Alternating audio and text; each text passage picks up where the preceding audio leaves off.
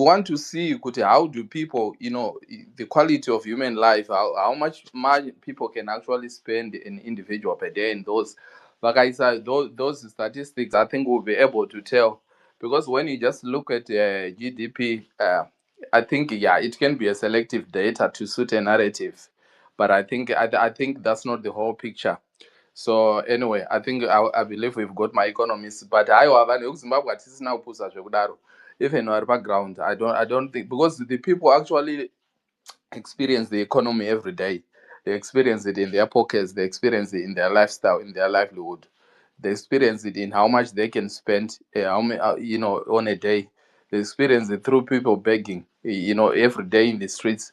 So I think until that reflects to the real people, these will just be numbers for propaganda. But yeah, in terms of andisiyo hangu GDP yedu imari and all, each year can more 44 billion.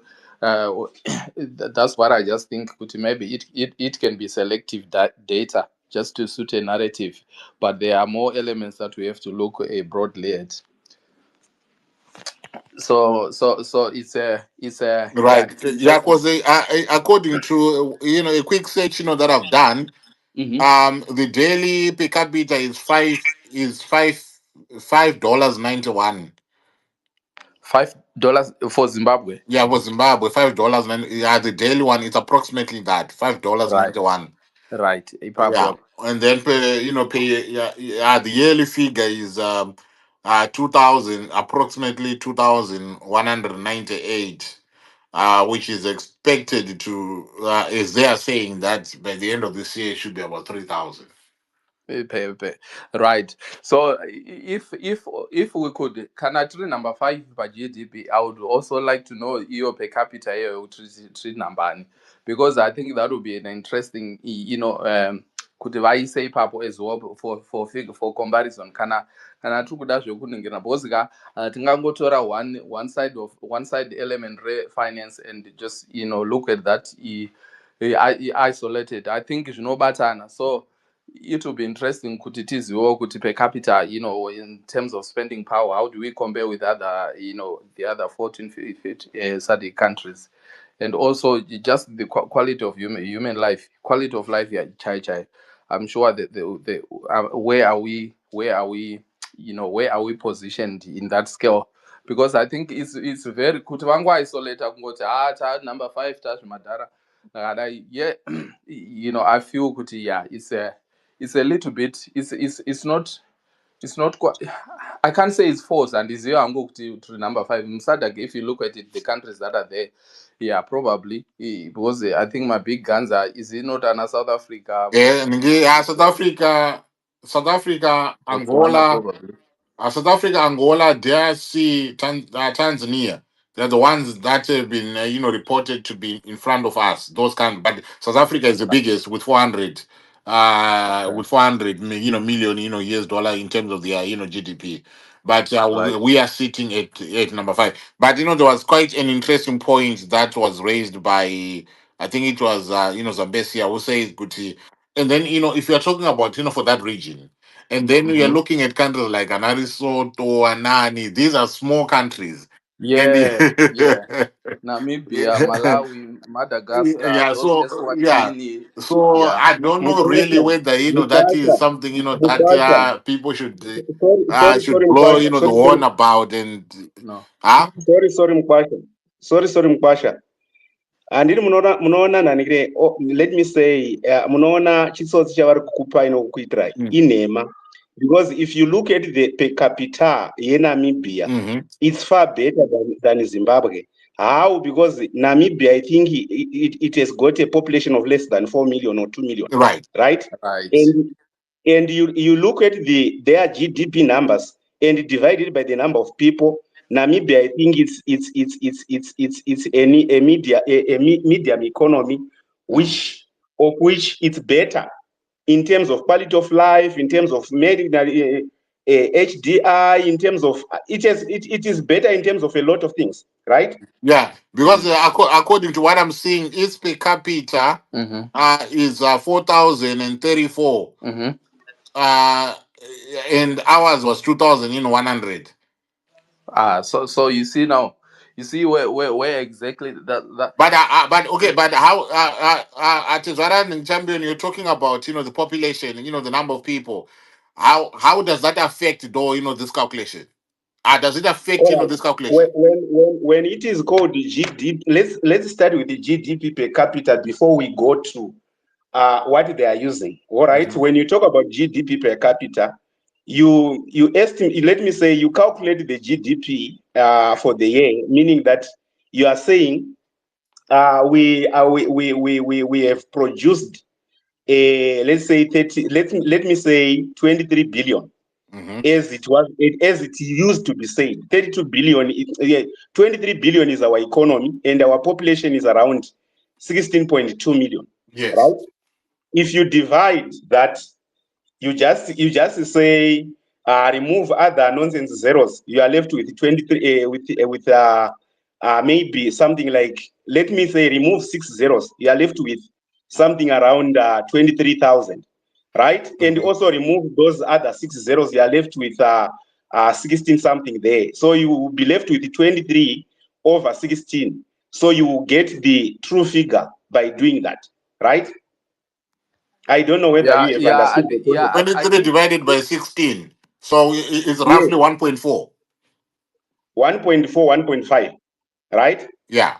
That will be where it is. Manu, if we want to simplify it, is it not just to take the GDP and divide it by the population? Yacho?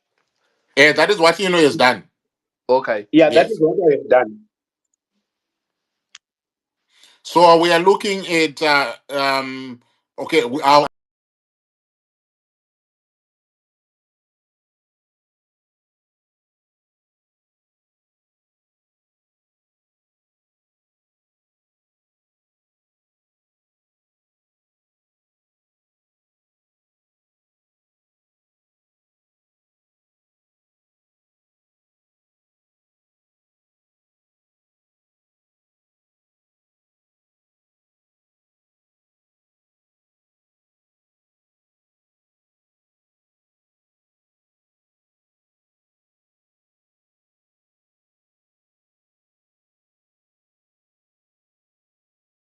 All right. Let me say this. GDP per capita, as mean you are removing all the disadvantages of using GDP as an economic measure. Because if you are using it, remember, each and every year you are going to have a moment where you are going to revise that data to reflect the actual numbers that were recalculated at it depends with the financial year end of the country, right? So you need to look at the financial year of the country, and you also have now to say, okay, when we reach at that certain stage, we need to revise and look to say, okay, what were the numbers that we were talking about? What were the numbers that were wrong? Because if you go as well back there, I think there's an article as well in yeah, this newspaper, Newsday, whatsoever there. There is where it says, okay, in 2023, our GDP was revised to be a modest growth of 2.8%, right?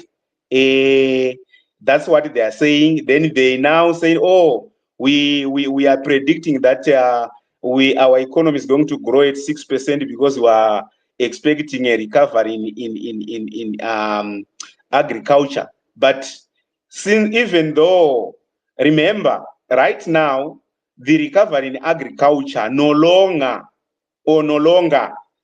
play a significant role. Why? Because the agriculture as an industry, the contribution to GDP is now less than 12%, if I'm not mistaken, from the records that are there. If you look at manufacturing now and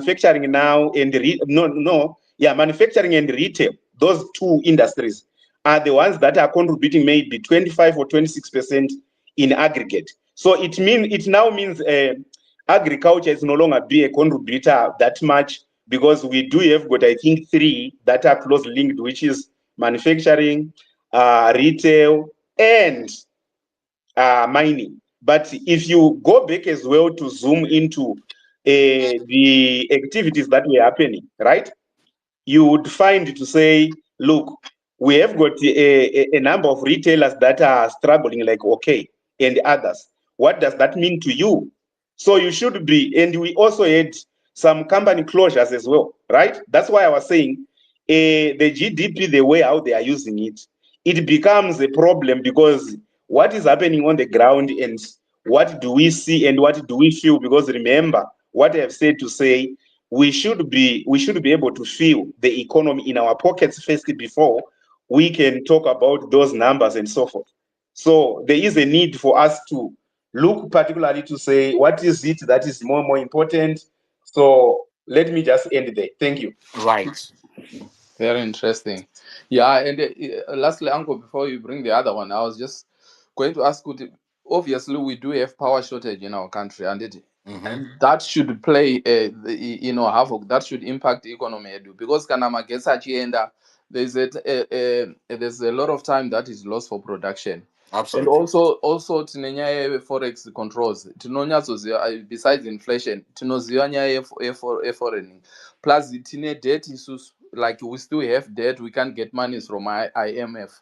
All those things I think should not impact kuti even if our GDP is might have picked up, the other elements on the other side, I think it's a bit selective for them to just say it, it has grown like that. There are elements that are associated that we also have to look at the same time. Because if we can imagine, if we had the electricity full time in Zimbabwe, people can do 24-hour chitama product, whatever they do. There are so many times that people have to stop whatever they are doing because of these shortages. And also, how does our government do it? Because if we can't, we've got a high debt which we are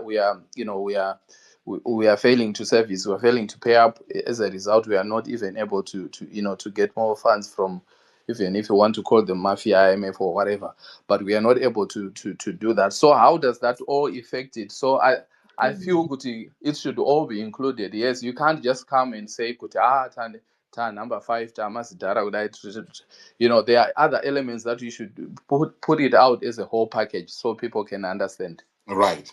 Yeah, I sure why. Jabulo, do you want to come through? Evening, everyone. I'm hoping everyone is all good.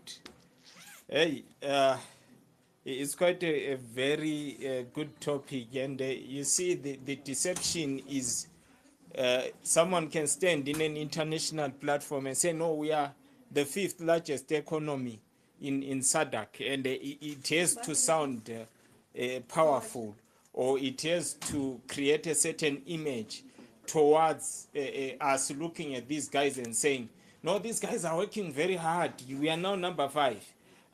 Maybe people don't understand what GDP is. It's like if there are 10 of us sitting in a room. Let's say there are 10 of us sitting in a room. Then Elon Musk walks into that room. Let's say all of us are combined money that we have and resources and stuff like that. They equate to 100,000. Then Elon Musk with 400 million, 400 billion walks into the same room. People are going to say, you know what, that room is it has the largest economy in that room. It has people that have money in that room. Right? And then people ask, how much are they worth? They will say, no, 400 billion and 100,000. And then people say, yeah, all those 10 guys, so they are worth 400 billion. And people say, yeah, they are worth locus and that much. Then, but in reality, Njabulo is carrying $1 in his pocket. In reality, Nkoma Champion is carrying $2 in his pocket. That's his value. In reality, I'm standing there next to Elon Musk and I have $1. So when you count our GDP in that room, you'll say, no, those guys are worth 400 something. So it makes us more powered, economical.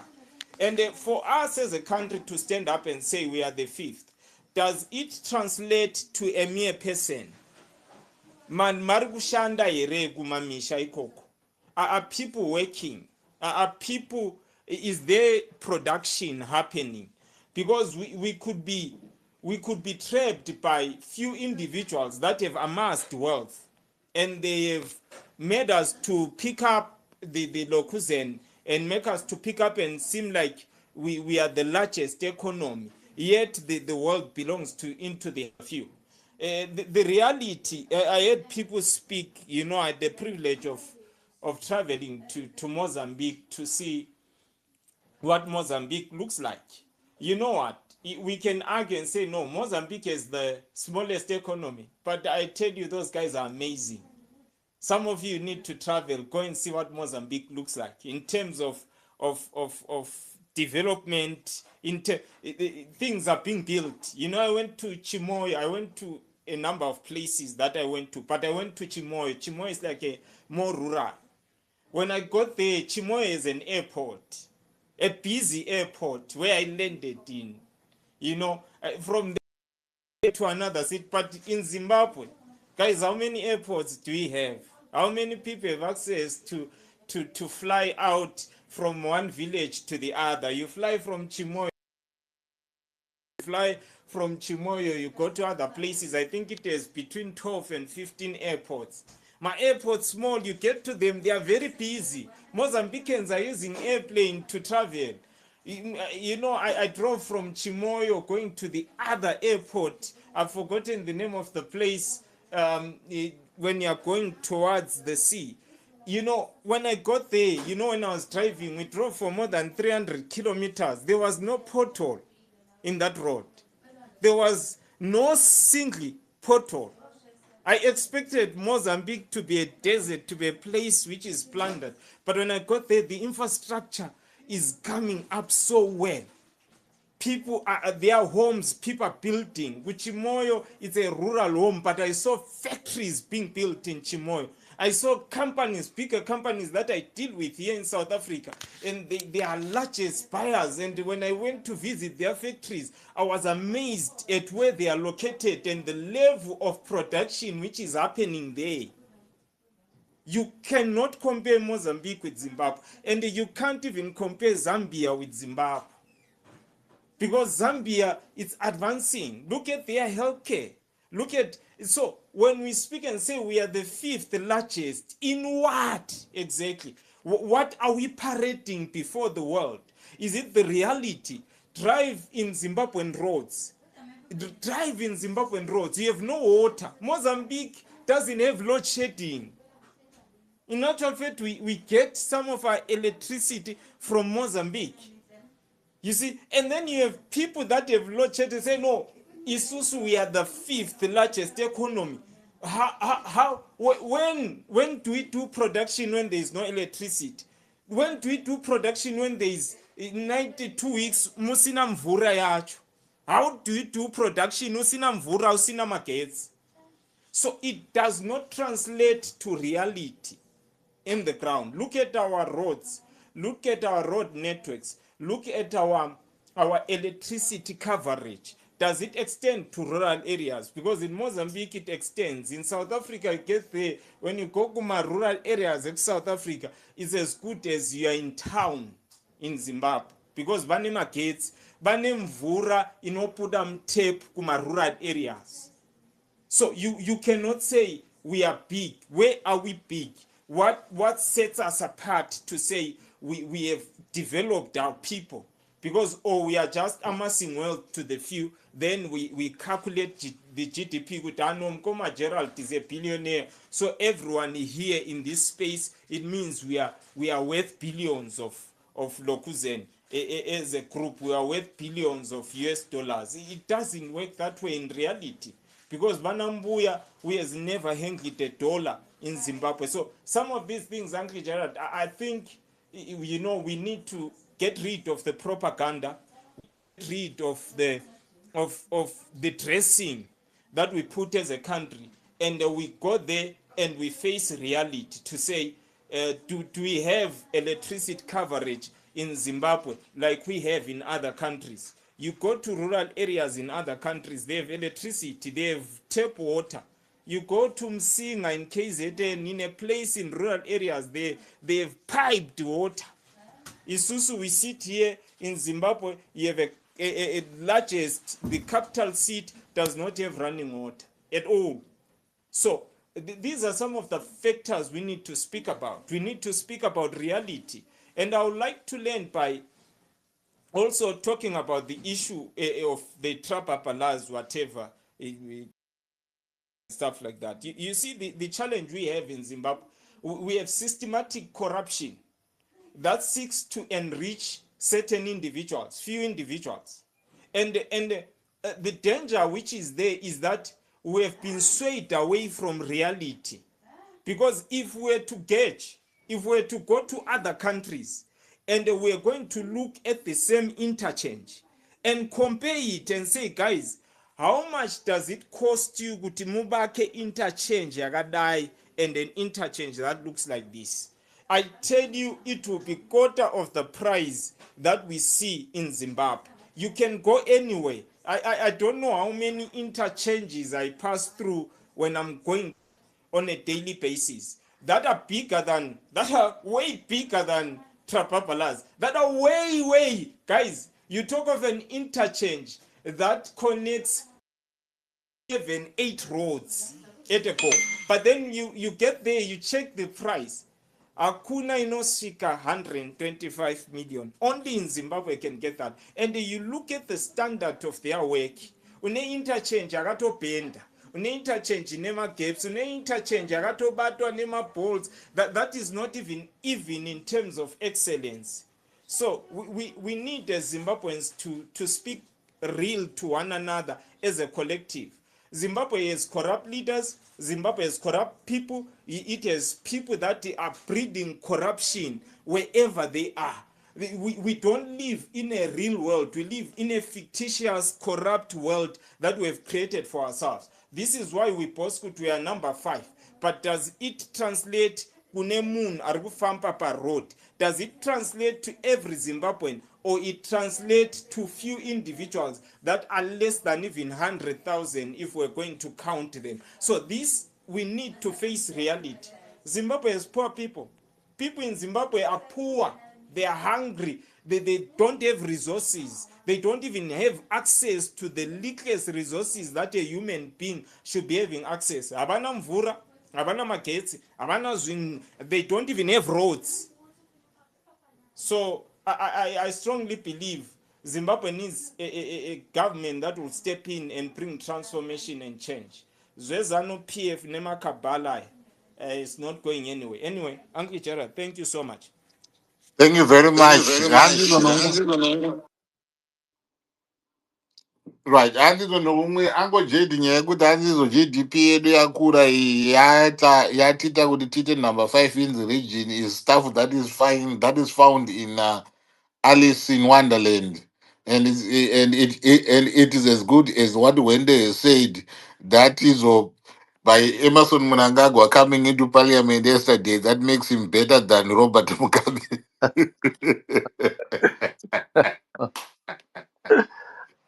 I that boy.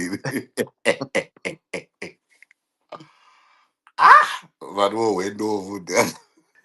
mudara wende ngasadaro apo vanonzi ndimhofu, vamwe vanhu vaungonzana mhofu kaangozi ka Mzaramba vazenyamana. But anyway, can I hear Fake Dog? How you doing? Welcome to the space. Zviri yangu. Gavana vanze malevo. Vanhu vari kupedza zviri kutaura mai tichataurei kuna yamwe. Tsvagai zvimwe. Komana. Well, I was going to say, kanibota kuwedza kutaura nechirungu komana hii. Zvishona chibva chatonge patataurwa nakuruzeva. I was going to say,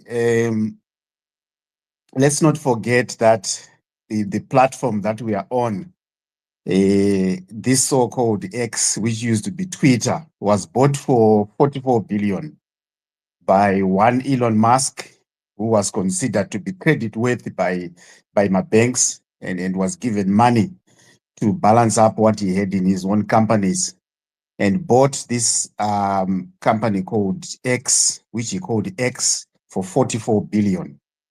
Now, that's what a company is worth. One company can be bought for 44 billion. Now, when a country that has got a population of 16 million people is made to believe that having a GDP of 44 billion is something worth celebrating, that's cruel by our leadership.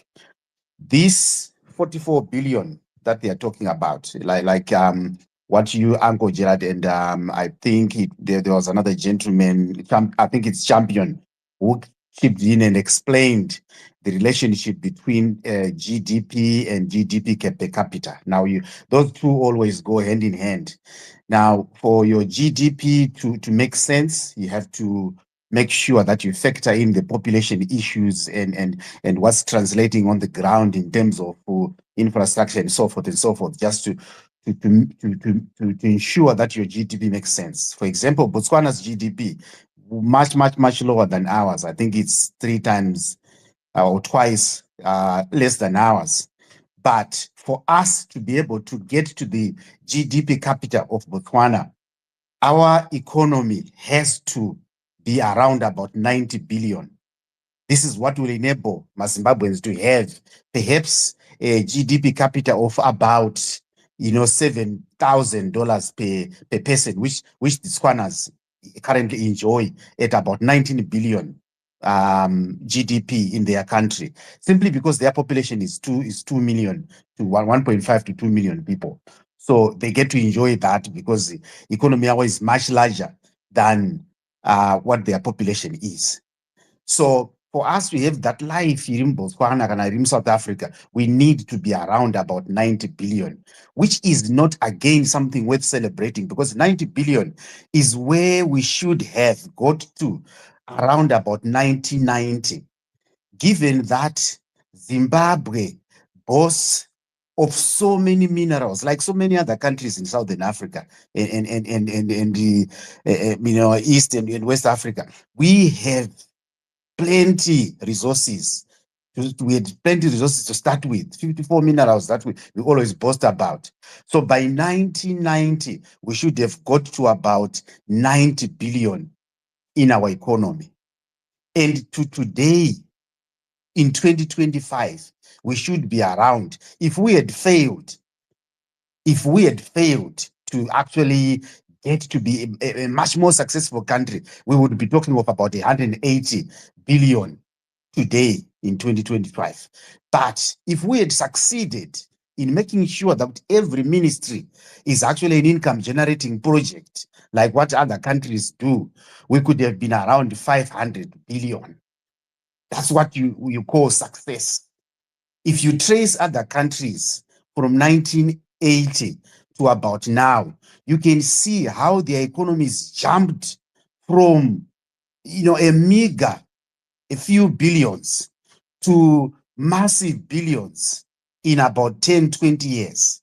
And today, they are super countries in terms of their economies. We didn't do that. If you check the GDP of Zimbabwe from 1980 to about the year 2000, angari mahumbwe chaiwo chaiwo. We started off with 6 billion, tikadonha tikaenda ku 5 billion, tikambokwira tikaenda ku 6 billion, tikadonha tikadai, mahumbwe of an economy. That's how these guys have been managing this country. Mahumbwe, and then celebrate small successes like having 2 billion in about 5 years. Economy yokwira ne 2 billion in 5 years. Monzi celebrate like that. Currently, for us to get to where ZANU-PF is actually talking about, upper middle income by about 2030, we need to be generating about 17 billion per year. Kuti by 2030 tinge tafika pavari kutaura pacho ipapo, 17 billion per year. But that's not happened since 2017. I think I don't know how much we have gone. I think we have only been able to generate maybe 17 to 20 billion in the last 7 or 8 years. So we are not doing anything that will change my lives of Zimbabweans as we speak. We will remain in the same spot, because when our government assumes power, They don't realize that agriculture, mining, inechichi, acoustical kune economy chet. Every ministry, like I said, is part of the economy. It should generate income somehow. For example, education.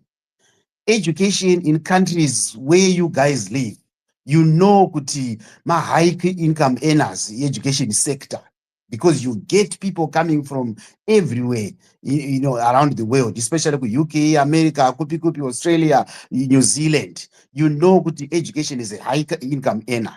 That becomes part of the economy. You Right. know, And in fact, Doc, tourism. can I ask you something? Yes. These figures that we've been given, we've been told that they did a rebase because there was a realization that there were some activities in the economy that were not factored in when they did the calculation in 2019. So Okay. so they've done that, rebase, and this is where we are. The point that you raised to say that in order for us to get to an upper middle class income, whereby we should be having a per capita income of of almost 4.5 to, according to these figures that I'm seeing, between 4.5 and 13,000, or almost 14,000. Do you think that we are being prepared for another rebase again?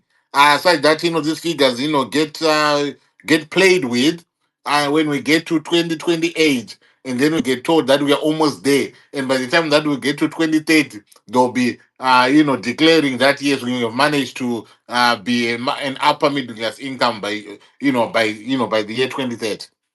Yeah, that will happen exactly like that. But like you correctly said earlier on, they can play with the numbers, they can do anything they want with those numbers, but they can't cheat what's happening, on the ground. What people's salaries will tell the story.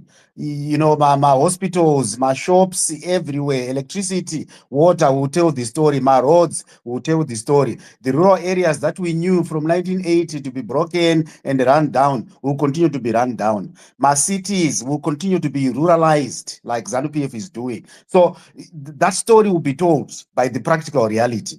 They can lie about figures. They've been doing that for years, but this has not worked.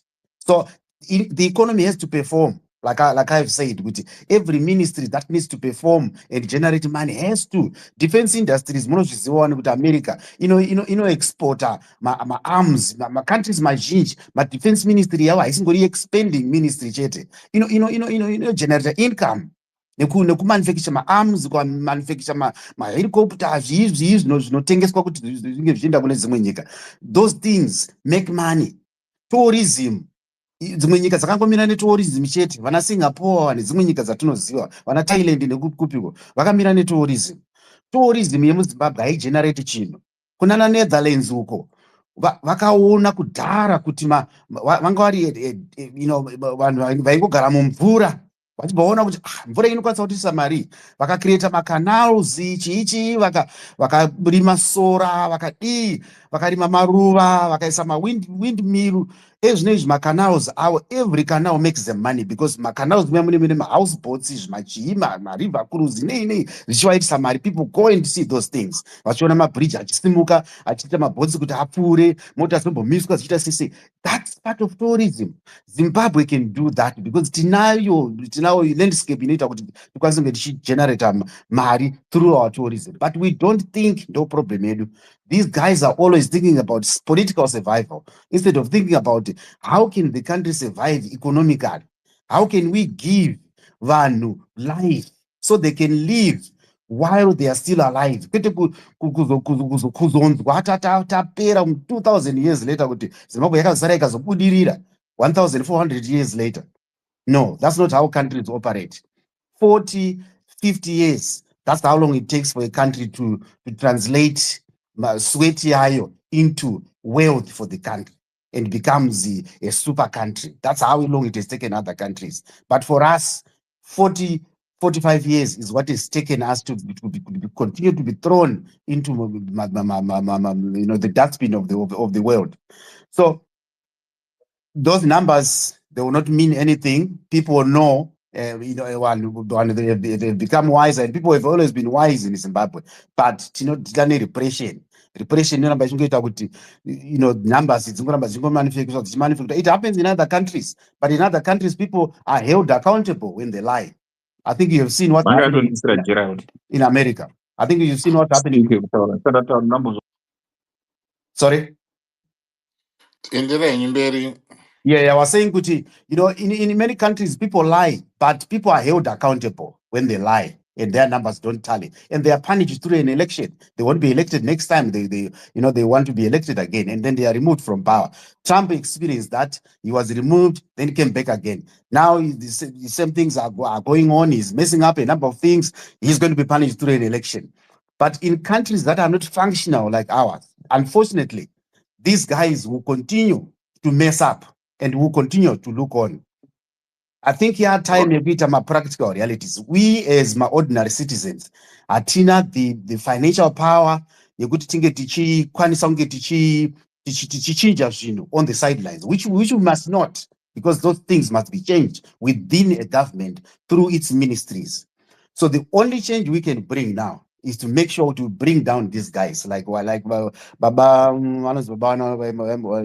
vanobudisa maaudio ya anonakidza vanonzi aniko mudhara angari panapa mudhara Galitos, yes. Taura kuti no ngatimbobatai vese vachidya madhina kwavanenge vachidya madhina kuti tipurane chamhepere tichitaura kuti no come on dzokora unogadzira economy uko nayako mani ndapedza inango. The legendary Galitos.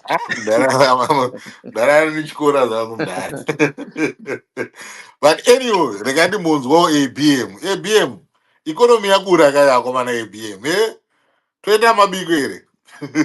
Ngadzira kutukana ABM akangovhura muromo chete kutukana kwega. Ndakamumirira ABM.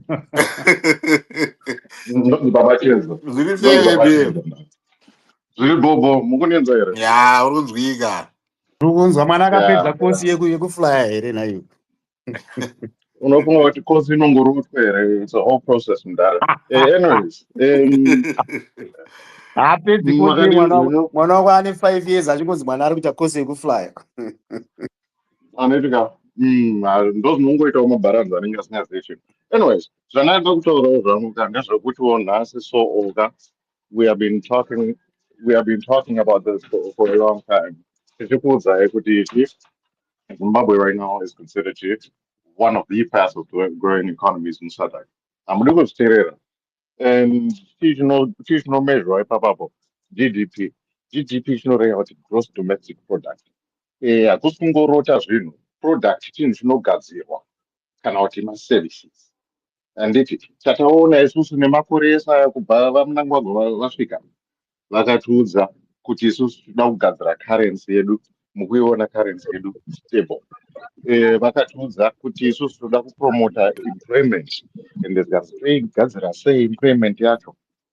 Ziyanza haiwa imimi mining ka takuda kuti mutigadzira tumabhatiri twenyu, tumagranite top twenyu ka motigadzira muno muZimbabwe. Handiti. And do you know what that means? That means kuti kune munhu ari kutoenda kubasa akunosenza kumafactory ikoko. Handiti. So inini zvangu hapana chinhu chandiri kutomboshamisikawo nezvekutaurwa kunzi the fifth largest economy muregion. No, hapana chinhu chinotomboshamisa ipapapo. Baba Chiedza, GDP yekunyika kwamunogara ichiiko kuCanada?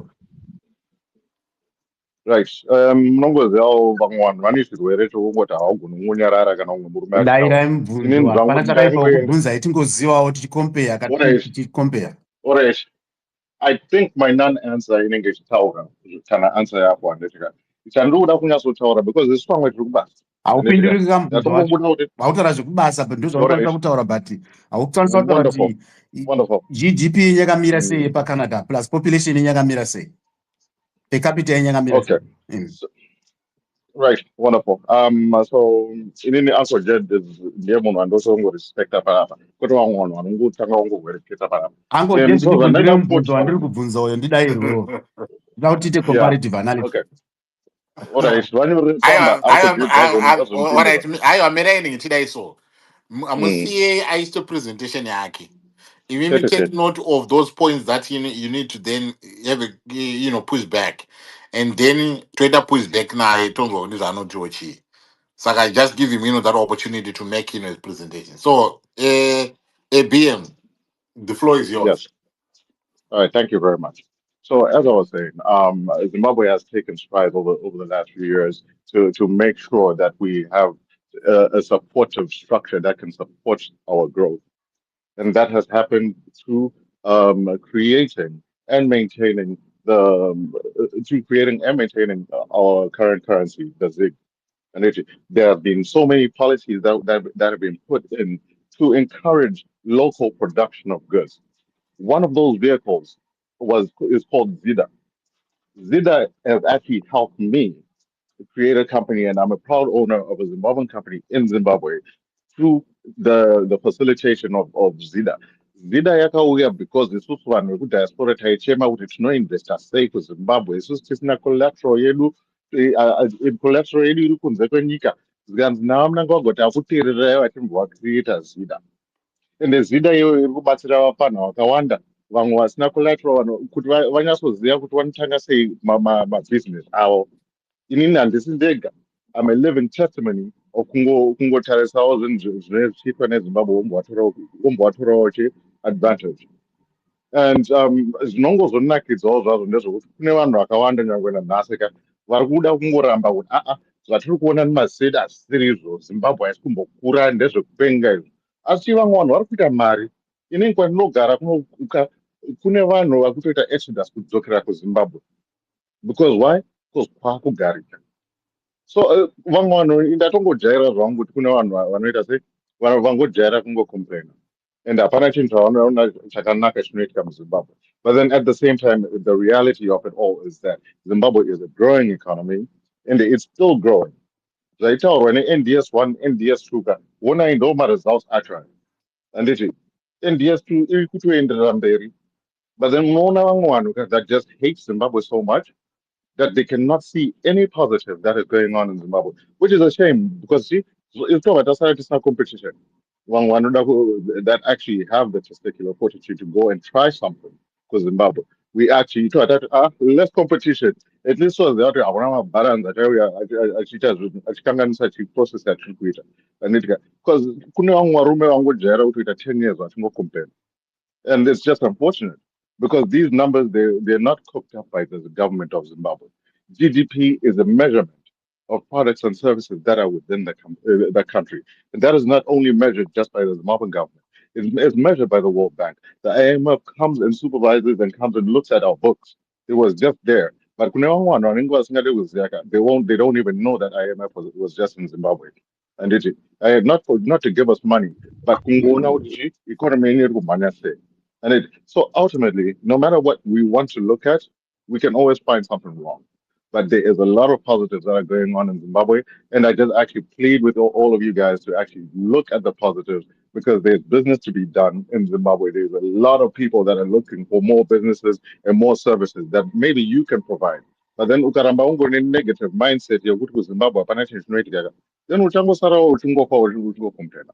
So I'll land there for now. And I hope munhu wese ari kunakidzwawo neupenyu because kunyatsoona kuti vamunangagwa vachinyatsodraivha train yedu tiri kunyatsoita smooth taite namaballs apa tichiisa oil apa asi tiri kuona iyo iri kunguruka economy yedu by 2030 tiita nemiddle income economy yakanyatsoti t ende tiri kuzoona izvoso muna 2025 tikunyatsoona maresults ari kuuya panozosvika 2028 munenge manzwa nekuchema muchicomplaina kuti zimbabwe yanaka asi ndomba ndati anko since Right. nhasi mandipawo microphone nhasi ndokudonetirai zveshuwa ndokutandirai kuti zvinhu zvirambe zvakasimba Uncle, ndokumbirawo chisaiporo 1 minute one on one ABM.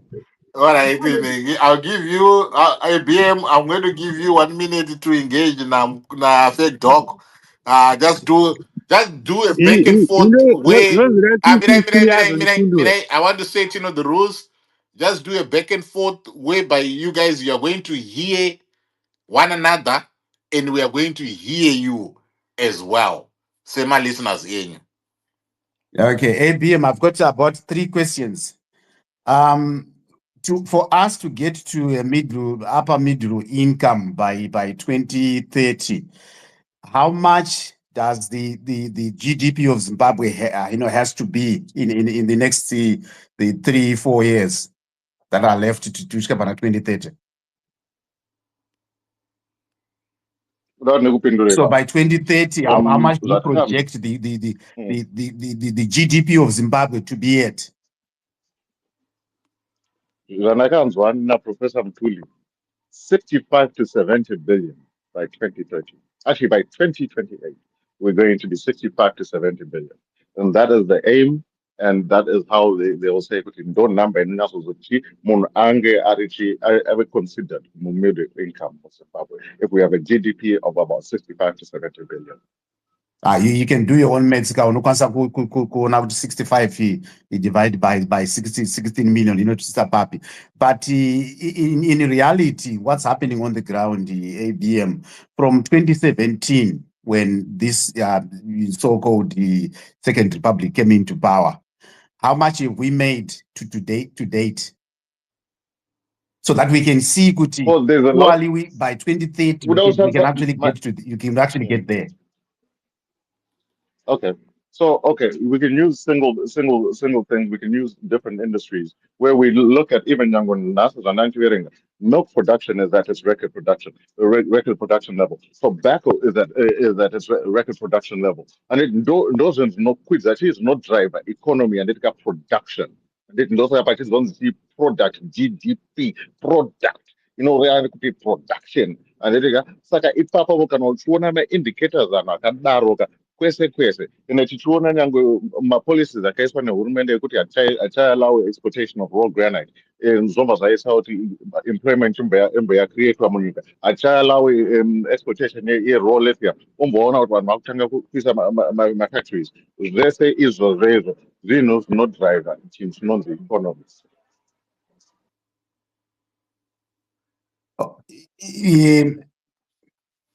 ABM uri kutaura zvinhu zvinodriva economy, but ndiri kutaura inini kuti tiri kusvika here ipapo by 2030 taapa upper middle level income. Oh yes, Zimbabwe yanga yakamira papi in terms of the size of the economy in 2017, 2018. Ukazoona patave in Africa, there's a lot of progress that you can point to. Not even just one GDP yacho. Kusara kwenye COVID and COVID, we actually did better than expected. Ne patagaru ne kinapo ne El Nino drought and Kusara those 2 years. Our economy has been positive, and it has been growing in a positive trend. You cannot deny that. Nobody can deny that. And my numbers are quite changing. And then those that know Zimbabwe has been making strides. And the ZIG is another one that no Gunonia to test out. One stability as ZIG NAS. Yeah. Right. Can I chip in as well? Can I chip in? Sorry, Uncle. Right. Economy in Zimbabwe by 2017, yanga 17 billion.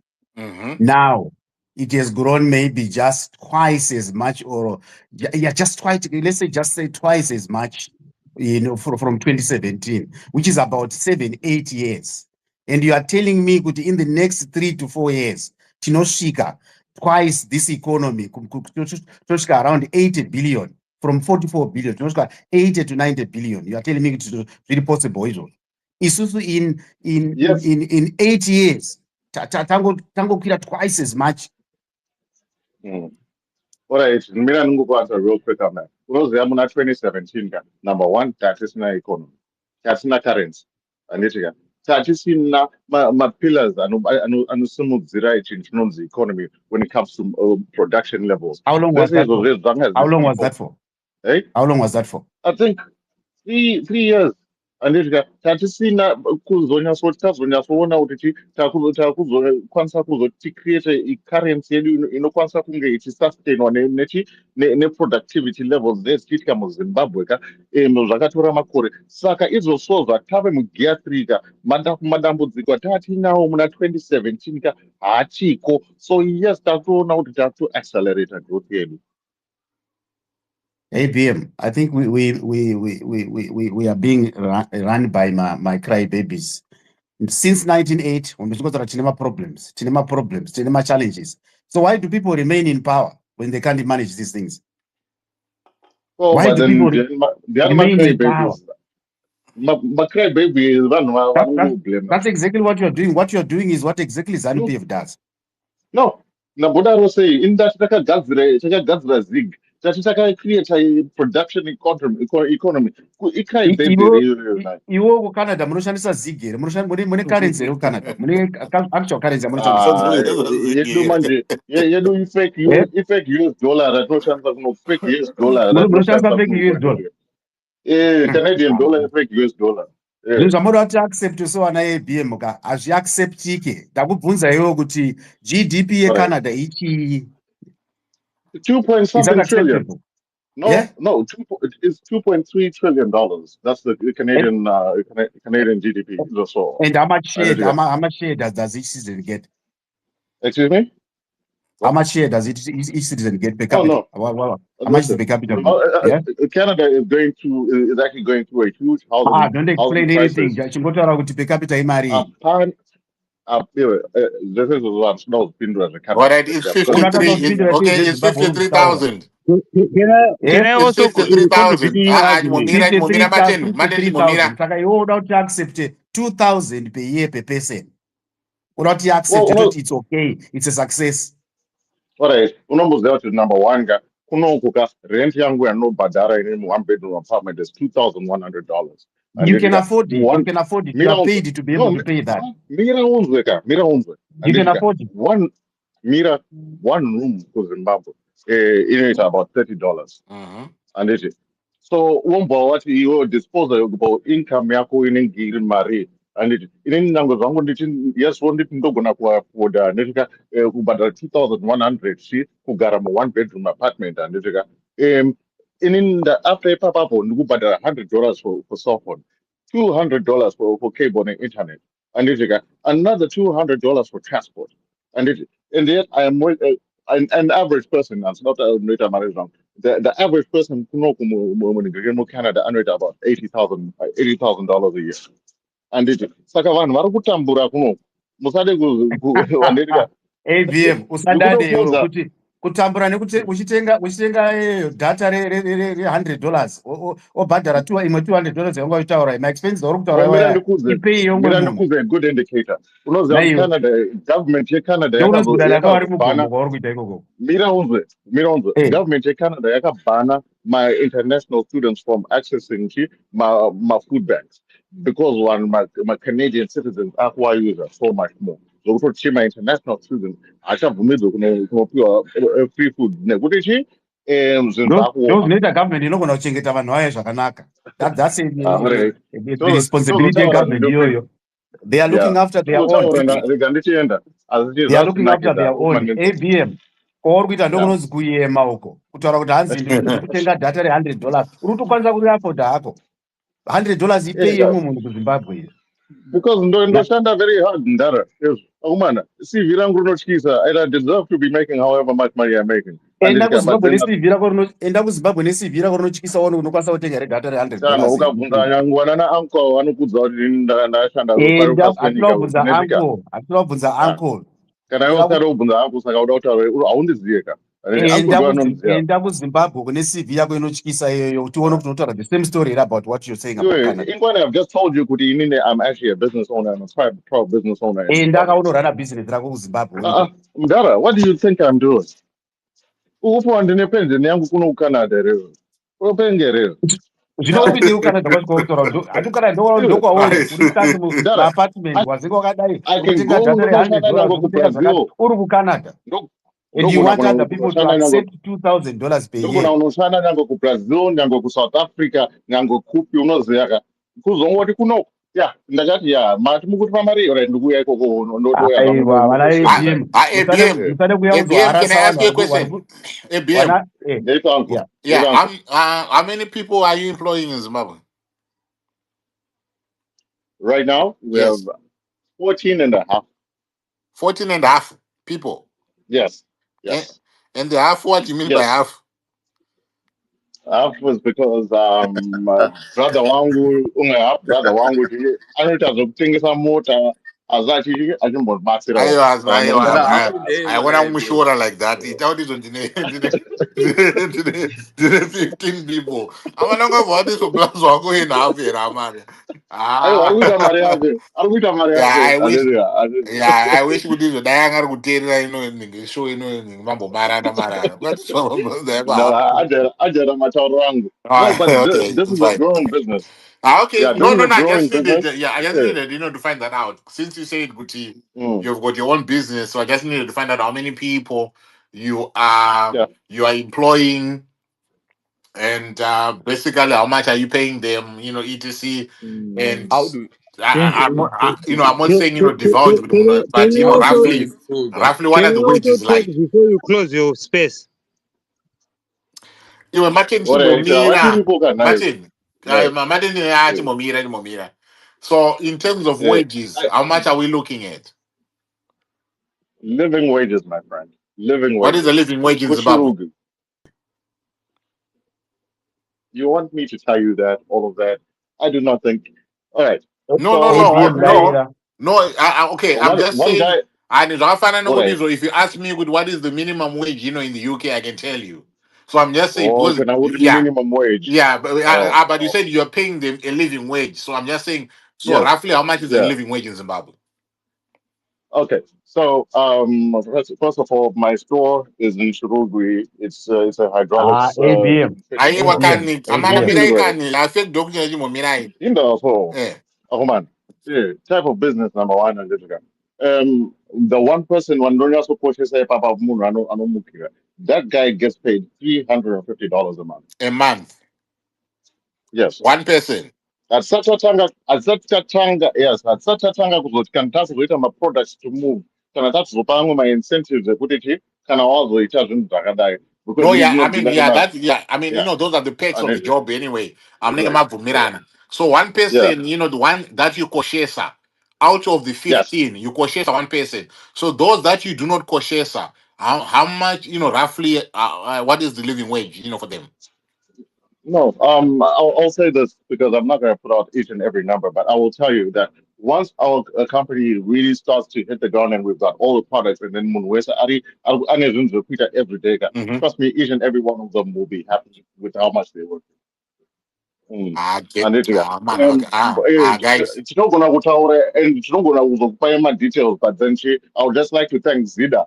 Zida has been a guiding light for me to even start the whole thing. Right, And kana munhu ari kudiaspora achida kubatsirwa kustart my business go through Zida. Zida is right, there to help you and guide you. Kuti right, urambe okay. uri pamutemo. Yeah. But thank you very much, Uncle. Anyway, thank you very much. Thank you very much. I appreciate. Right, All right, bye. okay, guys. We have a queuing system that we operate when we are running, the spaces. You can't just come in and when I aid you, you're quick to complain. I've aided you 1 second and you're already complaining. I've just aided you. I've just given you the permission. I've just given you the permission to be a speaker, and already you're complaining. Why are you complaining? It's not like you just spend like ages and ages whilst you're requesting. I've just aided you and straight up I'm gonna Mr.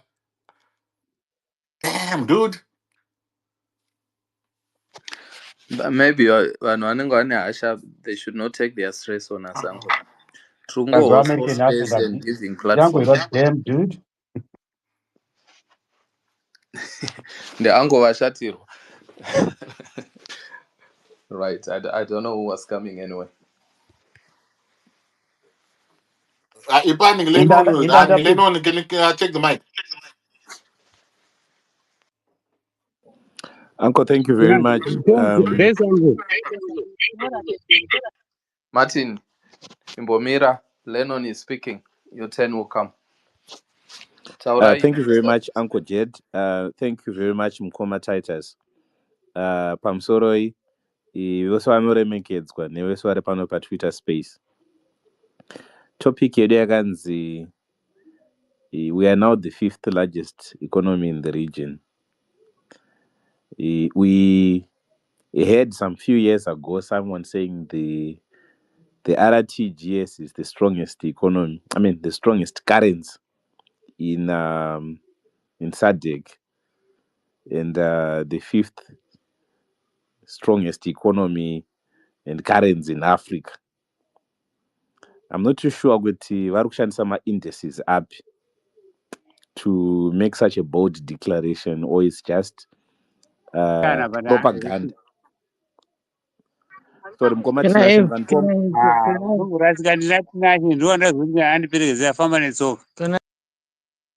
Sorry about that. You can continue, Lennon. Yeah. So I'm not too sure kuti varikushandisa ma-indices up to make these bold declarations. Or maybe it's the usual propaganda circulated in newspapers that they can control, maybe to make people happy, or there's a certain crowd that is easily excitable.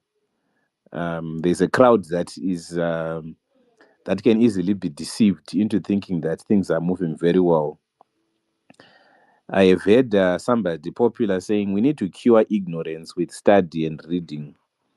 Somebody yesterday made a declaration that the president is the head of Senate, is the head of the legislature, the executive, and the judiciary. We are everything. Whereas it's a wrong position. There's a principle of separation of powers in Zimbabwe. We are a constitutional democracy, and those things must be put out there so that people question some of the declarations that are put out as propaganda. I'm not too sure, Uncle, kuti zviri kubva nekupi kuti we are the fifth biggest economy in the region, and zviri kubva nekupi. What's the basis of making that declaration? Economics dzipi dzamuri kutaura? Is it in terms of the numbers that speak to the amounts or monies that have been flowing into the country? If so, I think it's yesterday or the day before yesterday, the governor of the RBZ said we have had billions and billions of dollars that have come into the economy since January. And he expressed happiness that there is stability in terms of the ZIG and US relationship. I think there's an article which I read yesterday to that effect. But the bigger question for me is that what is the condition of the ordinary Zimbabwean? We know Ugandandas are trillionaires and billionaires. If they are going to use those amounts, those figures and numbers to calculate whether there is development in the country, then that is a wrong approach. That is why I'm asking, what are the indices that they are using? The ordinary Zimbabwean, out of 10 Zimbabweans, I would dare to say maybe only 3 or 2 are living above a decent life or the poverty datum line. That would be my estimation to say if growth is going to be calculated in terms of figures, that's a wrong approach. We need to take growth in terms of human development and the capability of approach of our ordinary Zimbabweans. We are still suffering, Uncle. Zimbabwe munopisa, zvinorema for the ordinary person. So I would easily dismiss such a bold declaration that we are the fifth largest economy in the region if only they are using numbers that do not affect the daily experience of an ordinary Zimbabwean. Yes, we now know there are a few individuals with monies and figures that we cannot think of. But what is the experience of the ordinary person in Zimbabwe? People are suffering. We cannot access basic medical services.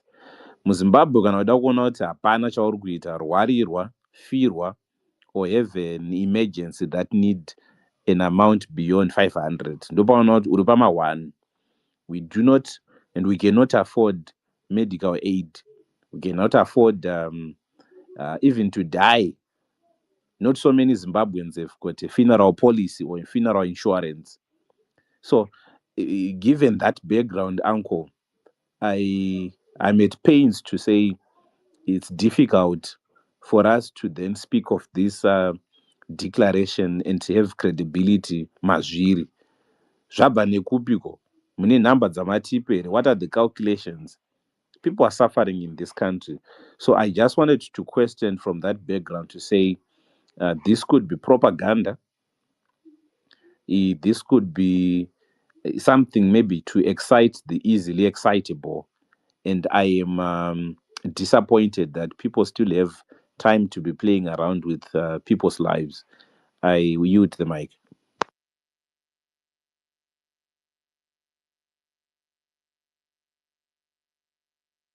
Right. Thank you, my brother Wizi, for that sobering submission. ABM, I end and it. Okay. Right. Can we go to the next speaker? Zimbabwe opposition monitoring and that one. Then we come to you, Senior Raft. Right, Zimbabwe opposition. Thank you, Chakas. Thank you, Angoje. I trust that you are doing well. I agree with the last speaker who talked about where we are getting these figures, because our problem is that in most cases we want to put certain figures that are not genuine and say these are a reflection of the economic development. But if you want to know the economic status of any nation, you just need to be able to look at the life that the ordinary people are living. You need to look at their access to health facilities, their access to jobs, and other things that improve their livelihoods. How can you say we are the 5th largest economy in the region? Actually, if we are looking at the region, we are known for helping other countries to rig their elections. In Mozambique, we interfered with elections in Botswana. That's what we are known for in the region, and not the economic status in the region. Why should we? I mean, I don't need to take a lot of time, but what amazes me is that why should we invest in propaganda? When things are not working well, we invest in propaganda to say this is the state of things, instead of actually working on the state of things. And then the people who speak for themselves. Go on the streets and ask the ordinary people, how is the economy of Zimbabwe? You will be able to get a picture of the economic outlook of the country. You understand? I am a person, I don't want to comment usually from an elitist perspective. I want to go on the ground and see what the people say on the ground. And this is the best indicator of any economy than any figures that even other institutions may come up with. We have a high unemployment rate in Zimbabwe. We don't have a currency which is working. We don't have functioning hospitals. Everything. We don't have water and basic services. I mean, so why would you say, I mean, I'm not blaming anyone. I'm just saying this is what ZANU-PF does. Instead of investing on the real economic indicators, the economic indicators will be falling on the one hand, and then they invest in propaganda. They would pay people to push propaganda instead of using that money to develop the economy. And it's amazing. Why should we do that as a nation? We all know that we are struggling as a nation. So, Ango, Jed, and Titus, it's very, very painful to see what we are seeing in Zimbabwe. And I really hope for a time when we will not have anything to do with this evil ZANU-PF regime in Zimbabwe. I yield my mic. Thank you. All right. Thank you. Thank you for that. Thank you for that, Nancy. Right. Okay, Signoro, yeah, please come through.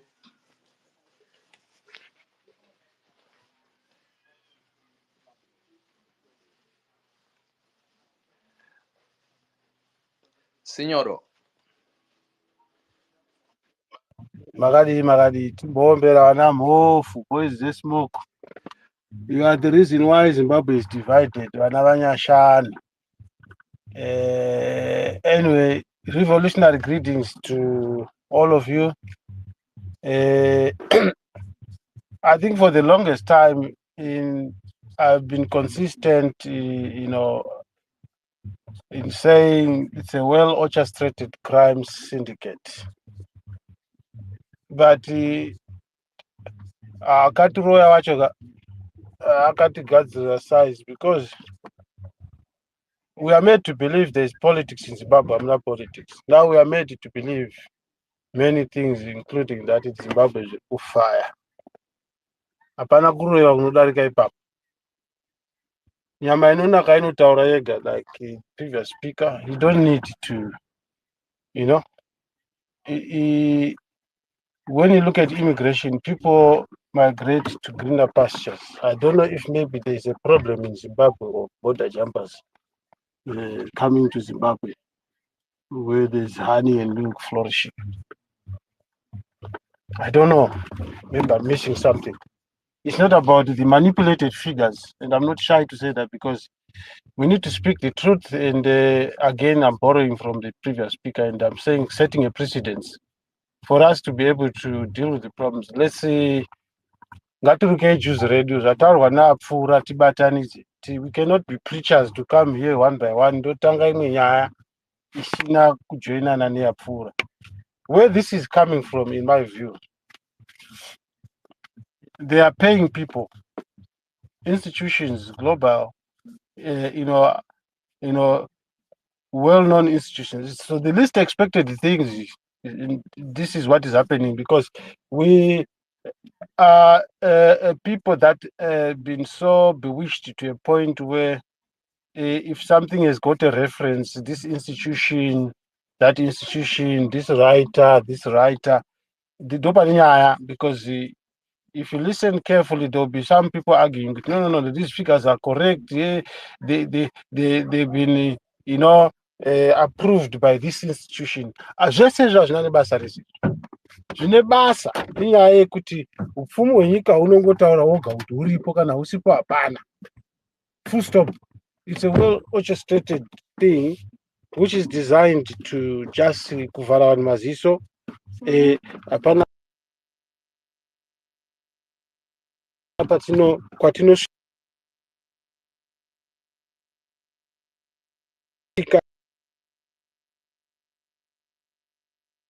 hapana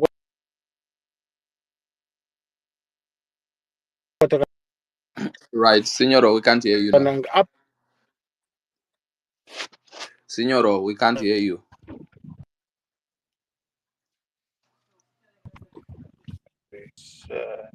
Right, Signoro, if you can go down and try and come back, chance big. Okay. Right. Can I move on to Tinashe while Signoro is fixing his mic? Tinashe.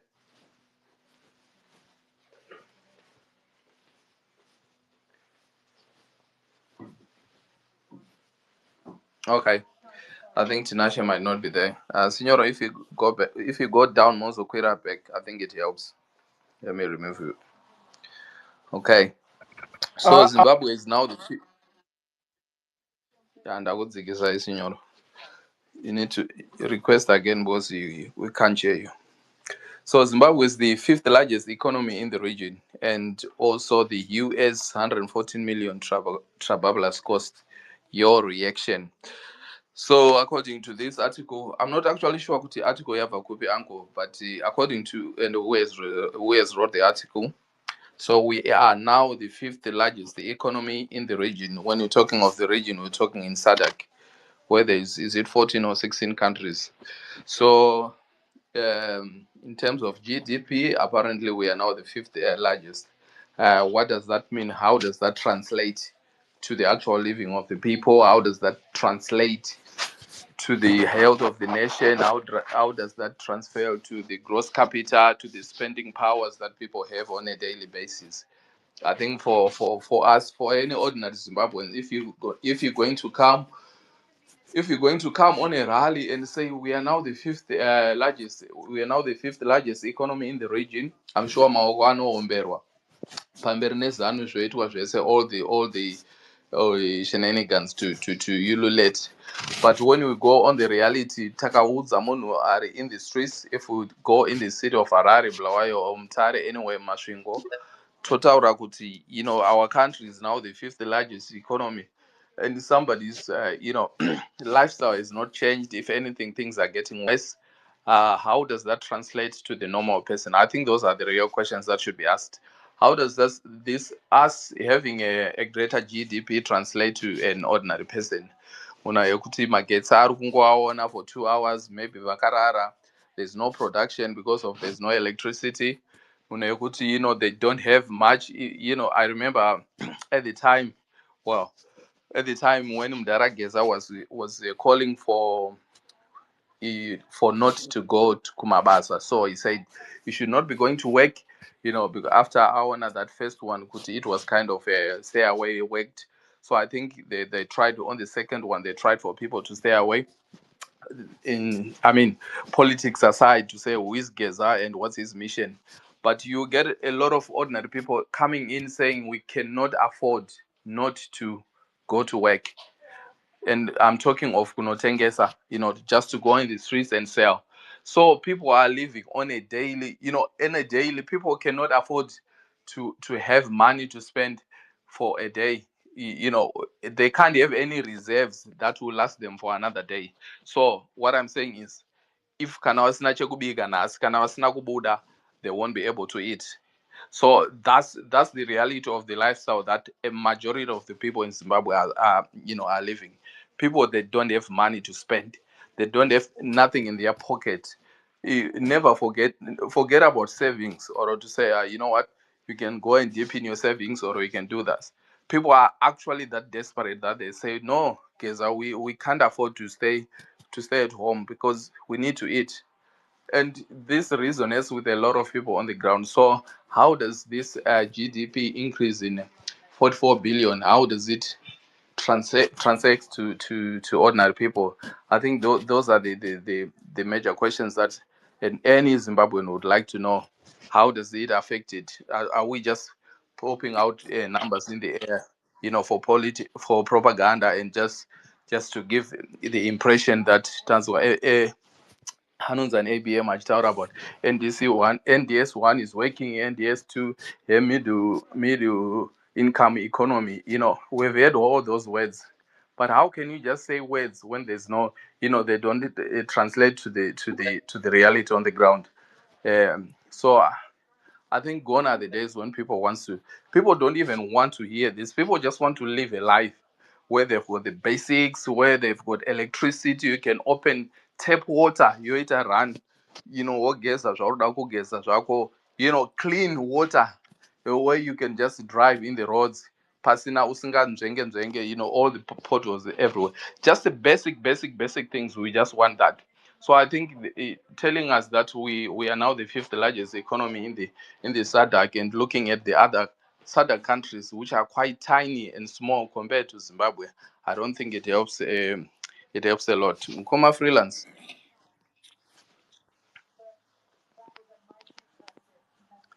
Philip Sibanda. Hey, title star, uthini? Muribo. Ngishabu uhambani? Ya bobo. Ayiwa, pindura kuhambani. Shamwari, anditi ausikundidzidzisera. Ndongona nesani. I know, I don't contribute much, Titus.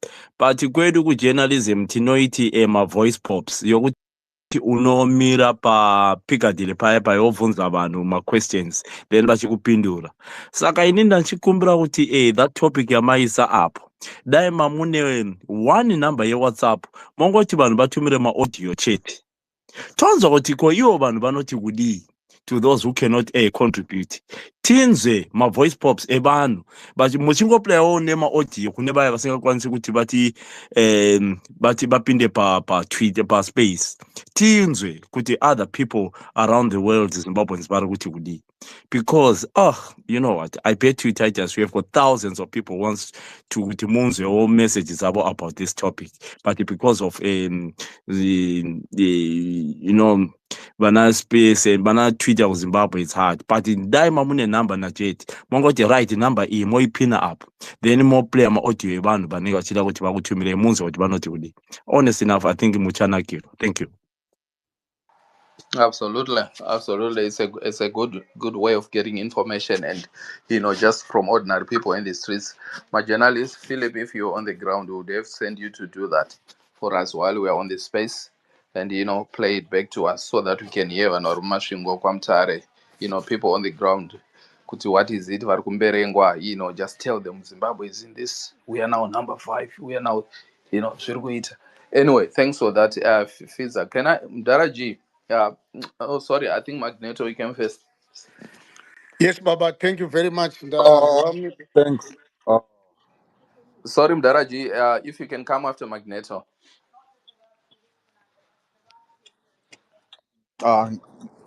Thanks, Titus. I'll try to be quick. Anyway, straight to the point. It's saying Zimbabwe now 5th largest economy.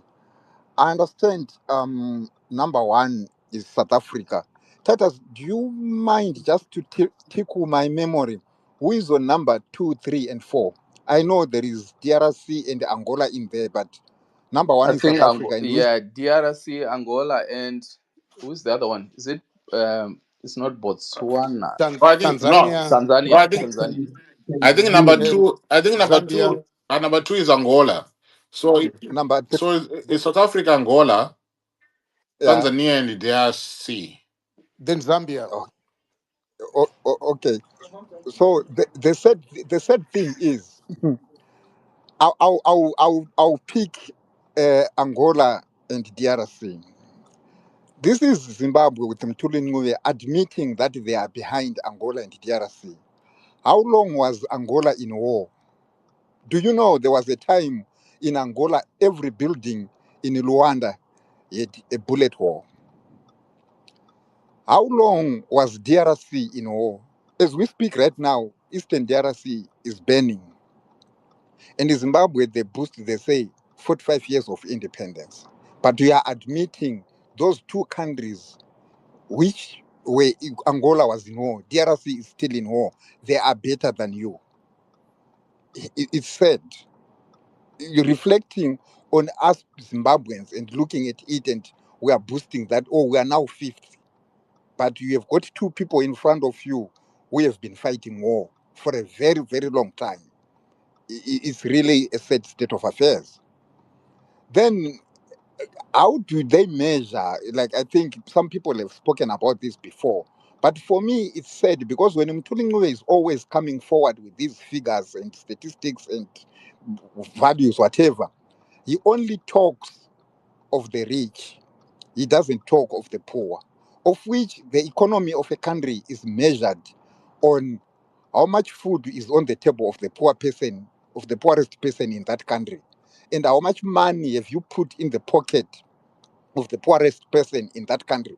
Like in the UK, I think in the past week, there's been a burning debate now. They were saying someone who is on benefits earns more around it. They're saying on average 24,000 pounds a year than someone who is on minimum wage. So his take home, if you're on benefits in the UK per year now, your take home is averaging 24,000. But someone who is working and is on minimum wage is taking less than that. And it's an issue. But in Zimbabwe, Mthuli Ncube has never come forward to tell us how many kids who are out of school have they taken back into school. Instead, and how many people, Zimbabweans who are in the diaspora, have they who have come back into Zimbabwe to live in Zimbabwe? There was a documentary which I saw, I think, about 4, 5, 6 years ago. It was about Rwanda. It was saying when Kagame came into power, within his first 5 years, when he went into his 6th year as president, between 3 and 4 million Rwandese who were in exile came back to Rwanda. That's an indicator of an economy which is growing.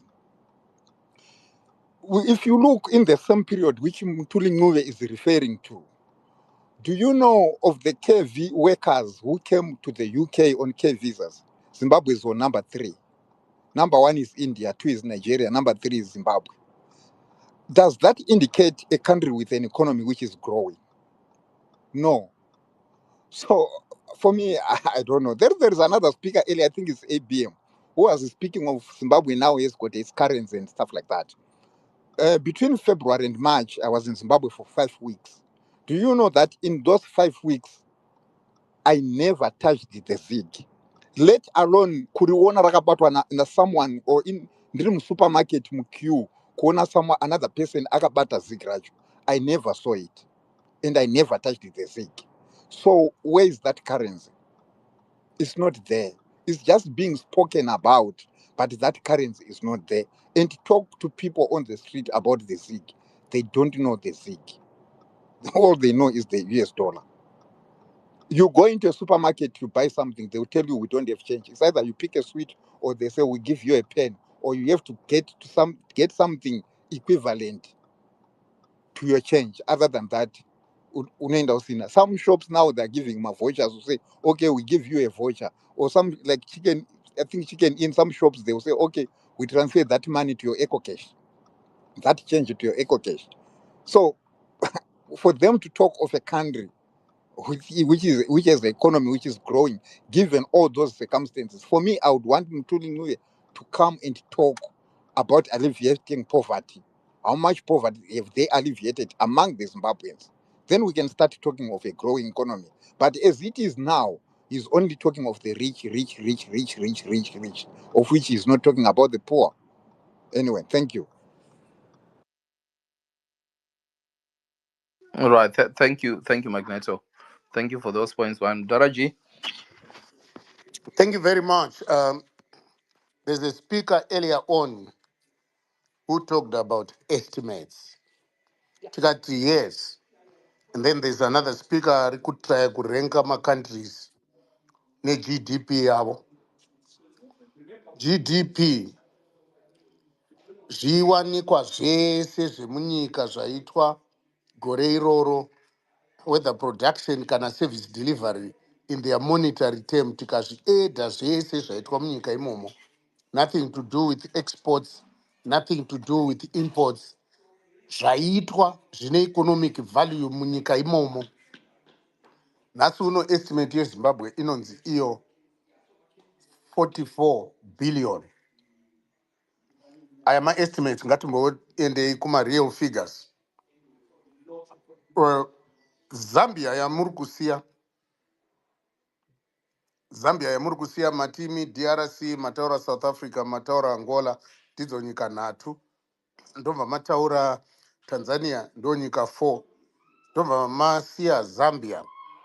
Zambia GDP yayo 2025 yavakaestimata yakanga iri 64.6 million.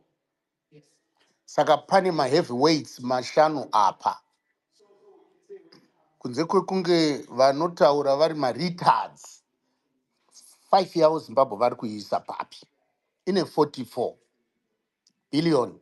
Yatiri kutarisa isu ine 64 billion Zambia. Vari kuiisa papi Zimbabwe. 5 yavo vari kumupfekera kupi because 5 dzakatokwana kudhara.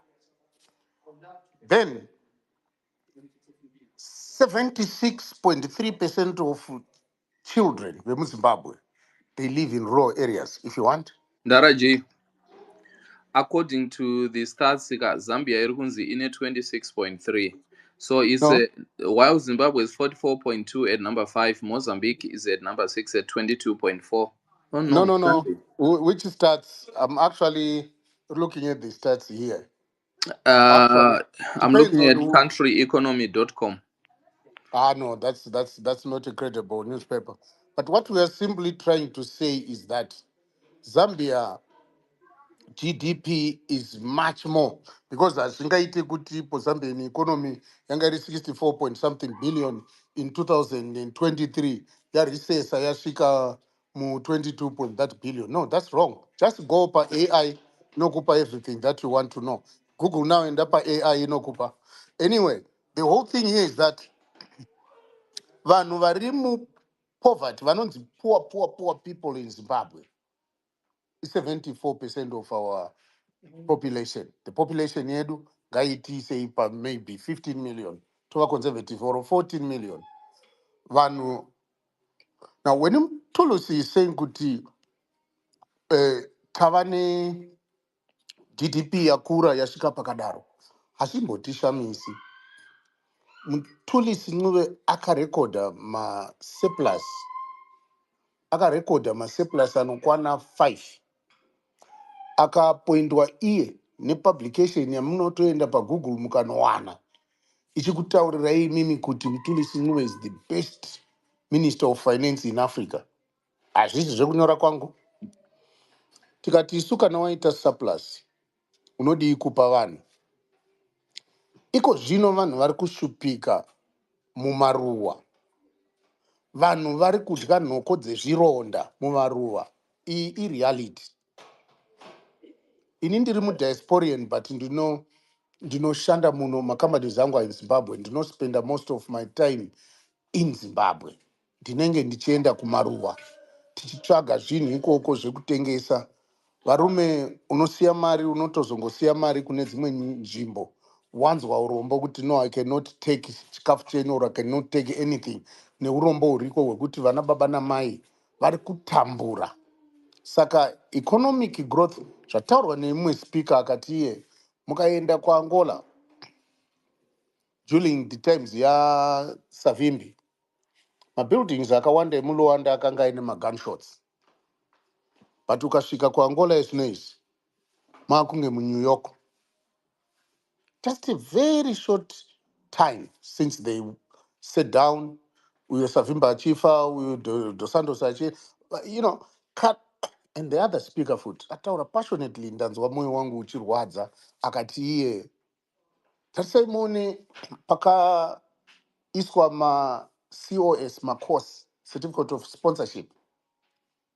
UK Records kwandogarawo neni, UK Records kwanogarawo anoti iye the highest number yakaunza vanhu iIndia. Obviously tinoziva kuti zvakatanga paina Sunak so nemaIndians akatanga kuita tisati taita, but once it was known Nigeria yauya number 2, Zimbabwe yaita number 3. Tiri kutaura kuti vanhu vari kubuda munyika. Angola vanhu vari kudzoka munyika. Zambia is suma business people. We even want to go and set shop ku South Africa. We want to go and set shop ku kana economy yakura, kana GDP yakura, zvinoreva kuti munhu wese ari kuprovidwa imomo mukukura kwawaita. Chii chazoita kuti GDP yakura, chii chataakuona chinoratidza? Maroads akafa.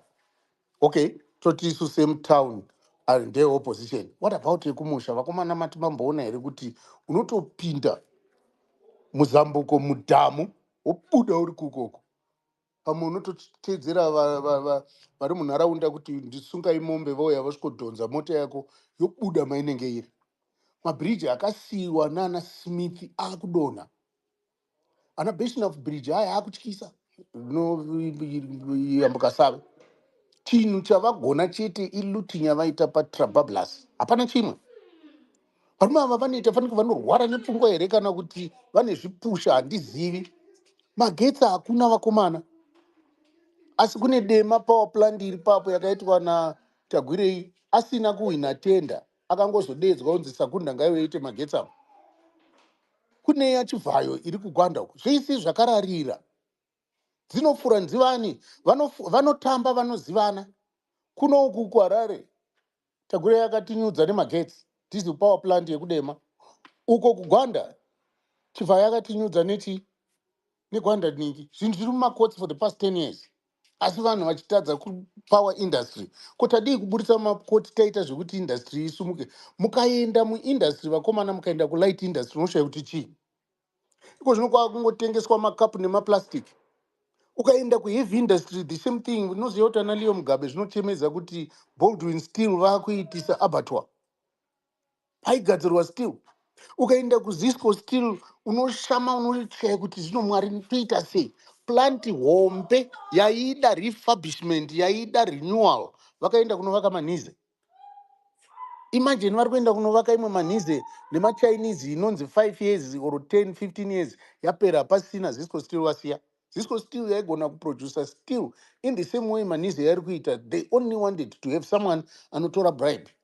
Who took bribe? I don't know. Ukaenda kuVictoria Falls akomana. Okay, Victoria Falls yakachemwa road yacho iko zvino yakuda kugadzirwa. But yakanga ine mapegs akanga achinzi kugadzirwa for the past 5 years. Enda unoona zviri kuitika kuKariba, nzira yekuti uende kuKariba hakusina tourism. Even African Sun iri kutotengesa Karibe Bay hotel yavo hakusisina. Ukaenda pabridge chaipo chaipo paya panoitwa hydropower unoshaya kuti vakomana one day pachadonha kapa zvichaita sei. So I'm saying kuti zvangu, if there is an expansion of their GDP or there is a growth in their economy or they are succeeding so much hazvisi kuonekwa nevanhu. Equally pavakarekodha masurplus hakuna civil servant akawedzerwa mari kana akapiwa real money. Another speaker was also speaking passionately, thank you very much speaker, achitaura kuti haana musi mumwe chete waati atenga nezigi. Zigi racho hauri kuone kwarinotambiriswa, hauri kuone kwese munhu anenge apega price yake nema-US dollar. And the way they've done pricing system, pane huge tax that factors in inonzi inflation. Maprice edu anokwira every single time. Why? Because tiri kunotora zvinhu, food inototyisa. Right now ukada kuona kuti isusu tinorarama neagriculture hakuna. Vanhu vakanzivo, ndandichiona imwe documentary paAl Jazeera, vanhu vakanzivo no takuda kuti imimi tikupe matitle deeds, takupai matitle deeds. Zvikanzi haya kana mauya kuno ma-ex-combatants akanzi preferential treatment iri kupiwa ma-ex-combatants. Zvikanzi 5 hectares dzekutanga tinokuchaja ine $50 per hectare, maybe. Anything above 5 hectares, $500 per hectare or whatever, I don't know. Ex-combatants ari kuti no handizvo zvatakarwira izvi. Takarwira zvimwe zvekuti tiwane minda free, but iko zvinoma kuti tengesera hazvichakwanisiki. Zvika no, don't worry. Mukada kuona kuluta kwacho. Zvikanzi kune mabhengi ari designated anokupai maloni. Rimwe racho rinosanganisa repamusoro, bhengi ratagwirei. Saka kurova vanhu mari. Ukaenda agriculture yainzi command agriculture yacho, ngatiitei audit tione kuti chii chakabuda. Hey, chii chakabuda ku command agriculture hakuna. Asi Tagwirei akapewa more than 1.5 billion yekuadminister that program. Pasina document, pasina anything. Saka tiri kushupika muno muZimbabwe. Ukaenda unoziva unotoita imba yako ukarara parailway line hapana train inopfuurapo. Kana hatisisina train, kana mbichana kwangosara yavanoti rolling stock yemagoods ndo yangosara chete. Hakusisina pese pamaiti ukaenda kuGweru ukaenda kupi ukanomira pasi train station hapasisina, zvakapera zvese wa. Marodhi acho akagadzirwa even iyo yescandal yekubva kuHarare kusvika kuBedbridge yatsemuka zvakare. So varume hapana economy iri kufamba muZimbabwe, tingangonyeperana hedu. Thank you very much. No, thank you, Mdaraji. Thank you for that comprehensive submission. Can I just 1 minute ndodzika zvangu. So komuda udzikirei? Ndongoda 1 minute ndodzika ndopa vamwe mukana. Right. Okay, Charlene was coming next, but I'll give you a minute, then we'll go to Charlene. Yeah, no, thank you. So I wanted to say another issue that we have to look at, it is the resources that we have as a nation and where those resources can potentially take us to. Saka tinofana kutarisa kuti tine ma-resources akawanda sei muZimbabwe. Ma-resources akashandiswa zvakanaka tinosvika papi. If you look at diamond, for example, more than 80% of the world's diamond passes through Belgium.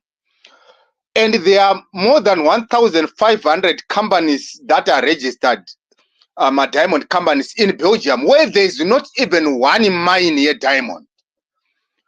And now we have those resources, and we are not benefiting from those particular resources.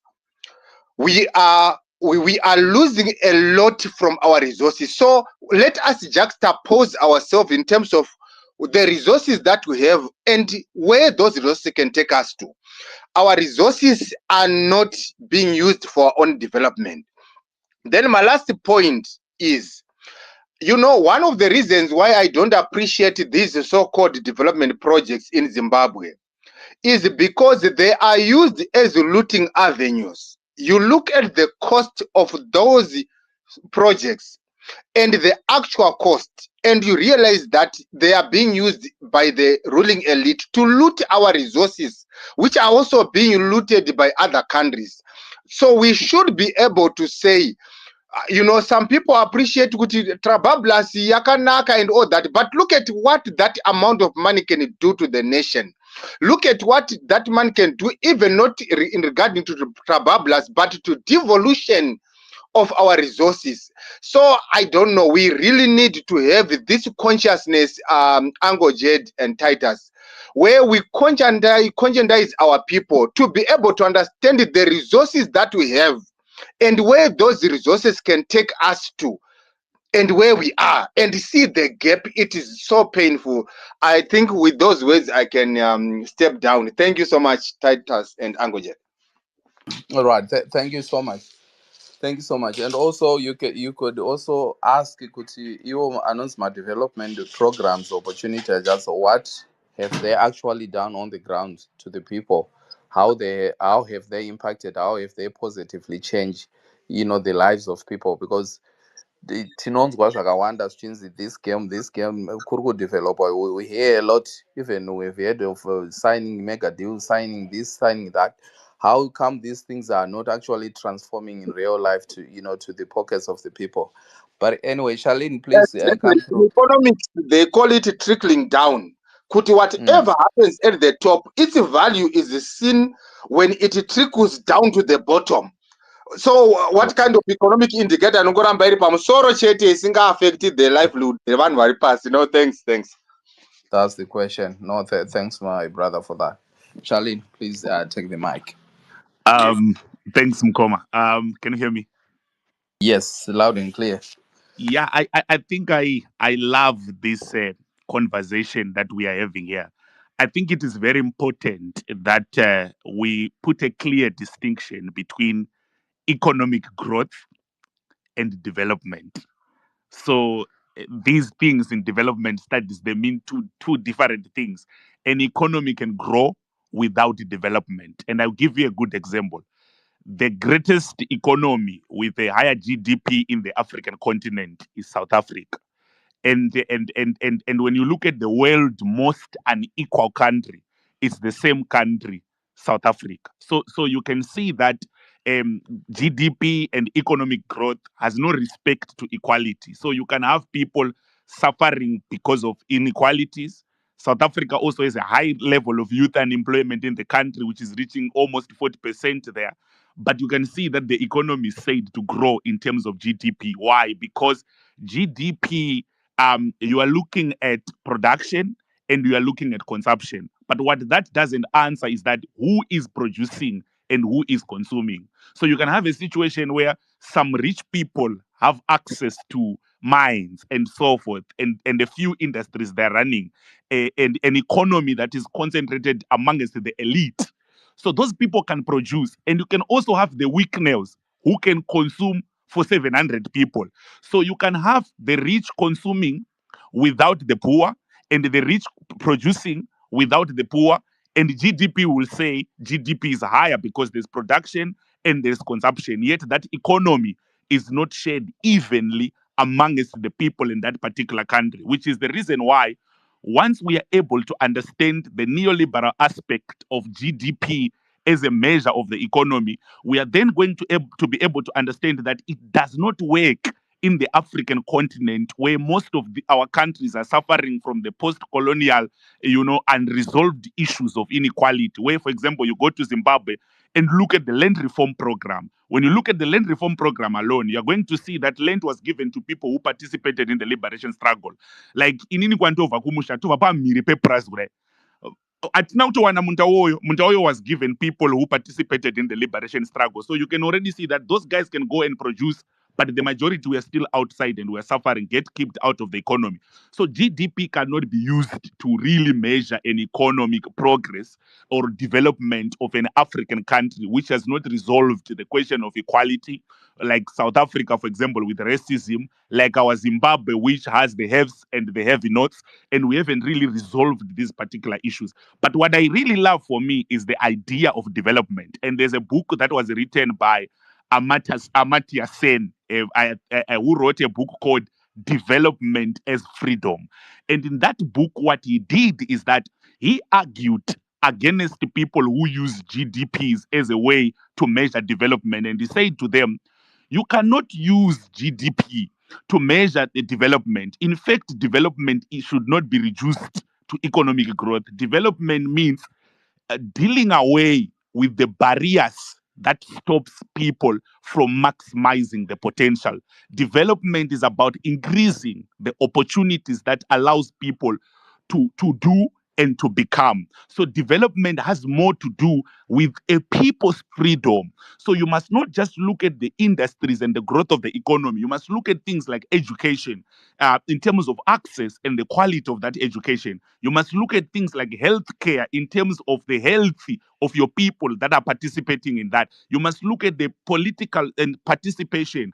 Are your people actually allowed to participate in that economy in terms of decision making and sharing in terms of the priorities that the government has? So when you have a people whose voice is blocked from decision making and from economic decisions, you have a people whose health care is dilapidated and they are participating in an economy very sick and their life expectancy reducing. You have a people who cannot access education and the quality of their education is questionable. You have a people who have a governance crisis. You cannot start to talk about development. What you will be talking about there is just this top level economic growth that the rich continues to enjoy. And that's the reason why we are in this space hearing people arguing that the Zimbabwe we have and the Zimbabwe listed in terms of the statistics is not corresponding, because people are confusing. Mutuli Ngwes now must not be really worried about growth. He must be worried about development, getting these fundamentals right. And that's why when you look at now Amartya Sen and his literature, it helped now United Nations to come with something called Human Development Index that is used at the United Nations, because it's important. So my point for me would really to say, the reason why, number one, the reason why these comrades love GDP and fifth largest economy and these things, it's because it's isomorphic mimicry. They want to look like they are developing so that they will be able to get support from and validation from external organizations like United Nations, IMF, and World Bank, so that they will be able to get loans. So they treat development like that thing of ladies. What do the ladies call it? This thing where modeling, where they are looking for who is beautiful than the other. We are now 50. We are now this. We are now this. They love external validation than internal commitment to transformation. So they will do whatever they can to lipstick, to present a good image which they do not have. So this is the what Fanon teaches us, that the colonized is nothing without the validation of the colonizer. We love that validation, hence these numbers. That's one. Then two, let's distinguish between economic growth and development. An economy can grow without development. And that's the case in most African countries that has not resolved the historical question of state building, the historical question of equality, the historical question of justice, the historical question of fair resource distribution amongst the people. So you are always going to see numbers escalating because the rich can increase numbers at the expense of the poor. Then number three, Mutuli should really shift his priority. Things like Trabablas there. I don't want to repeat that because that grade, that form something student, I don't know if you guys saw his video, who was literally lecturing Mutulingwa that you are celebrating this Trabablas interchange. We could have given 1 million per province in Zimbabwe to create an income generating projects for the people, and the people would not need to come to Harare because they have something to do. But because Mutuli and his government, they are neoliberals, they are students of Western concept of development. They love skyscrapers than feeding the poor.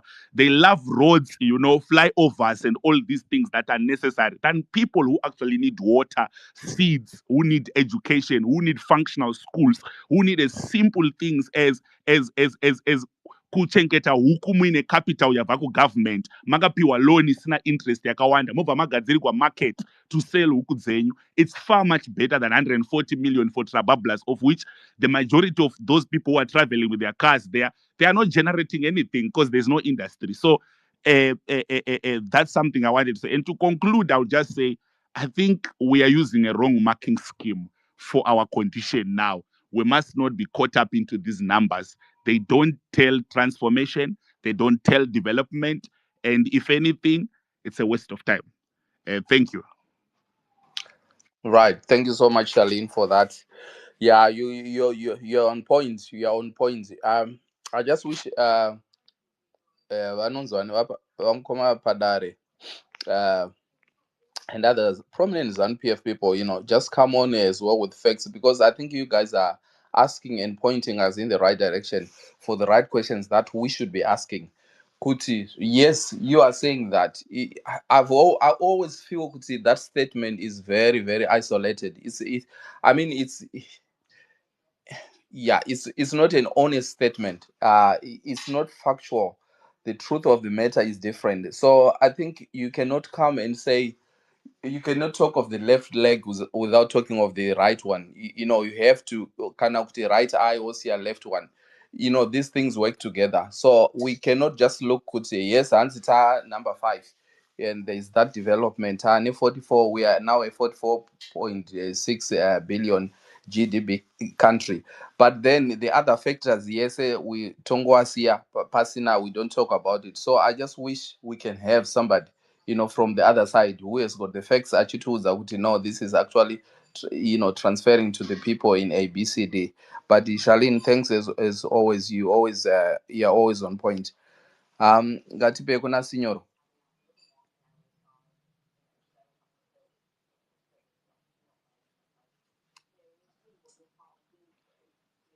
Signor.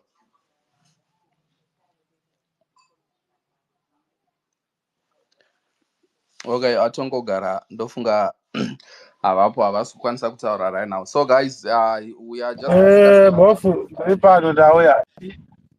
each time I want to speak, there is disturbance.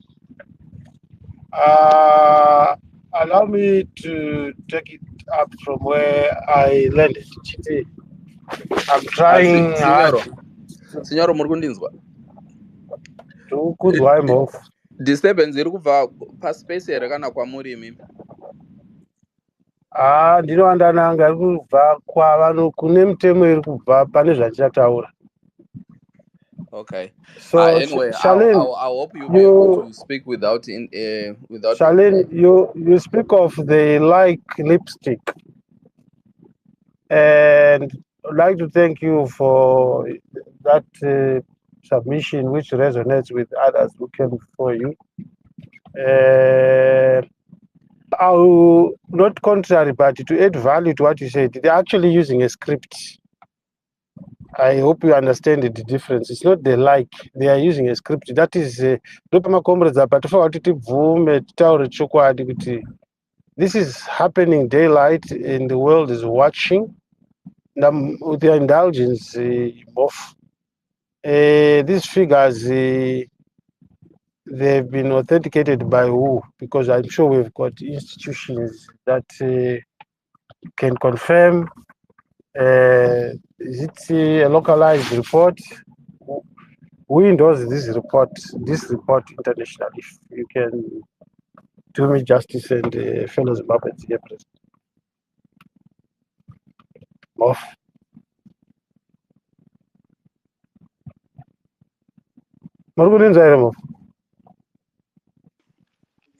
Yes, senor. We can hear you. Kana muchichika kupindura ka Charlene nyonga ari panapa titaure nyaya iri kuitika panapa. Who endorsed this? Oh, I don't know where endorsed that. So why are we discussing without? I'm sure I'm not saying why is it negative. Isn't it important to see the authenticity following? Could know because we need to understand exactly what we are talking about. That means it means that Signor, when you ask who endorsed this, and what do you mean? Where did this come from? I'll take it from the bottom. If you do your accounts, Nyamashish, right? You may need an independent accountant, and again, furthermore, an auditor. Say maybe you want to borrow from the bank, you need an auditor to certify your statements. I think that aligns my question very well, so that we understand. We are talking of a report which shows development or which shows figures that are exaggerated. Yes, we are talking. Those figures is what I'm asking. Internationally, who recognizes, who has endorsed these figures? Which Because anyway, I'm not sure what you're talking about, but this was a calculation. You had one Zimstats, and it was reported by Mtuli when he was addressing Parliament yesterday. So which means he reported these figures and made them official that this is where we are as a country in terms of our GDP. So whether that is going to be a figure that internationally is going to be recognized, I'm not sure. But in as far as our circumstances and our situation is concerned, Zimstats did these calculations, and Mutuli Nuwe presented these figures, in Parliament. So we are taking them to be the official figures. Yeah, okay. I think someone will come here and maybe expound. A simple issue that speaks to. I was going to reply to you. Fine. Okay, go ahead, my brother. No, I was just going to say from how I know it works, right? So Zimstat, which is the Zimbabwe national accounts, they compile GDP, looking at production and the expenditure approaches, but they have to follow the standards of the IMF and these international organizations.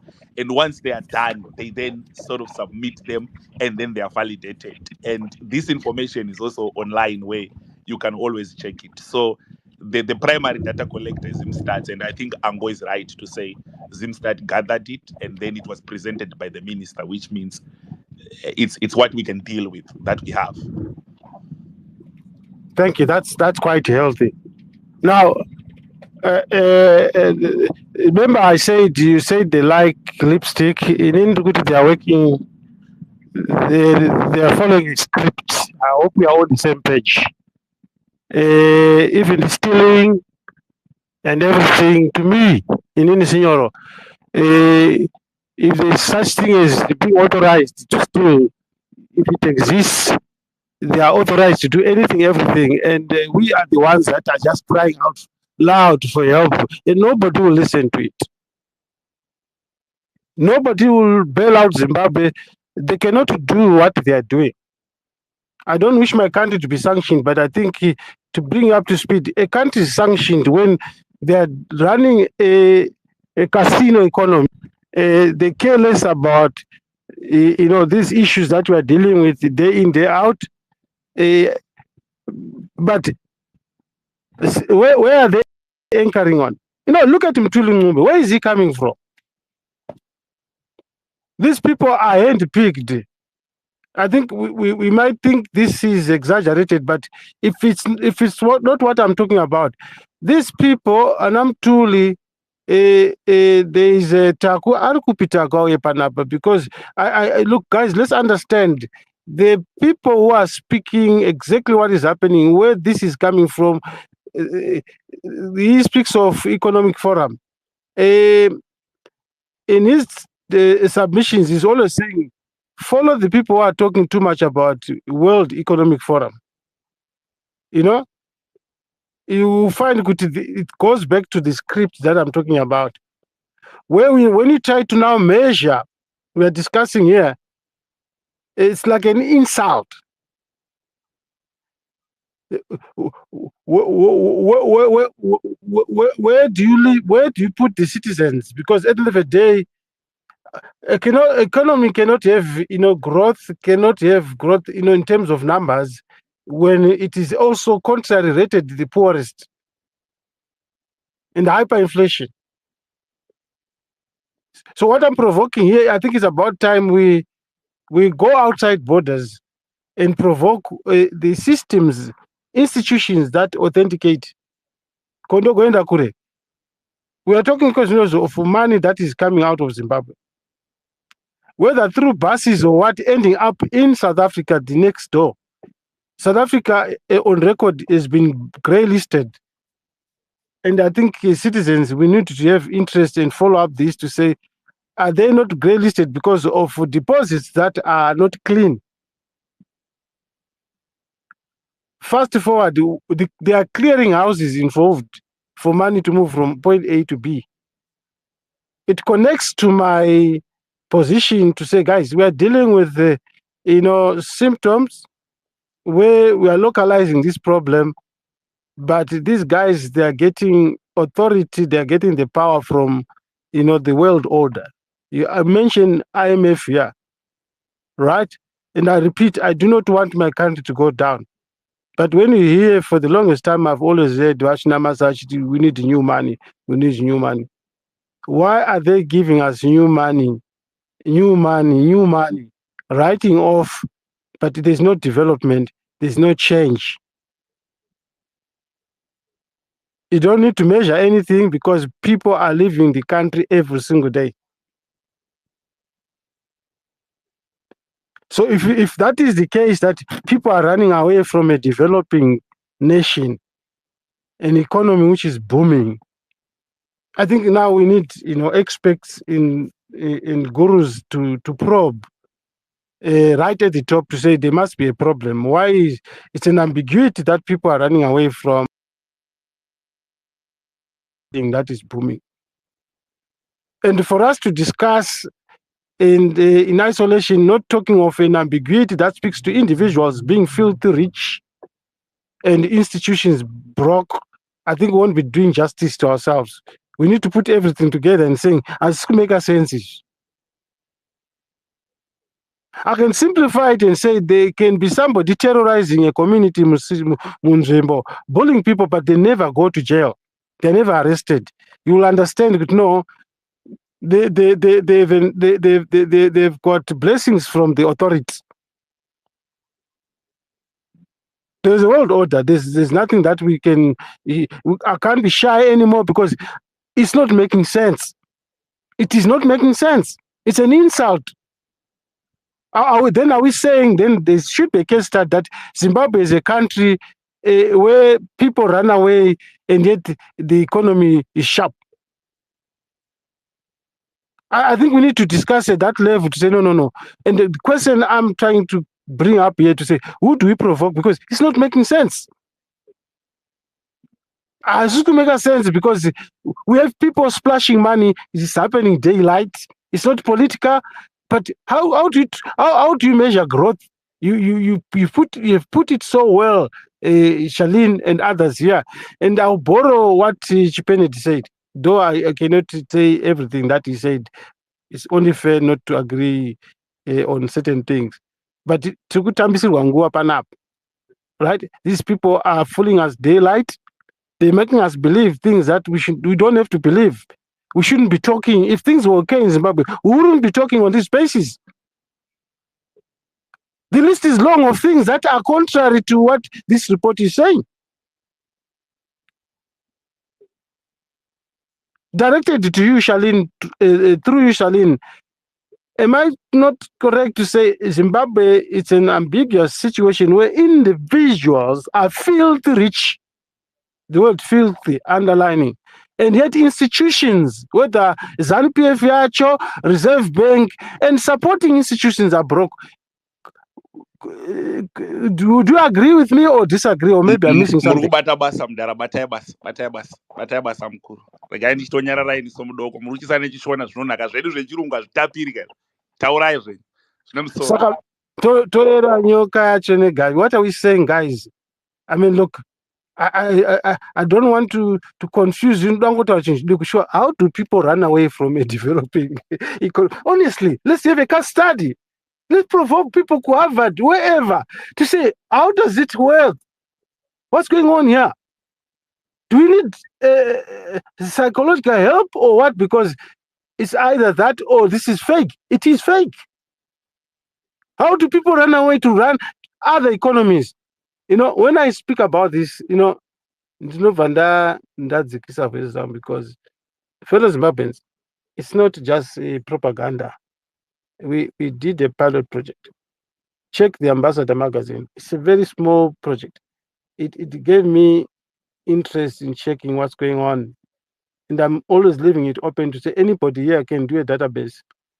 Whether it's Google, what check out what Zimbabweans running economies world over. You'll be shocked. Let's do a case study. We'll be shocked.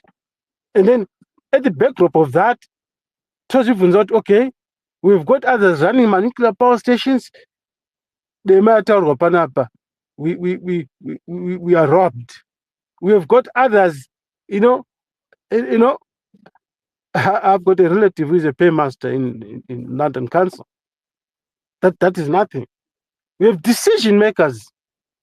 But I think maybe we've not come to a point of doing an actual measure. If we are saying people are spread all over the world, what are they doing? And if we've got such brains that are not just occupying, but running other economies, right? Contrary to the report, then there must be a problem. Let's deal with that problem if it is there. But I can tell you, there's no problem. This is all cooked. Dognos become a book. You cook accounts so that you get credibility. There's nothing else I can say, and we need to deal with that. Solutions. Let's follow the money. It's a mantra that is trending, but I think we are not adopting it fully. The moment we start, the day we are going to say, guys, let's now follow the money. Following the money is like justice. Justice is not to get what you want. It's at least closure. If we follow the money, we may not get the money, but at least we need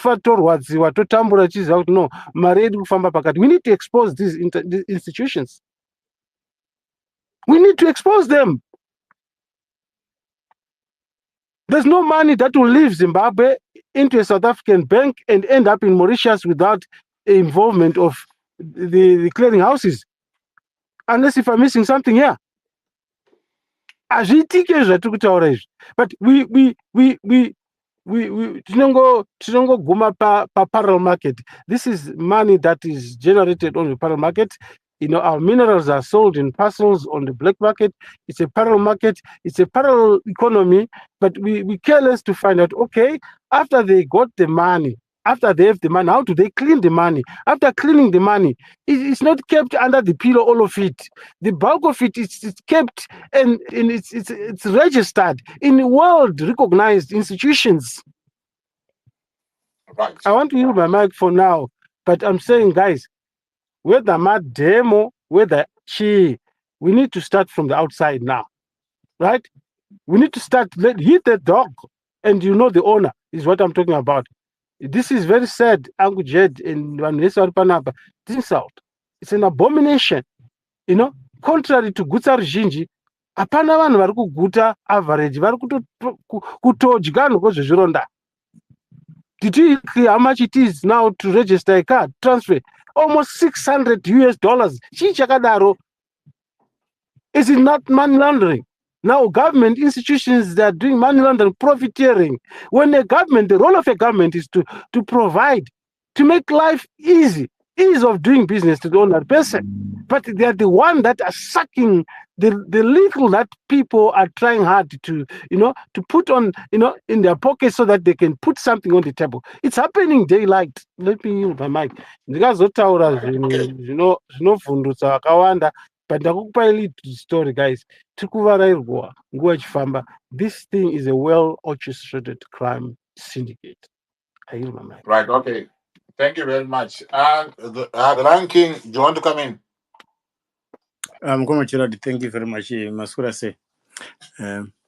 Ndoda kutanga nokuti to sort of I'm not speaking on behalf of anybody, but to shed light on the last statement yaitiwa, which I feel this is, according to me, is very misleading, and I don't know what for.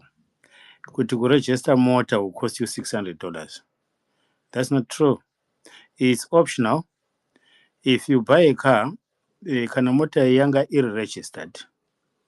It's up to you. If you want my new plates, you pay $500 a plus.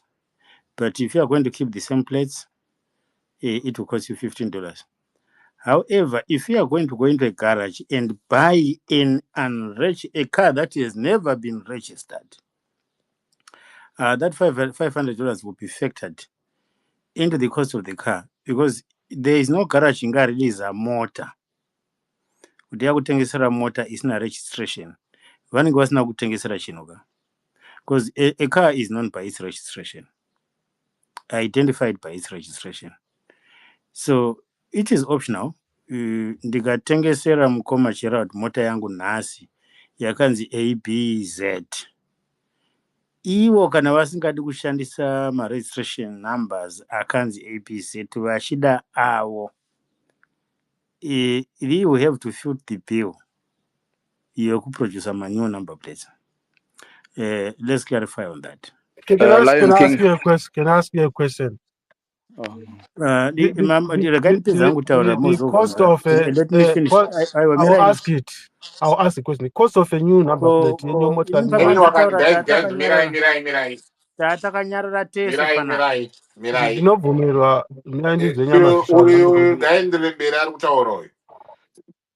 much, presentation, please. Yes. And then secondly, inindine ndanakangoteerera hangu ndiri kuku. Ndine a problem. I need clarification or help. Vamwe vedu tati kurei vhudzi rachena plus number nokunzwa mashoko zvinonetsa. I've listened to presentation yaMuturi Ncove when he initially achitangisa pabvunzwa mubvunzo. He makes a clarification yekuti the cost of Trapabalas was 88 million. But there was a hidden cost here accessing that facility. Whether inogona kuva yakabva kuma drawing rights, or it was a loan acquired somewhere. That loan, if it is acquired somewhere, it will need an interest to be paid. Kana chibva kuma drawing rights, they had to pay something equivalent to 26 million for them to get those drawing rights. Where I'm paguti, the more they continue to sort of probe Muturi Ncove, this is my thinking. I thought kuti vanga vakutotaura a completely different story, because I couldn't make sense of the questions and the answers that were given. Datadza kuzvilinka from after the first clarification. Ipapo ndo panichada rubatsiro. And then there comes on the last issue, the measure of economic growth, which is actually an independent measure. We are allowed to make my judgments. I think it should make up for that growth. However, my judgment said it has to be sort of a core relationship. Emma factors cannot an interested arbitrary body which will be neutral. Initially, Muturi Ncove put it at 44 billion GDP kana kuti growth size of the economy revised according to his formula. But we, at the same time, we have IMF putting it around plus 30 billion. So I wonder, where are we working the economic growth? Are we working it from ACs as individuals? From the the benefit that an individual is actually realizing. If it is like that, we have to understand the market ideology. Are we communist, where everybody, like which is communism at its fullest? Are we market driven, where we say probably capitalist, where those who have got the capital will make it at the end of the day? Or we are sort of neutral, where we will allow those who can't make anything to benefit from the meager resources that is considered as surplus by those who are making a lot. Pandine question, but I'm failing to really underpin the course of the discussion on those three factors. Thank you, Mkoma Charat. Yeah, Mkoma Gerald. Maida basa mazonipa ungo ekutaura.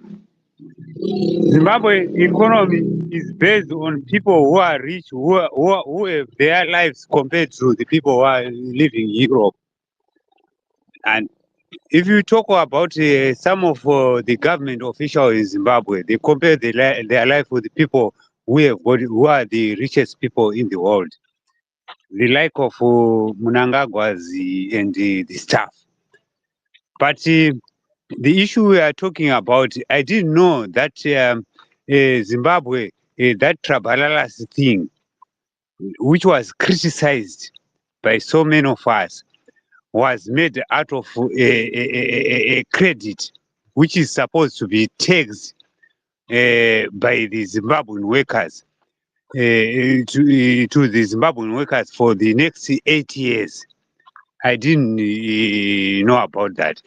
We only celebrated that Vamnangagwa vagona, vavakatrabararasi, which was a wrong concept, because after we don't know if Mnangagwa maybe he can survive the next 8 years, but according to the constitution of Zimbabwe, his term is supposed to expire on 2028.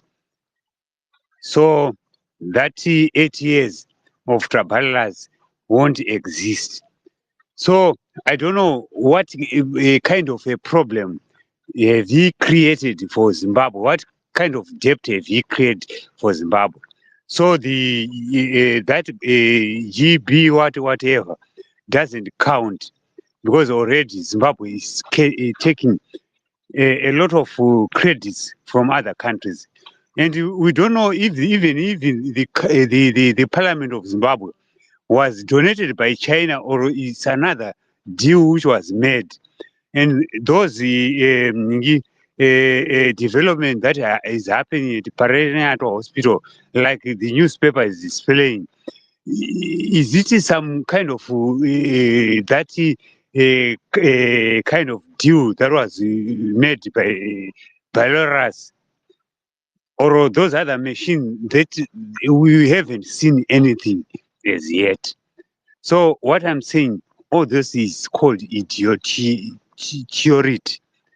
And what is happening is that, and Zimbabwe is not well managed.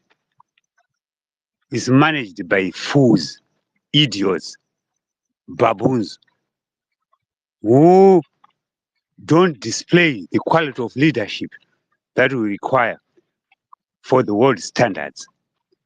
You cannot say, or Mtuli Mwe cannot say DRC is a good economy, which is rated the fourth position in SADC, when there is war in DRC, where people are dying like rats, where America is saying, we have sent more than 60,000 soldiers to kill people in the eastern part of DRC to have access to minerals, then we'll bring peace.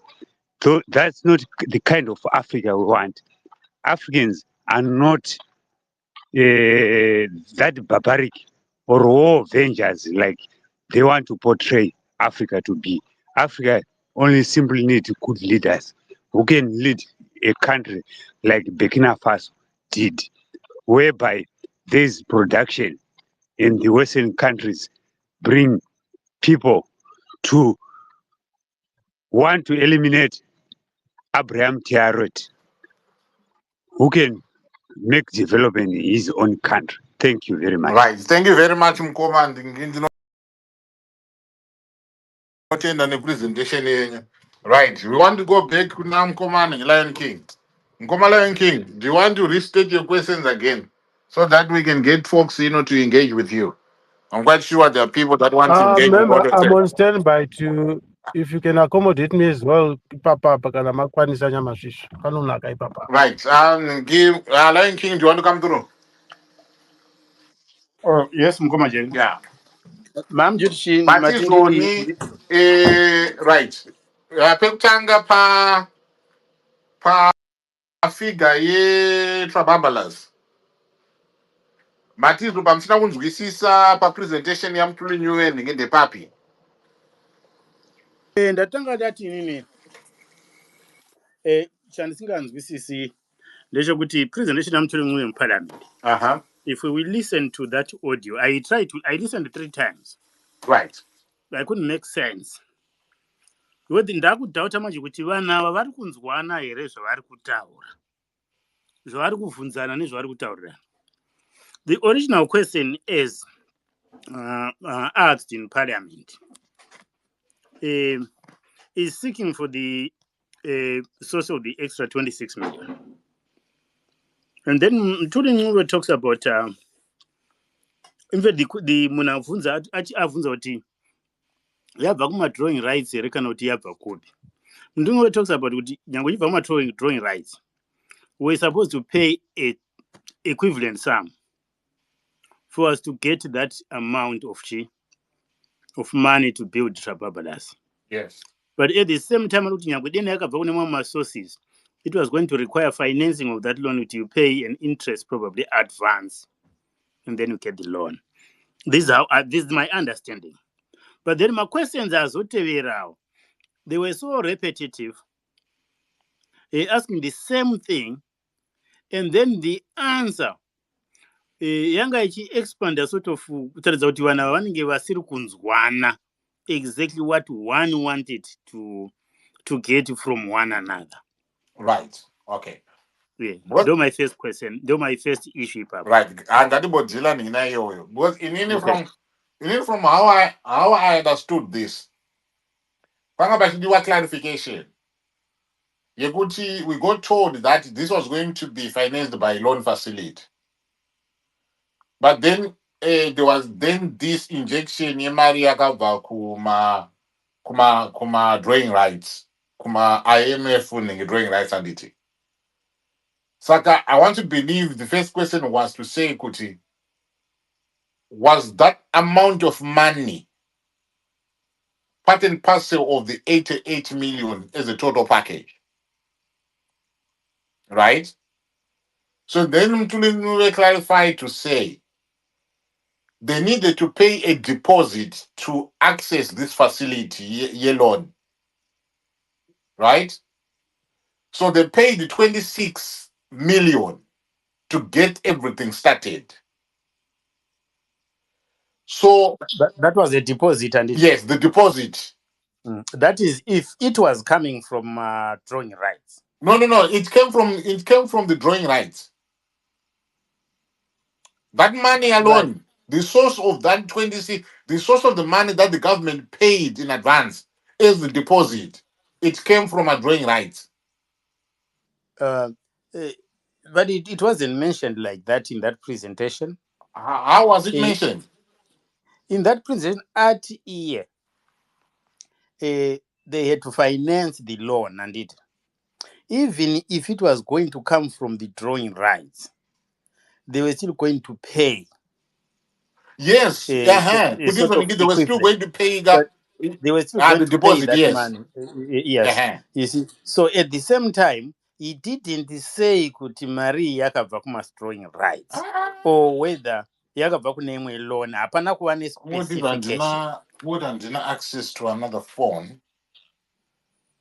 Let me see. Right. No, ipapo mungatondibatsira mukoma chete because unozwa kuti ndasara ndiri confused kuti one, when I first listened to it, I was speaking to one of honorable Nangekiri, a visitor anogara ari panapa, ndikatoti apa abhaiza, meaning kuti ndatoblema Mutore Ngove kuti atadza kuexplaina, to give a plausible explanation. But then on listening to that audio again, ndobonanza kuti no, uyu ini ndiri kutobhaiza, I'm expecting to hear an answer related to the question, but the question actually is not related to what could they have been asked, or the answer is related to the question. And then there continue to be a bombardment of one similar question, but being answered in a different sort of way yokuti you cannot join kuti chiri kudiwa apa ndechipi. Did they lose each other or not? No, I don't think they lost each other. What I think is they wanted a breakdown. Initially, they wanted a breakdown of that amount of money, how it was spent. Ndosaka maona azotry kutipa a clarity yekuti aexplaina kuti pane chakati pakabuda mari yakati, pane chakati pakabuda mari yakati, panobuda, I think he was now trying to give that clarity, and then he then went on to explain the 26 million. But let me see if I can play this. Yeah, if you can find it mukoma cheri kana kuti ndaitumidzirwa ngoti handina hangu second phone, ndinayo kuma messages kwangu Not uko. okay. Kungoti phone yangu second one actually, it's kind of playing up, when it comes to the battery itself. So kind of No, chandikuona chokuti ma-questions mamwe azotevera ipapo, the first answer yaapa to me, right. What kandizifunga achimira and play quickly so that phone yacho play battery racho chiripo. To ask the Minister of Finance and Economic Development and Investment Promotion to brief the House. Madam Speaker, Honorable Bajila has asked a very important question to ask the Minister of Finance and Economic Development and Investment Promotion to brief the House on the total cost of the Trabablas Interchange project and to clarify whether the funding source was a loan from the private sector or from the IMF special drawing. Right. So it's clear that vangada kuti zopaitwe clarified whether the loan whether the funding is from the loan or is from the IMF, drawing. That's correct. Right. That's correct. So let us move on. Right. And then he went through his papers now. He's going through his papers, or he went through his papers.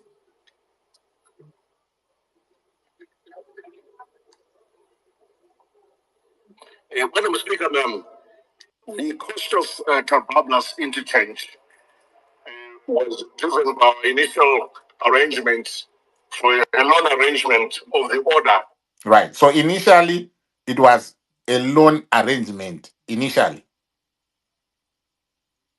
Of $88 million, which was provided by the consortium of contractors. In terms of what we used for special drawing rights, we're required to pay a deposit of 26 million. So right.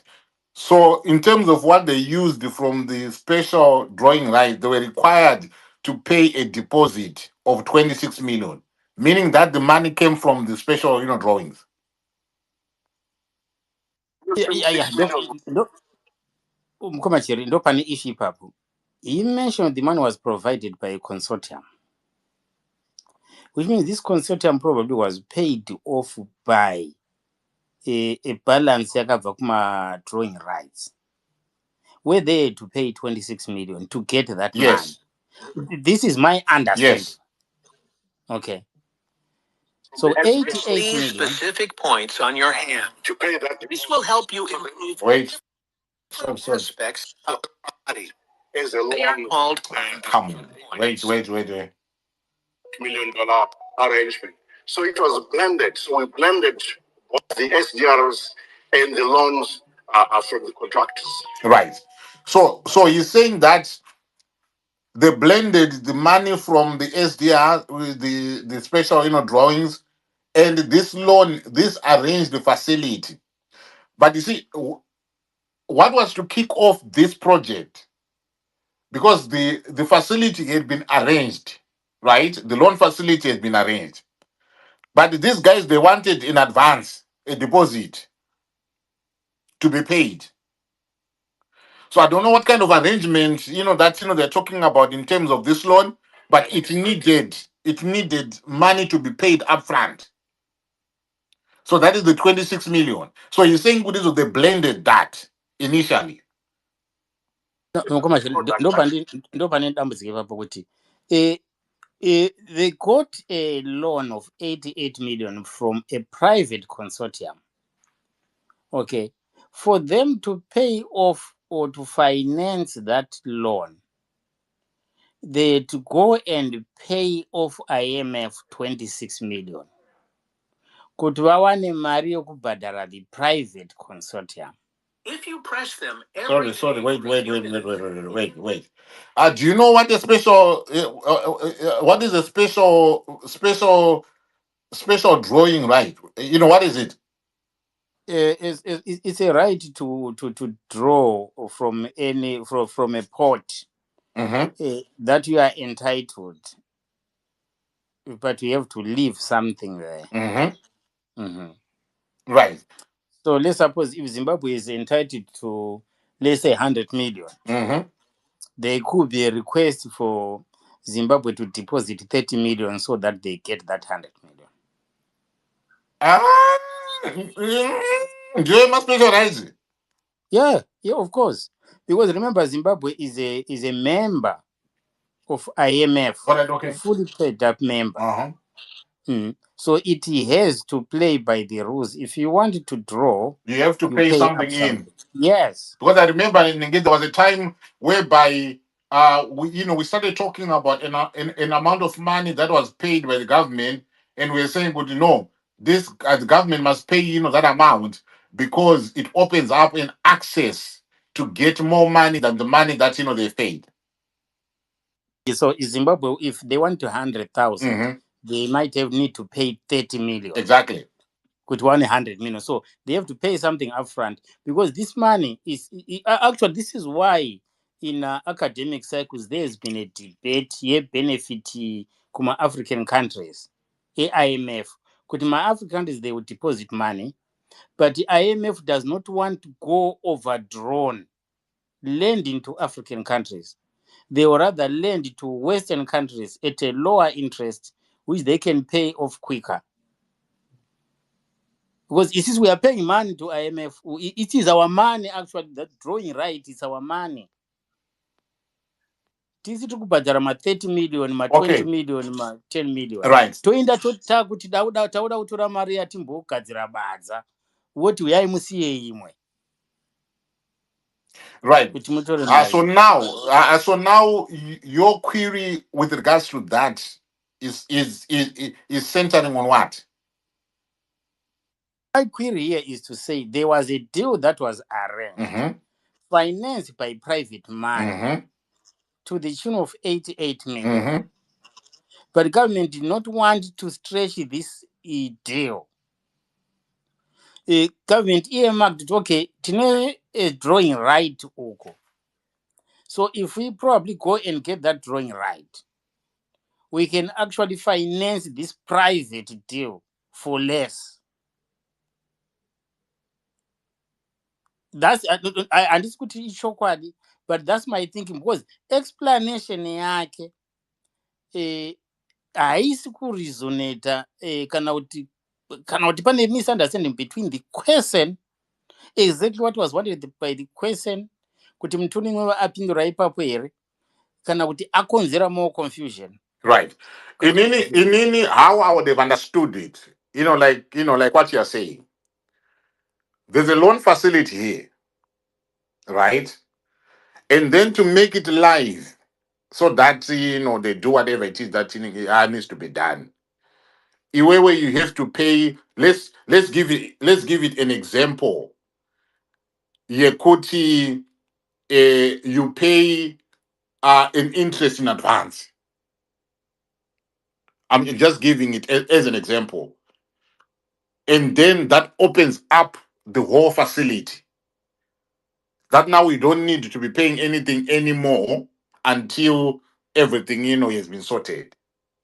So naturally, it would then mean that out of the 88 million, whatever amount that you have paid, I want to believe that it was supposed to have been subtracted from the 88 million because we have paid something in advance, right?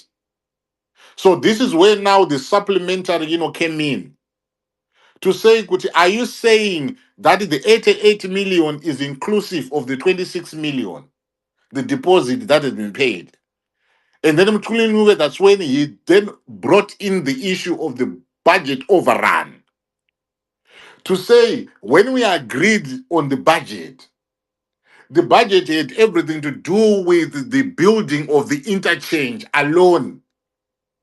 But there was there was not this reallocation of people was something that they had not budgeted for. It was an unforeseen occurrence that then happened. They did not oversee themselves compensating people to remove them from around the area. So what they then needed to do, this is now his explanation. This is where it is now becoming confusing. Kuti, what was he trying, to say? So it is That's what so it is then now he then cited the same 26 million to then say that was now the money that was then used to compensate these people after negotiations had taken place. So it means he's saying this was paid as a deposit, and on the other hand, he is saying they then said that deposit should be used now to increase the budget of this to make it 88 plus the 26. What did I Why we are now getting 814? This is what knows my understanding. Yes.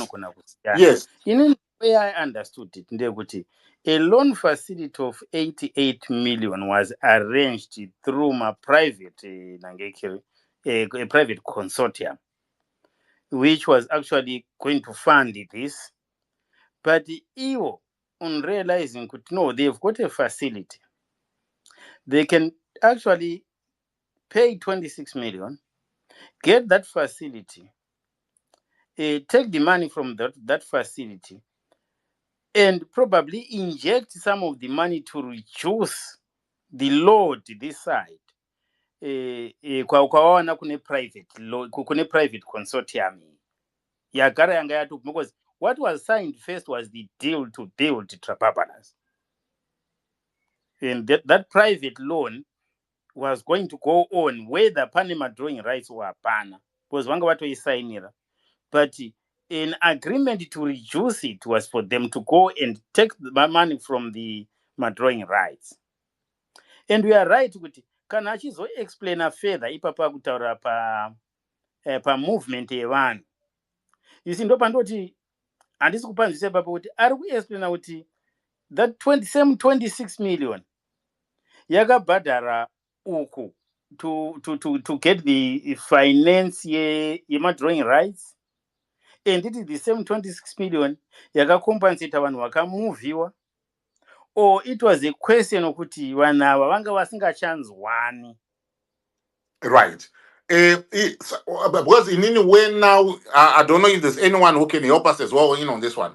Where now it gets confusing for me now, or where I am now trying to understand. Martin, don't open, don't open your mic, please. Don't open your mic on this one. Where I'm no longer understanding now is Kuti. By the actions that Mtulinwe undertook, because he was then asked Kuti, since there was a budget overrun, which means the budget for the whole thing was now 114.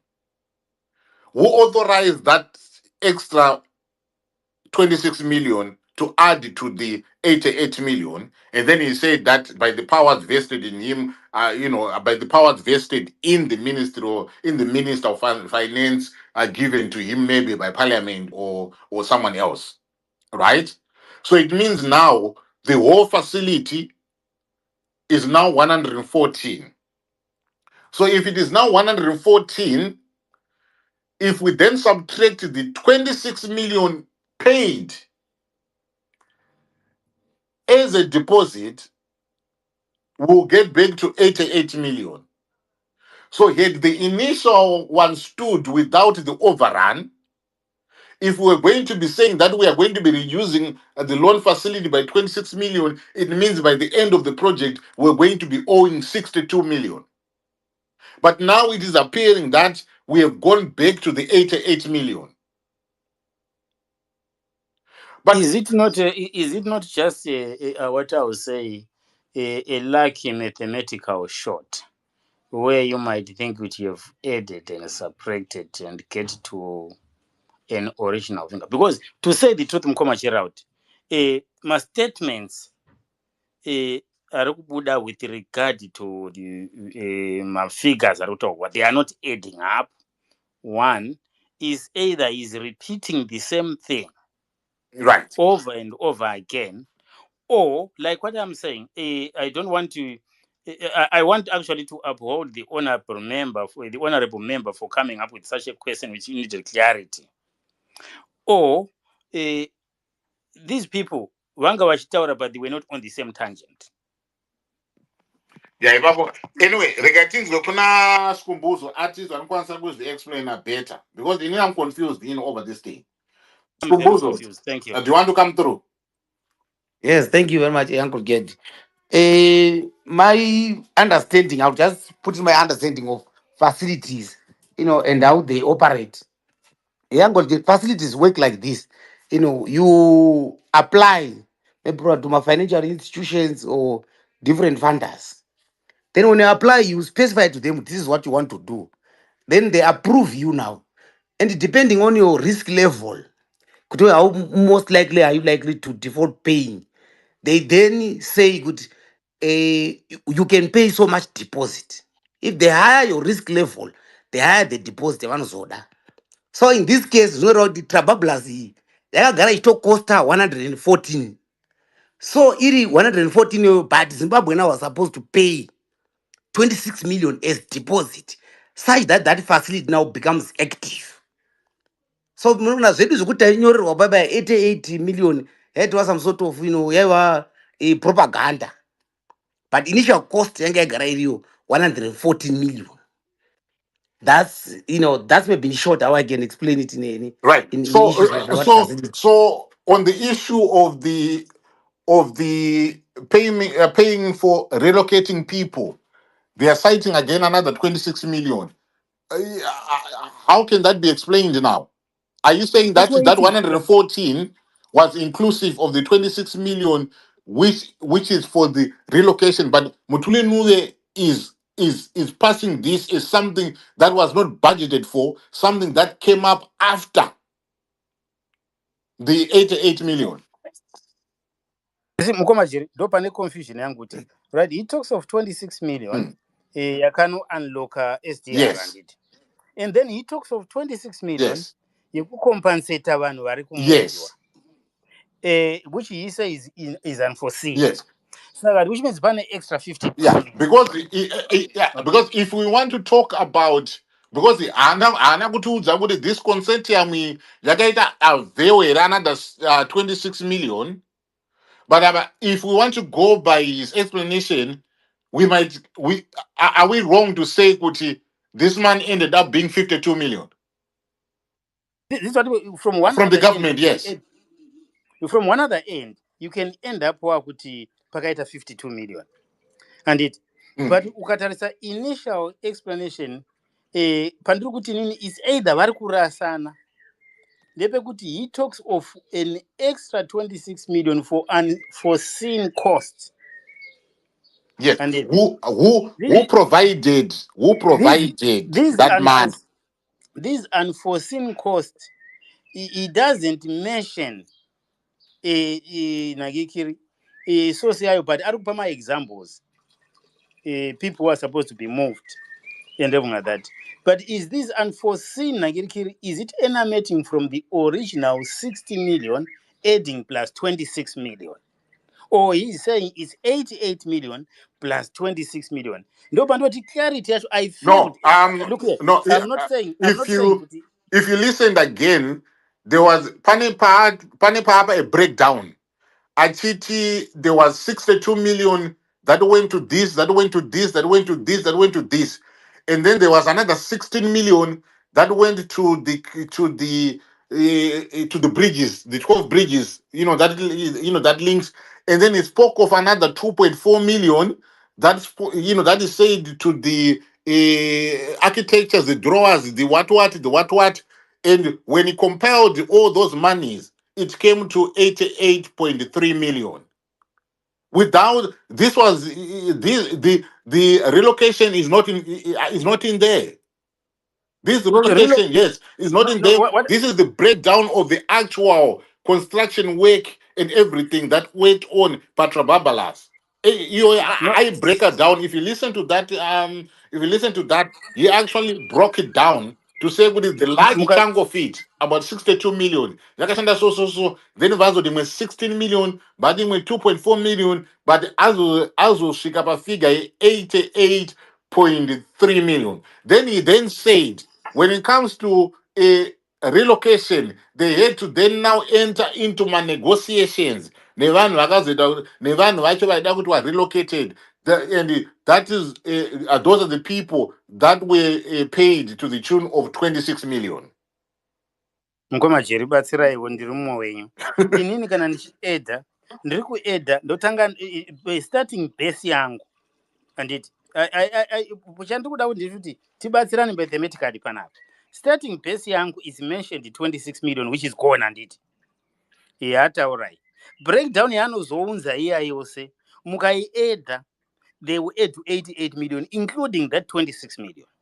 But the clarity, like the honorable MP anga achida kuvhunza clarity, is either avharwa kana kuti azovhiringwa pfungwa kuti anatsokuleya question yake, because if you add those figures mukatanga mati okay 26 yakanzi ndeye relocation kana kuti ndeye kufinance deal plus my breakdown azopa they will add to 88.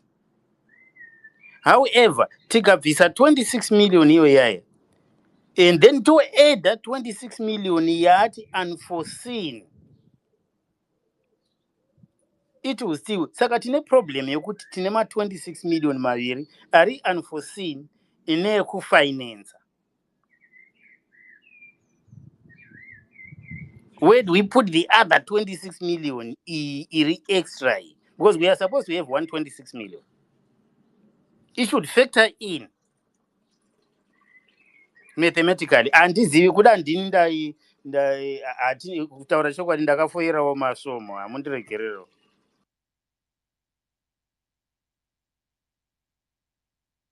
Anyway,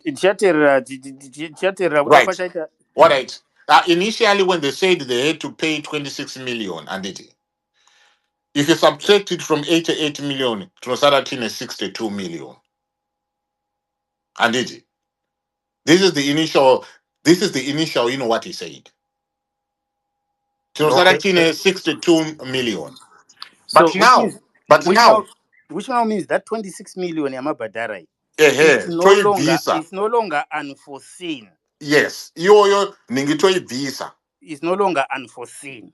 Saka it means kuti because vanhu ava vapiwa 26 million kudhara, they will still have their 88 million. Ava tangovapa mari in advance.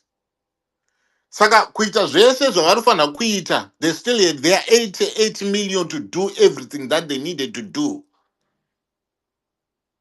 Apa isusu tangovapa 62 million yekubvunzira dare kuti dare rinenge richivhurika. Taida kunge vanhu vakaenda kun'anga kudzizvo ndinge chimbobvisai mari yendiro, tichange kuita basa renyu, mari yendiro ichibva yabviswa. But Mukoma chero still, ngatibvumiranei kuti 26 million is unforeseen, therefore is not part of the no. The 26 million that was unforeseen is the one that went to the relocation. That is the one that he says that was unforeseen. before construction. Yes. Yanga iri before construction handiti. Yes. Vasati vatanga kuconstruct vakabhadhara 26 million to move vanhu vaiva asiri zvaataura. We are trying to work it out mathematically according to what he said. Ndopa kuti ndiri kuda rubatsiro ipapo. Munoziva kuti izvochi, let me tell you one thing apa mukoma. I think inini nemi tinogona kupengesana musoro panapa nekuda kutry kuexplaina ka zvinhu zvinoda mutulinuri wacho kuti aite clarify. Ipapo ndopa ndiri kutovhumira. Because munenge mutulinuri he needs to clarify the 26 million deposit and the 26 million overrun budget, because there was an overrun of the budget. Ndopa ndiri kuti ipapo ndovhumirana nemi. It needs him kuti, do you know what, when the initial question was posed, pasina kuitika disturbance, I was waiting for a really workout yekuti imari dzakafamba sei, but panika paitika kutaura and that honorable member asked me kuti no, I'm rising on a follow up. Achinge ari kuvharwa some sort.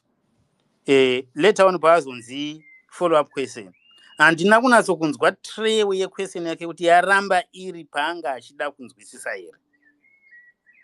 You see, that's why my issue is kuti, right, the explanation that now we get is now mixed up kuti mtude akutaura nezvekuti they had to pay 26 million to unlock this, and panema overruns which were unforeseen, and they had to pay my relocations. Hazvichina sense. Hapachina sense ipapo. Patiwa nemambo jambo yekuti tosara tiri confused. Right. What I mean, I'm not sure what was occupying his mind. But maybe there's something that he was trying to explain away which he couldn't explain. But I mean, it's something that he has to clarify, because what it is pointing out to is pointing out to two lots of 26 million. One that was paid in advance out of the 88 million, and then the other one which was paid after the budget had overrun, which is quite normal. That a budget is in a project you can overrun the budget, but it then comes whereby you have to start to speak to people concerned. How much money are we talking about? Is it worth it? Is it feasible? Is it this? Is it one? Saka, those are some of the things that really need to be considered when we are discussing this thing. But I'm not sure now the play with these figures, because when I understood what he was saying, I understood it from the perspective the 26 million was in advance, which means out of the 88 million, there was 62 million. So that 62 million plus the 26 million paid in advance still gives us 88 million. And then it was enough, according to the breakdown that he gave, it was enough to do the work that they needed to do. But they then now needed to compensate the people that were supposed to be moved. and the discussions that went on with those people, zvaita kuti pabude imwe 26 million. That is how I had understood it. Saka imwe 26 million ndo yakazocompensata vanhu vakazopiwa. But who financed that 26 million, or who financed the relocation, it is not clear. Did we then go back to the special drawings to get another 26 million, or this consortium agreed to add another 26 million to the loan facility that they had given to Zimbabwe? Hence, maybe, or maybe hence, that question that was now coming in, could Diane Aka authorize the extension of the budget if this thing was done outside of parliament? And Mutuli Nule, Omana.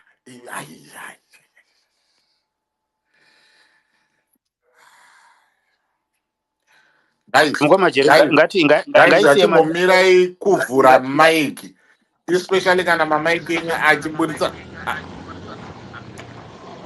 Right, okay. Right. Bartholomew, do you want to come in?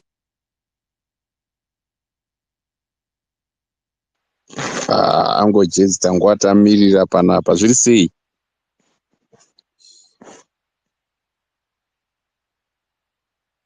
It's okay. Thank you very much. Of Titus, greetings, and all the other team. Yeah, confusion yamuinayo angojezi. Ini ndine yangu yakati siyanei yenyu, but ndangoti ndingoiunza sezvo maconfusion acho ari kungotaurwa saizvozvo. Ndine confusion angojezi yekuti minister ari kuti 26 million ye-unforeseen pama-relocations yevanhu.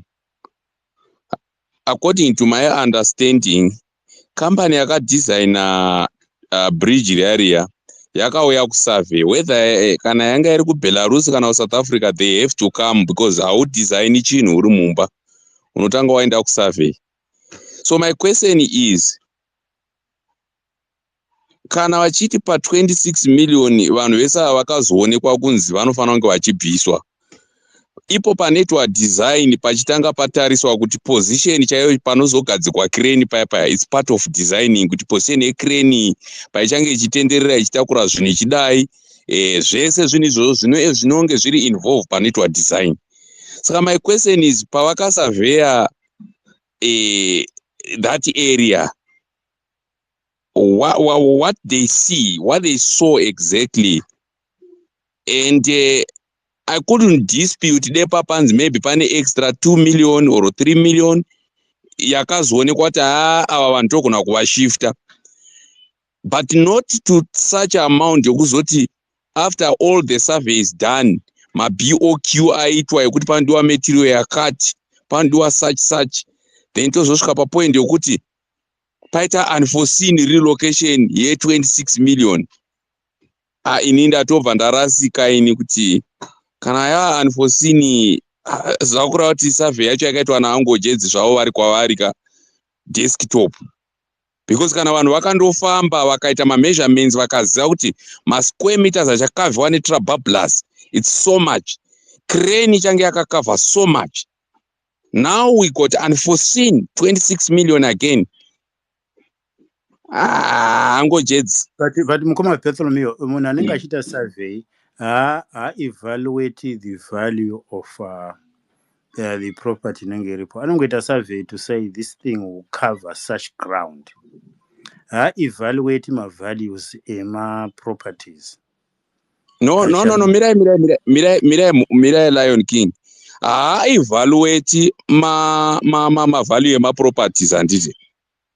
So, evaluate ndiani?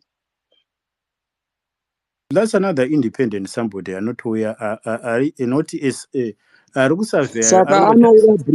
Saka anouya bridge ratenga kuvakwa here. Anouya nguwai munhu iye.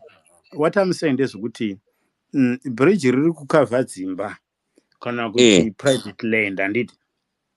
Munhu adraw bridge rakati rinogona kuita 100 meters. but per 100 meters idzodzo 75 meters is private land. Yes. Aiwa. But In short, Lion King ka I'll ngatingoti give you an imba example. yaango I mean, I'll give you an example here. HS2 ngemuno. dziri Pavaironga HS2 ngemuno. HS2 pani padzimba padzaifamba napo. Vasati kana vatombotanga kuita anything. Vakatonotanga vatonotaurana nevanhu ivavo. Kuti mimi exactly muchabva haifaniki vana vaimimi. unforeseen. Tichamukomba It's not nzira mari unforeseen. dzakati. Voita evaluation, voita say. And then they put that Yes, in the total cost of the whole project. yes, But Mutuli yes, is saying yes. that this did not happen. It's unforeseen. He's taking this as an unforeseen expenditure. Yakazouya. How? How? Imimi you know kuti izo bridge iri kairi nema extensions amuda kuita ka icha cover ma properties nege vanhu. How can you just cost the cost of the bridge without bringing in munhu anorwa evaluation yema properties evanhu kuona kuti izo iri value mari so that wangoita zvinhu zvimwe chete ka one kuitira kuti izo vanhu vaivaika bridge risati ratanga kutovakwa vanenge vatotsamaya vatobva vatoenda nenge kunhu kwavo saka they saying kuti vakatanga kuvaka bridge iri vanhu varipo then bva vazoenda kune vanhu bva vataurirana nenge vanhu wabva vatizo vanhu bva vatizo oda iri tikuda ma 30,000 each hationa kuti vanga vari vangani then vanhu vaiye vozopiwa ma 30,000 vozotanga kuita vozotanga kubva panzvimbo paibe kunotsvaga an alternative living accommodation. Asirizvo. Mukoma Gerald, it's like this kuti a designer anodesigner chinhu chake achiprojecta the length kana kuti surface area ichakavhiwa, but a designer will not go into evaluating the value of the land that is supposed to be repossessed, not the value of land. No, but that process iyoyo haiitwe. I know kuti uyu ari kuita kai haivaluate, but as part and parcel of the whole package munhu iye anotouya ari responsible for that oita izvozvo voziva kuti izo chinhu ichi chichatikostera mari yakati, including uyo an outsider an independent evaluator azouya uyu oyaura evaluations dzake otopedza otovaudza vowirirana naye kana oita manegotiations vowirirana vototaurana panapa vanhu vatovapa compensation nenge yakati, then everything now comes in together pozonzi izvoni this project, to complete this whole project is going to cost this much. Kana pakazoita ma-budget overrun, maybe delays time yechi that is quite understandable, but the point the amount is just too much for a budget overrun. Yeah, let me finish. Sorry, but the simple thing is, do they have the names of the people and how much they paid out? They can just put it in, transparency. We moved 5 people, Ningi, we paid them so much money. Did they give out that information? Because that can actually tell us who was given money, because it shouldn't be a secret. But mukaenda pa design plan kana kuti kuwebsite yeDNMZ vanotaura ivo kuti the cost of the project was supposed to be around 60 million, 60 million plus. Inozoti ikaeddiwa ne26 million to be 88. Vanhu vakadesigna DNMZ. Yeah, but Lion King inini apa ina handisku I'm not disputing value ye project on engo yokuti madesign akati even choro Detra Bablas yanga ichinzi yakaita 200 million Lion King. Indringori pa point yangu yokuti panosurveyiwa munhu anodzoka kusurvey anotoya aitaura kuti imba yaangojedzi neyaTitus neyamwendazi dziri part of site, then imba yaFreelance inogona kunge iri part of like storage nechichi. Saka kana tikapedza kuvaka bridge maybe panozongodawo landlord approval, but imba iyoyo haisi kudemolishwa or kuita sei, inenge ichingoriwo part of circumference yesite. So my question is, iwewo kana ukandiudza kuti munhu akasurveya akangosurveya akati zviri kukavha pandobva asiya zvakadaro, so munhu akaita costing uri kureva here kuti munhu uyo akamirira kick off munhu anoita costing anotoita costing kick off yesite isati yaitwa, otaura kuti right maproperties anotanga anegotiatwa so then ndo pamunowana value yeproject. How did they come into conclusion kuti it's so much money vasati vataurirana nevanhu vanga vachigara in circumference yesite? To me, it's still not making sense to me, because the minister is saying it's unforeseen. How is it unforeseen if it is something which is visible? This is visible, it's not invisible. But Bartholomew, that's that's not what the problem is. And Mkoma Lion King, can I help you there? So yeah, I think what Mtuli is saying is that this Trabablas was vendor financed, meaning kuti the contractors themselves paid for the work that they did. And Pakatanga, the project, everyone knew kuti the cost of the properties was what amount. And that is what was requested by the contractors as a deposit. Because Ringwe Basarese, they were saying kuti, all of the other work that needed to be done, they were subsidizing themselves.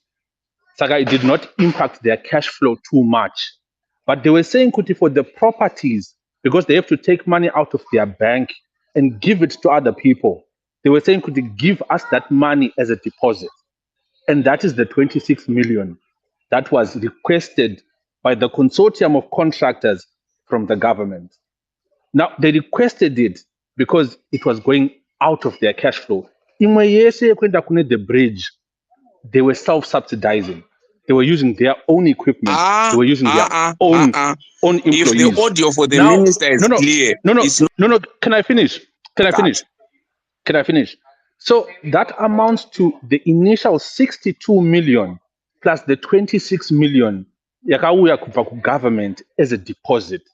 But in addition to that, there was now a cost overrun in addition to that, which then got the bridge itself, the component of the bridge itself, to 88 million, in addition to the 26 million that they'd initially been given to address removal of payment of properties and the removal of owners from their land. So what was unforeseen? What was unforeseen is not the properties, but the cost overrun beyond the 62 million to get it to 88. No. And what confuses people is that the cost overrun is almost exactly identical to the initial deposit, which is 26 million, which went to paying for the property owners. Nyaya iripo ndeyoti vakaba mari ende vakutraya kuda kubhalansa mabhokisi avo vakadya What was unforeseen? Do you want us to play the video again? What was unforeseen? Do you want me to play the video what again? What was unforeseen? Mirai play a video again. Mirai. And the video eribo. Yeah. And the video. Lion King, listen to the video. You're gonna hear the unforeseen. Mirai, I'm not going to interrupt it. In some way, see Chirira. They need to pattern in Greek. Munoyesi Boza, Tingade we and Yogani Gavil. Right, okay, wait, I'm here. I wrote him some sort okay, so Mr. Glock. Okay, let me see. I want to because in the kata bichana. So I want to go to Open Pally, where they've got the wash ban, and then we take it from there. Right. Madam Speaker, Honorable Vajila has asked a very important question to ask the Minister of Finance and Economic Development and Investment Promotion to brief the House on the total cost of the Trabablas interchange project and to clarify whether the funding source was a loan from the private sector or from the IMF special drawing rights.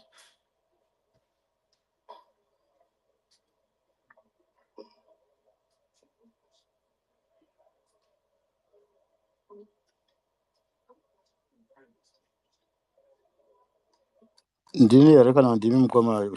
Speaker, the cost of Trabablas interchange was driven by initial arrangements for another arrangement of the order of 88 million US dollars, which was provided by the consortium of contractors.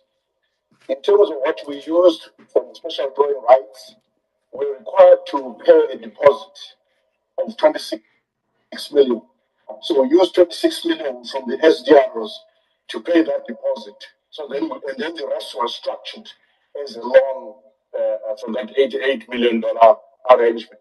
So it was blended. So we blended both the SDRs and the loans from the contractors. And I think it's fair to say that the Can you product stop there, Mkoma Jedza? Can you stop there? is a world class.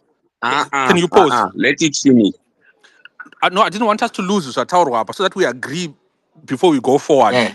Kuti, he said, Kuti, there's 88 million that came from the contractors as a loan.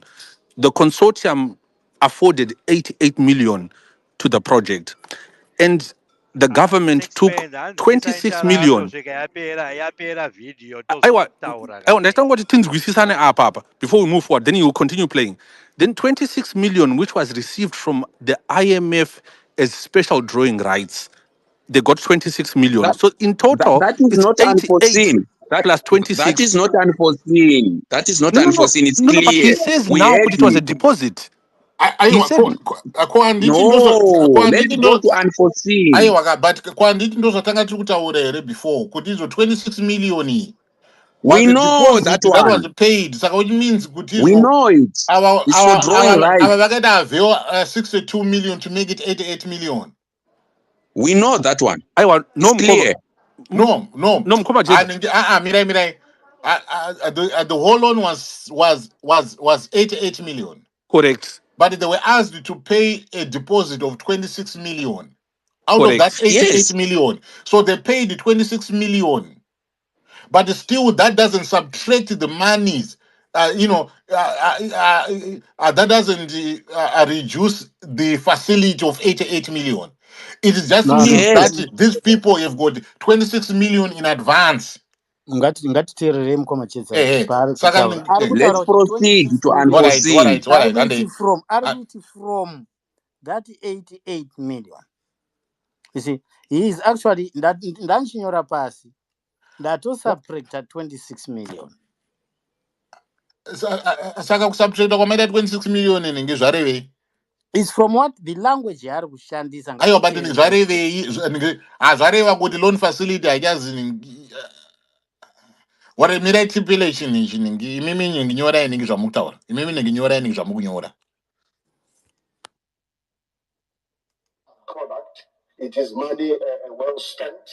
It took time, but here we are with a world-class piece of infrastructure. I think it is advisable for this house to support government to replicate this quality infrastructure in other parts of Harare where it is needed, but also in other cities across the country.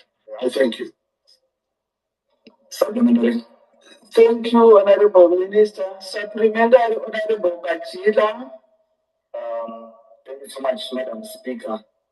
I'm not sure if I heard the Minister right, that the total cost was 88 million, and then there was 26 million. So is this 26 million part of the 88, or it's 88 plus 26 getting us to the total? Because there's those figures, it's not clear whether they are part or additional. Thank you, Honorable Minister. Thank you very much. The 26 million is in addition. It was a requirement for accessing that 88 million that we were paying that deposit to access that facility.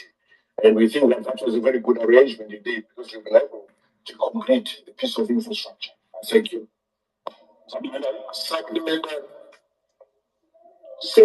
Thank you, Honorable Minister. Supplementary, Honorable Musayami. Thank you, Madam Speaker. May the Honorable Minister explain to the House as to what caused the additional 26 million, bearing in mind that the 88 million had been budgeted for to cover the whole construction of the roundabout, of the interchange, sorry. It's around the board, yeah. And the interchange as well. It's both. Thank you, Madam Speaker. Thank you, Honorable Minister. Thank you, Madam Speaker. The cost of relocating, for example, relocating some of the residents are going to relocate to create space for development of piece of infrastructure. That there is some escalations, unexpected escalations of that cost, which then puts us towards increasing the budget by another 26 million that I've referred to. They're just unforeseen credit variations. It happens in most projects. But I'm speaking, projects do overrun. It's normal. But the question is, are you going to negotiate with the contractors so that the costs don't run away beyond affordability? So, but the cost of relocating families households was quite onerous, and that caused the budget to go beyond what was initially budgeted. I think. Supplementary clarity, Mr. Speaker, sir. Clarity, Mr. Speaker, sir. Thank you very much. Supplementary question. Clarity, Mr. Speaker, sir. Supplementary question, Honorable Madhvani. I'm seeking point of clarity, Mr. Speaker, sir. I'll come to you. Just following up to the question that I just given. You don't want to ask the question? Yes, I asked a supplementary question, then the Honorable Minister has just responded. So I'm seeking granted. So you're trying to make your way around. All right, so you may go ahead. Thank you very much, Honorable Speaker. My point of entry on clarity to the Honorable Minister. Can you substantiate to the House as to how this supplementary 26 million would just come about when the budget had already been fitted? Then we have extra feet. How do you account to that, Honorable Minister? Honorable Minister of Finance. Thank you very much, Mr. Speaker, sir. Well, cost overruns are never planned upfront. They occur during the implementation of the project. That's when you discover that you've got cost overruns, but also you negotiate, a movement of people, resettlement, relocation of families during the implementation of the project. So you cannot never plan for those upfront and say, well, it's all within budget. There will be budget overruns. The question is, can you negotiate better? Hold on, Minister. Honorable members on my left. One of your honorable members asked for some clarity. And I think it's only fair that you listen so that the clarifications can be properly heard. Can we have order, please? Honorable Minister, please continue.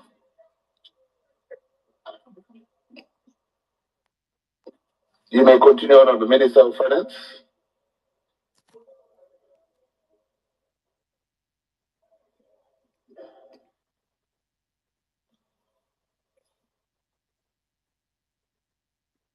Honorable Minister of Finance, please may you proceed. Thank you. Thank you, Mr. Speaker. I think it will also assist the House to give a breakdown of this 88 million. And then I'll then go back to the 26. And then also the same question has also been presented to the Minister of Transport. So we'll repeat the answer when his question is due for to be answered. So we spent 65 million on things such as, for instance, contractors' establishment on site, accommodation of traffic, the drain, just pick up a few things. Pitching stormwater protection against erosion, stabilization, prime court, road signs, foundation structures. So the hard infrastructure engineering part, that was 65.5 million. Then we had to add some bridges which are needed, which, things like bridge 1, bridge 2, up to bridge 12. That was another 16 million, for example. Then there was supervisor engineering fees, electrical works. Supervisor fees are around 2.4 million. Electrical works are 4.4 million, for example. If you just add those, then we're coming to the 88.3 million. You can see that here we've not the relocation costs that I was referring to. So this 26 million will move towards those relocation costs, relocating households were on the way. And we did that successfully. We thank them for agreeing to move. What doesn't happen with projects? You have these unforeseen costs. And we have to make provisions for it. And I'm pleased that we're able to. Right, right. Saka ndo presentation yake iyoyo. Pane anzwa zviri different here. Yes, Uncle Gage, from what he said, this guy, it Uh-huh. seems what the minister said concurred with what I said initially. Twana vagara vachiziva kuti this, the total money project was 114. But vagara vachitaura izvozvo, they thought people were going to, you know how people are going to react. They're going to start now going hala balu vachivatuka and saying this thing can't cost this, it's fraud and whatever. But they had to come back now. No, remember, could access this loan, we needed to pay a deposit of 26 million. But this man was already known from the beginning. These funders are going to avail 88 million. Then the government was supposed to pay 26 million to make the money 114 million. But here now, this is where now it becomes also tricky. I don't know if there's someone who can also help me here. But good evil, there is there's an overrun or unforeseen expense of 26 million. How if but the German guy guarantee 26 million need deposit, this is already foreseen. Then 88 million, this one was guaranteed nema funders our, which means it 26 million plus 88 million, everything that is in here was foreseen. Because no budget marenga guarantee available for the project. Then these are the now 26 million. It is unforeseen. Where did this money come from? And how is this man being accounted for my project? I hope and No, Uncle but get good answer question. Right. Mukoma Gerard, Saka Nyamazira. right. Inini manje, all right, chimire yamunzwe inini. Ndomari Right. yemusana iyo Chimire iruro. yamunzwe inini manzwisisira andaita chinhu ichi. Mutwininuve ataura iye kuti initially contractors like this consortium yakaavhela a facility of 88 million. Yaita avail a facility of 88 million. Then vayatizvo pari kudiwa deposit. Vakaendwa kuma special drawings. Vakanotorwa 26 million. Ichi vayapiwa contractors as a payment upfront. Vapiwa contractors as a payment upfront. Marie still, we are still talking about the 88 million. Saka pa 88 million bye. Tawapa 26 upfront ka? Kana trikuisa trader kwekwe tinenge tasara nokwabhadzara 62 million. But overall vanenge vaine 88 million yavo. And 88 million iripo. Saka, how this money was then used? 65.5 million was used for kuita zvimwe zvese zvangachitaura handiti. The bulk of the money went there. I think that is the totality of some of the bulk of the work that went into that thing. And then that is kugadzira bridges 12 fire. Connecting bridges 12. Pakadiwa 16 million. So already tina 65.5 million, tina another 16 million, and then that is electrical, engineer, whatever, engineer chakuti ne electrical ya costa 2.4 and 4.4 respectively. And saka tikada calculate maritz. Ndikaitende calculate. Chiva ndingitangozvipedza. Tine 65.5 You give me about plus 16 79 to 80. plus 2.4 plus 4.4, we are looking at 88.3 million. Ndo yaataura kai. Ataura kuti 88.3 million. Saka yebva hati izvo pavanga vapa implementation stage yekuimplementa chinechi. Ndo pavakatanga kuita manegotiation, ndo pakazouya budget overrun iyi as a result of the need to compensate vanhu. Ndo pabuda imwe 26 As good to compensate. relocation Relocation and compensation is different. I was mabasa izvo mwakuda kuti vhirikidzera zvakana graft izvo. Lion King zvakana graft.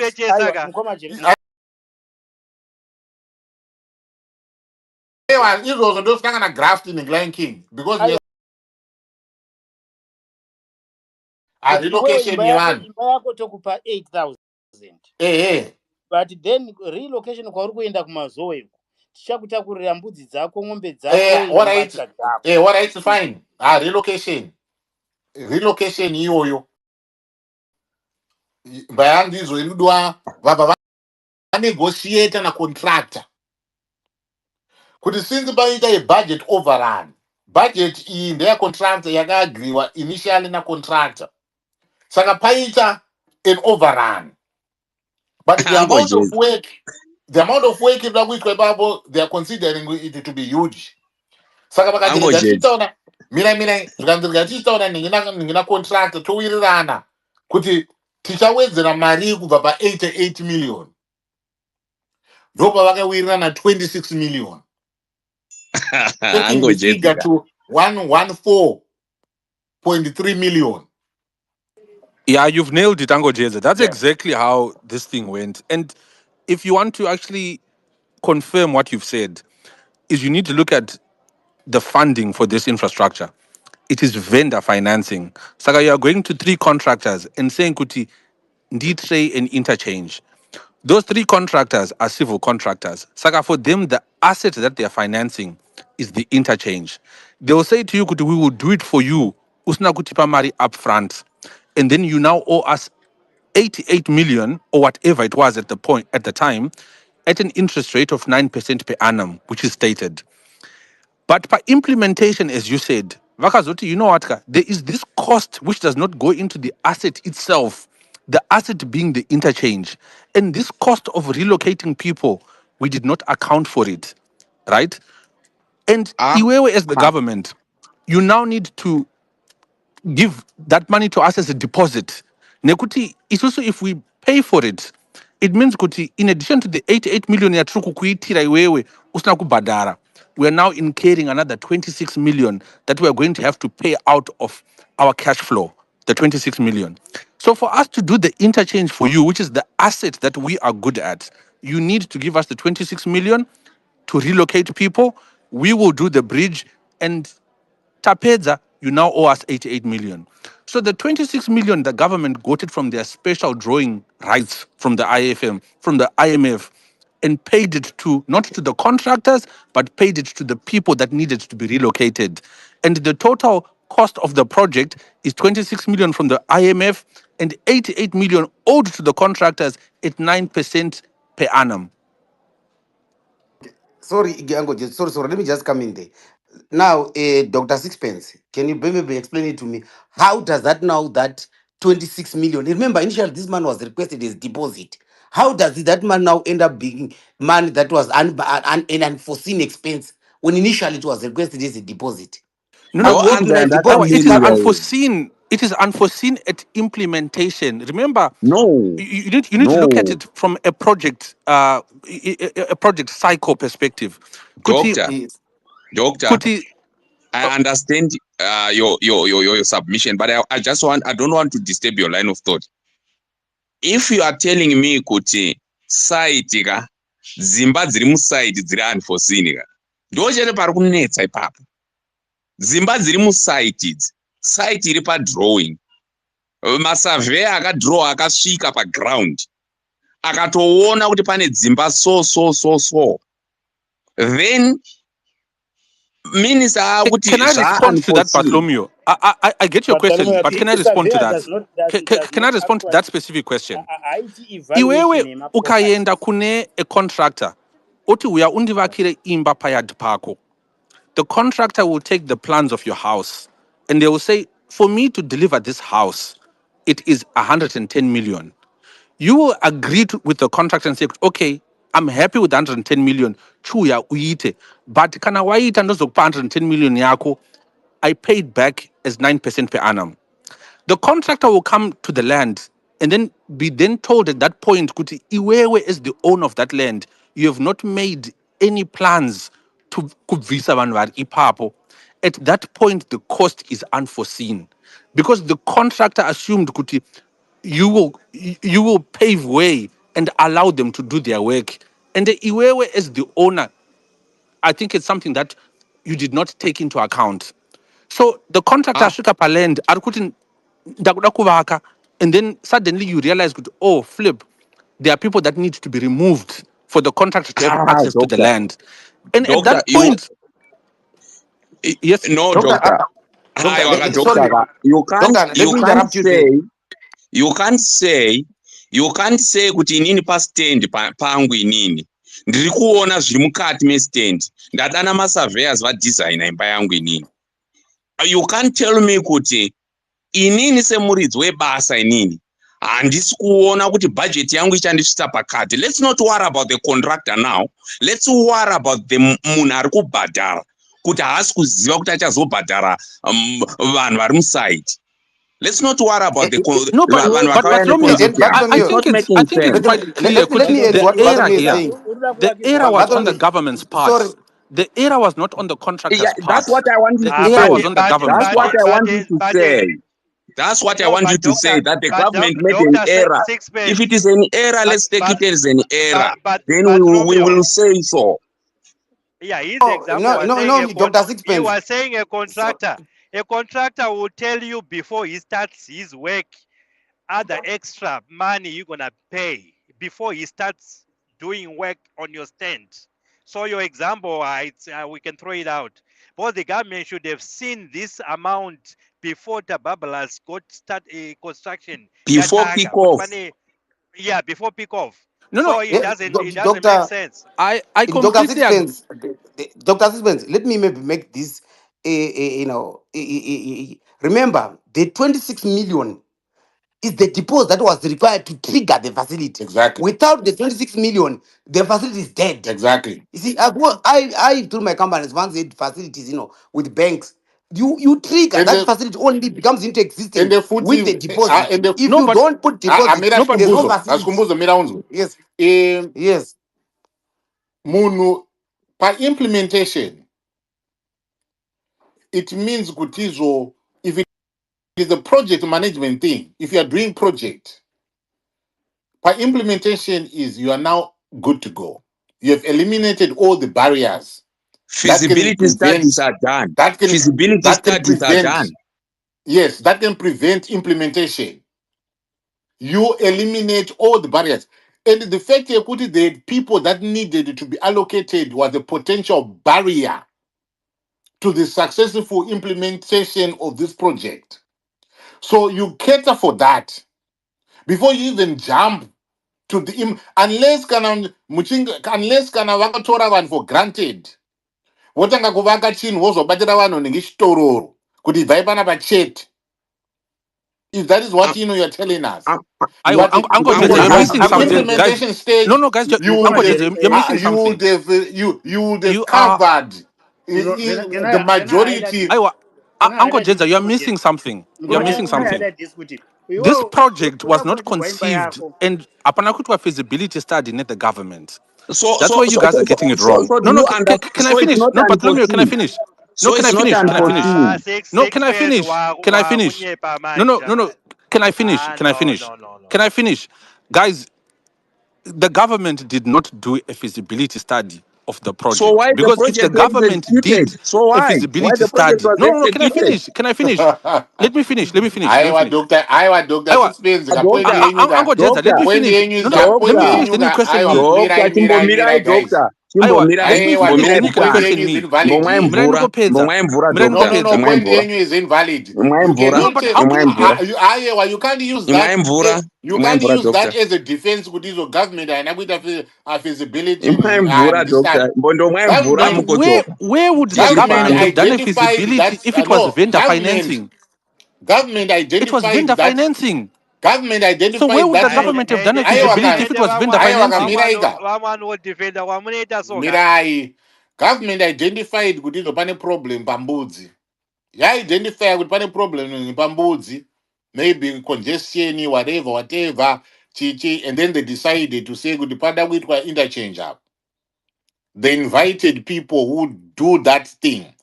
So it means Gutizo, it was on the people who were supposed to be doing that thing to advise the government of what needs to be done. The government did not need to do any feasibility study. Why would the government do a feasibility? Why would the government do a feasibility study when they are contracting the working into somebody else? Government is paying somebody, for that. They can't be, it's not like the government was part and parcel in terms of carrying out the work. What the government was doing, the government is involving here is paying the money. Simple. Mukoma Jerry, what we are Aiwa, doing here is Aiwa, Uncle Jeda, you are missing something, guys. You are completely missing something, Panapa. The government, look here. the One government thing, should be, Mukoma Jerry, the government should be you have suing tried your the best person to akata accommodate survey wacho. The Mwendas, you are government discussion. missing should be, something. yeah. And Lion King, you are missing Simbomira Mwendas. something. Try Mukoma Jerry to accommodate the discussion from a reasoning point of view. Yokuti, we are humans anyway. We have my shortcomings, but from our discussion, I do believe we have generated a sort of idea of actually getting into depth with what is being asked of us, or what we are listening to, what we are supposed to hear, trying to investigate. In what I see, and as Shokwadi, this is how I see it. There is no really explanation yekuti mari idzi 88 million kana kuti plus 88 million iri kubva kupi. But it's there and it's clear. No, Lion it's King. assumption Lion King, can I ask you a question? Can I ask you a question? Let's go to Aiwa Shumba, kune Let's go to my chibako contracts. chakarohwa My kune contracts mari anoti. yekuombera maoko tinoizivayo Guys, let's be 26 logical about million. this. Okay, let's be logical about. Tinoziya. No, Bartholomew, I'm going to ask you guys a question. Let's be logical about this. In contracts, a civil, not a civil contract, which can be a FIDIC or GCC contract. It is the type of contract that governs Zvaigaitika Patrababalas, right? That contract says the obligations of the contractor are to provide a fit for purpose infrastructure is specified by the client. That is the main obligation of the contractor, right? And one of the obligations of the employer, which is the government, it says the obligation of the employer is to give me access to where you need me to put the infrastructure that you need, right? So when you look at vendor financing, the contractor is coming to meet their obligations, which is to provide a fit for purpose infrastructure as is specified by the employer, who is the government. Saka, that is to provide all of the infrastructure. And the part here, the government, is to provide access. Pekuti contractor aise the infrastructure. Those are very clear obligations in all of the contracts that are used in civil infrastructure. But it's expensive. Whoever is installing the structure, you must inform the government the obstacles. Mira Mwendas Mira ndimubvunze. Mira ndimubvunze doctor. Okay, doctor. Kana vendor yauya ichitirikita foot and key, right? Vendor yakauya ikatirikita foot and key. Nemari zvese pozoita chimbadzo chedu chozosovhiwa so, right? So kana iwewe wakundiudza kuti pa foot and key vendor yakuti pakujemurishwa kwedzimba idzi nokudididi nokuzodidi kwevanhu ava sisipo ipapo. Is it not part of the project? It's not Are we running Bartholomew, two because projects if they here? pay for that, they now own the land and they now own Shababalas. You, Naye if you say kuti six builder, arikuya kuzovaka pamba pako ka, Ah, obhadhara stand yacho, akabhadhara But stand yacho ka, Muthulinuwe, imba yacho guys, yatova yake, Do you know? akabhadhara stand guys, yacho. Do you know guys, how many but people were moved? Muthulinuwe ataura vanhu kuti izvo vakanegotiata nacontractor mari yacho yebudget over vanhu vakanegotiata because mari basa raidiwa kuitwa ranga rakakura ende paitodiwa mari yakawanda Uncle vabva Jeda, Mari vanegotiata. Iyoyo was going to the Ehe, people who were relocated, and it does not go to the contractor. The for contractor that does not phase account handiti. for it. Because if the contractor pays it, land yatova yake, bridge Aiwa, rarake. but aiwa but ko ningi Muthulinuwe anogotizo vakanegotiata nacontractor sei adi kuti vakanegotiata nevanhu. Muthulinuwe ari kutaura kuti vakanegotiata nacontractor, haana kunegotiata nevanhu. No, Because angadai angonegotiata nevanhu ka aingounganidza vanhu apa doctor. patown hall kuti uyai inonzi ningi pa7 mile apa uyai mpinde mu7 mile muno munenge mugare pasi titaurirane kuti izvo ningi tokupai mari iyo mari yako but vakanegotiata nacontractor the 26 million, not with the Ah, people. ah, But Uncle Jeds. Uncle Sorry, Jeds. Uncle Jez, let me just come in. Remember, there is a point I think that gentlemen we are losing now here. They say 26 million. Take note of that. Is an unforeseen expense. Mm. But we also have a Ndo pari 26 kunetsa million. ipapo, ndo pari Listen, but kunetsa. Uncle Inoti James, take unforeseen note of this. expense. There is also a 26 million that was a deposit. Remember, the deposit is what was pulling the trigger for that Mm. facility to exist. Without that, Yes. so it means that 26 million initially it's a foreseen expense, right? Mm. Then Mm. there is another 26 million, which then became the what? Which then became the unforeseen expense. Correct? Yes. Okay, thank you. Eh. But now, Tinema from 26 from my million understanding, malindapa. Maviri 26 million apa yekutanga yedeposit neye the unforeseen ningi the unforeseen chakuti 26 million yekutanga iyo inenge yakabviswa iyo yaka-acknowledgwa kunzi izvo iri kupinda Ndechibako mu-88 yokanda bozha million pasi. yaka-acknowledgwa kuti iri kupinda mu-88. Ndosaka Muthulinuwe ataura words rekuti it was an aggregate of the loan facility and the SDR, which means that the SDR 26 Drawing million rights. ne facility zvese zvaka-amounta to 88 million. 88 million ndo yakabhadhara zvinhu izvo zvasvika 88.3 million izvo. Then ibva pauya an unforeseen ye-relocation yevanhu. Unforeseen. Aiwa, Unforeseen. apa muri ku-UK ino apa angojedza but mapota chirungu apa. yakapiwa Aiwa, ndapota chirungu Hanzi, hakana ndapota Hanzi, chirungu. Hanzi, the bridge was an aggregate of a loan and an SDR facility, meaning kuti it is a combination of the No. He loan, which is said 88 million, and 26 million from the special drawing rights, meaning kuti it's a total of Aiwa, 88 plus 26. Famba nemaframe. He said that before he even spoke about the extra 26 million. Right. Iye kurova Yes, pembera i he said 26 that million before he even went tatatoinzwa. to the extra 26 Okay. million. Saka And then ask the musavakadhiridzire next ipapo, question, Uncle because we Jez. are moving chronologically in the way that he presented his information. Okay, I'm going to ask you a question. If you are going to get 88 million from a contractor as a loan, right? Why should you give them 26 million? It means it's depositing. as you make a sense. As you make a sense. So the Kokana 26 yanga million. iri contract kokana yanga iri arrangement yacho ninge yavaita. That's what I'm saying. The 26 million Kokana was vanga going. vataura ivo kuti izvo. Doctor sixpence kana Aiwa, kutora inini muda kwarambirire unonzi yane hurumende iyi. deposit. The 26 million was to grant access for the 88 million to become unlocked. Kuti 88 million ivake imba. Without the 26 million to give access to the bridge would never have happened. That's why the 26 million was a deposit. The But you are 26 moving away million. from the unforeseen. You are Yes, running the away from 26 million. unforeseen. The 26 million is a foreseen. The 26 million You in are the running initial away one from is unforeseen, a doctor. foreseen. What I No, it's okay. Doctor, Simbarashe. unforeseen. Simbarashe.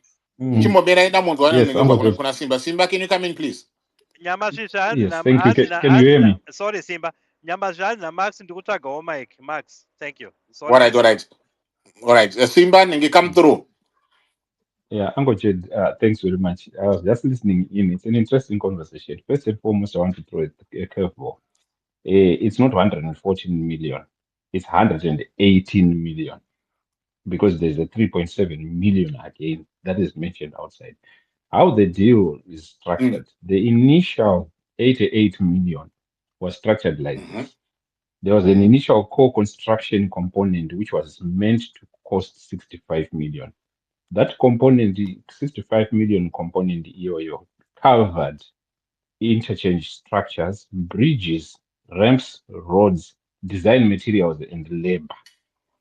Then there was a 23 million component of the 88 that was meant to cover detour roads, initial compensation, utility relocations, and professional fees.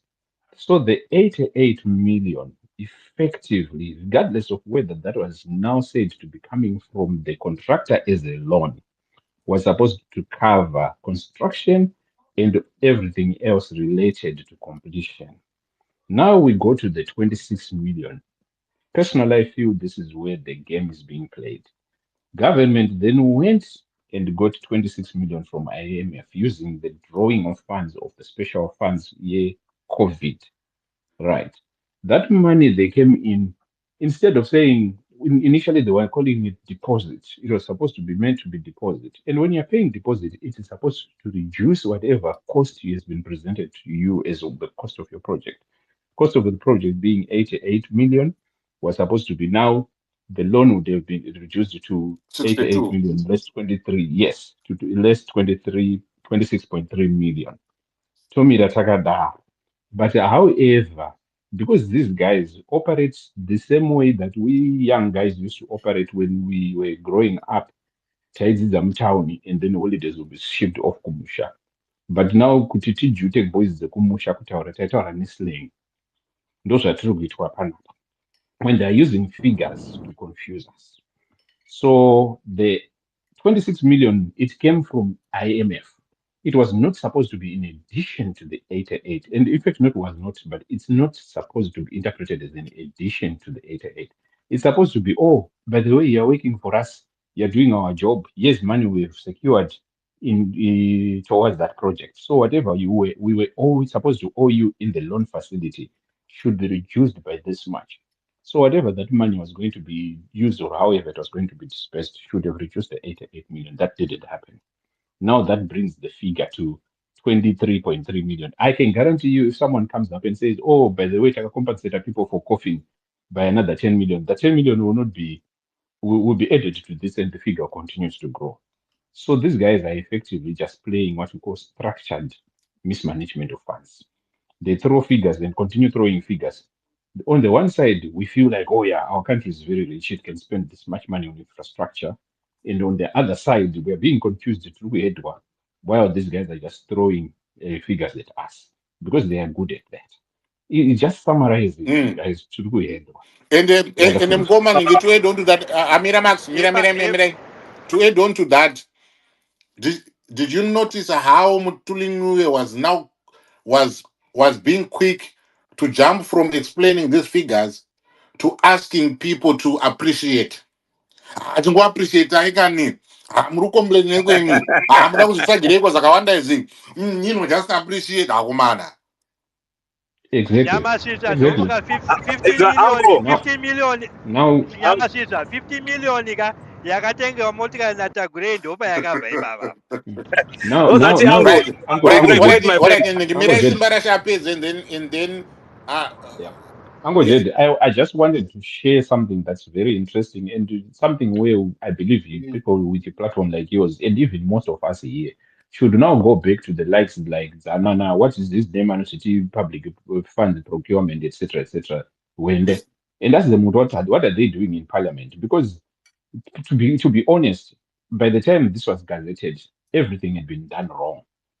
In the parliament, there's a constitutional obligation where figures above 100 million are being talked about. Is it above 50 million? Constitutionally, parliament should automatically kick in and start looking at public procurement process. We have in Zimbabwe what is called the Procurement Regulatory Authority of Zimbabwe, PRAZ. It was established public finance, whatever, not public finance management act, but it's established through an act, PPDPA act. That act was established was enacted in 2017, and it became effective in 2018.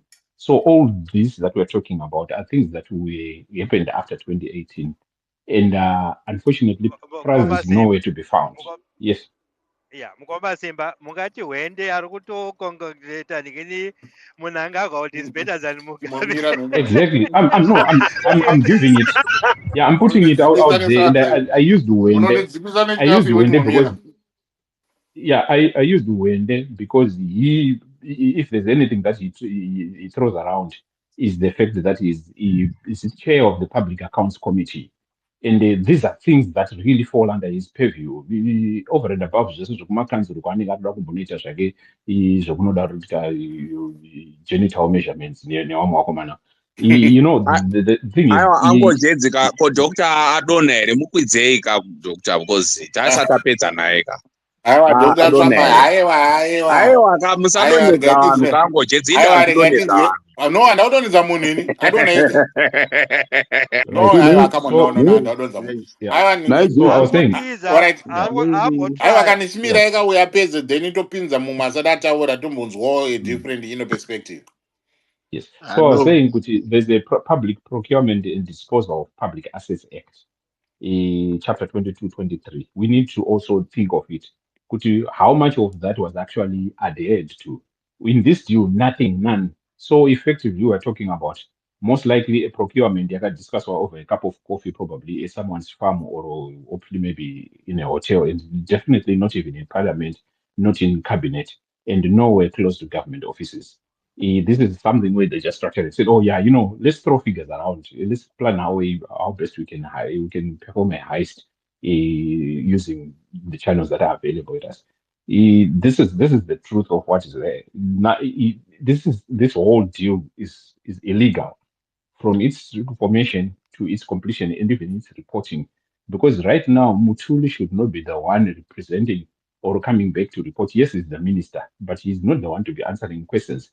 We should be seeing the head of PRAZ actually answering. If not head of PRAZ, we should be seeing the permanent secretary, if not minister of public transport or whatever, minister of transport, whatever the extension of that ministry is. Those one or answer for that, because the procurer in this particular case is not the government. The government is a guarantor, and the procurer is the Minister of Transport. But the Minister of Transport is far from all this.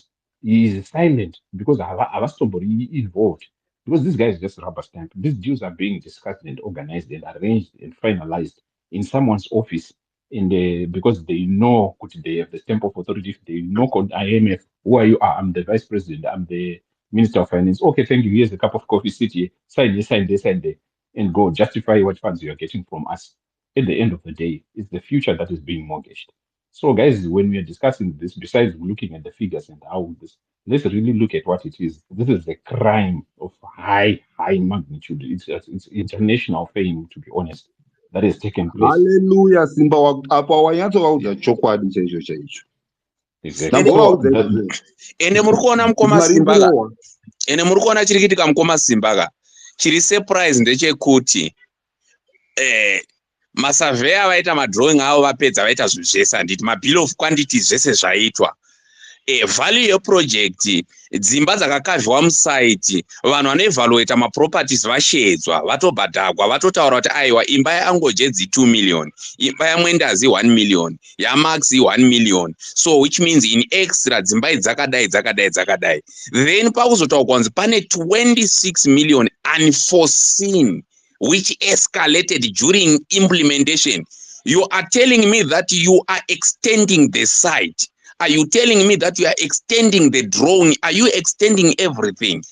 So, How come you are telling me Nkoma it's Badalumi. escalated? Yes. Because there is a feasibility studies which determine the value of the project after the feasibility study. If the contractor was doing the full 10 key, ozopiwa mari yake nema interest, it's okay, but how come is unforeseen?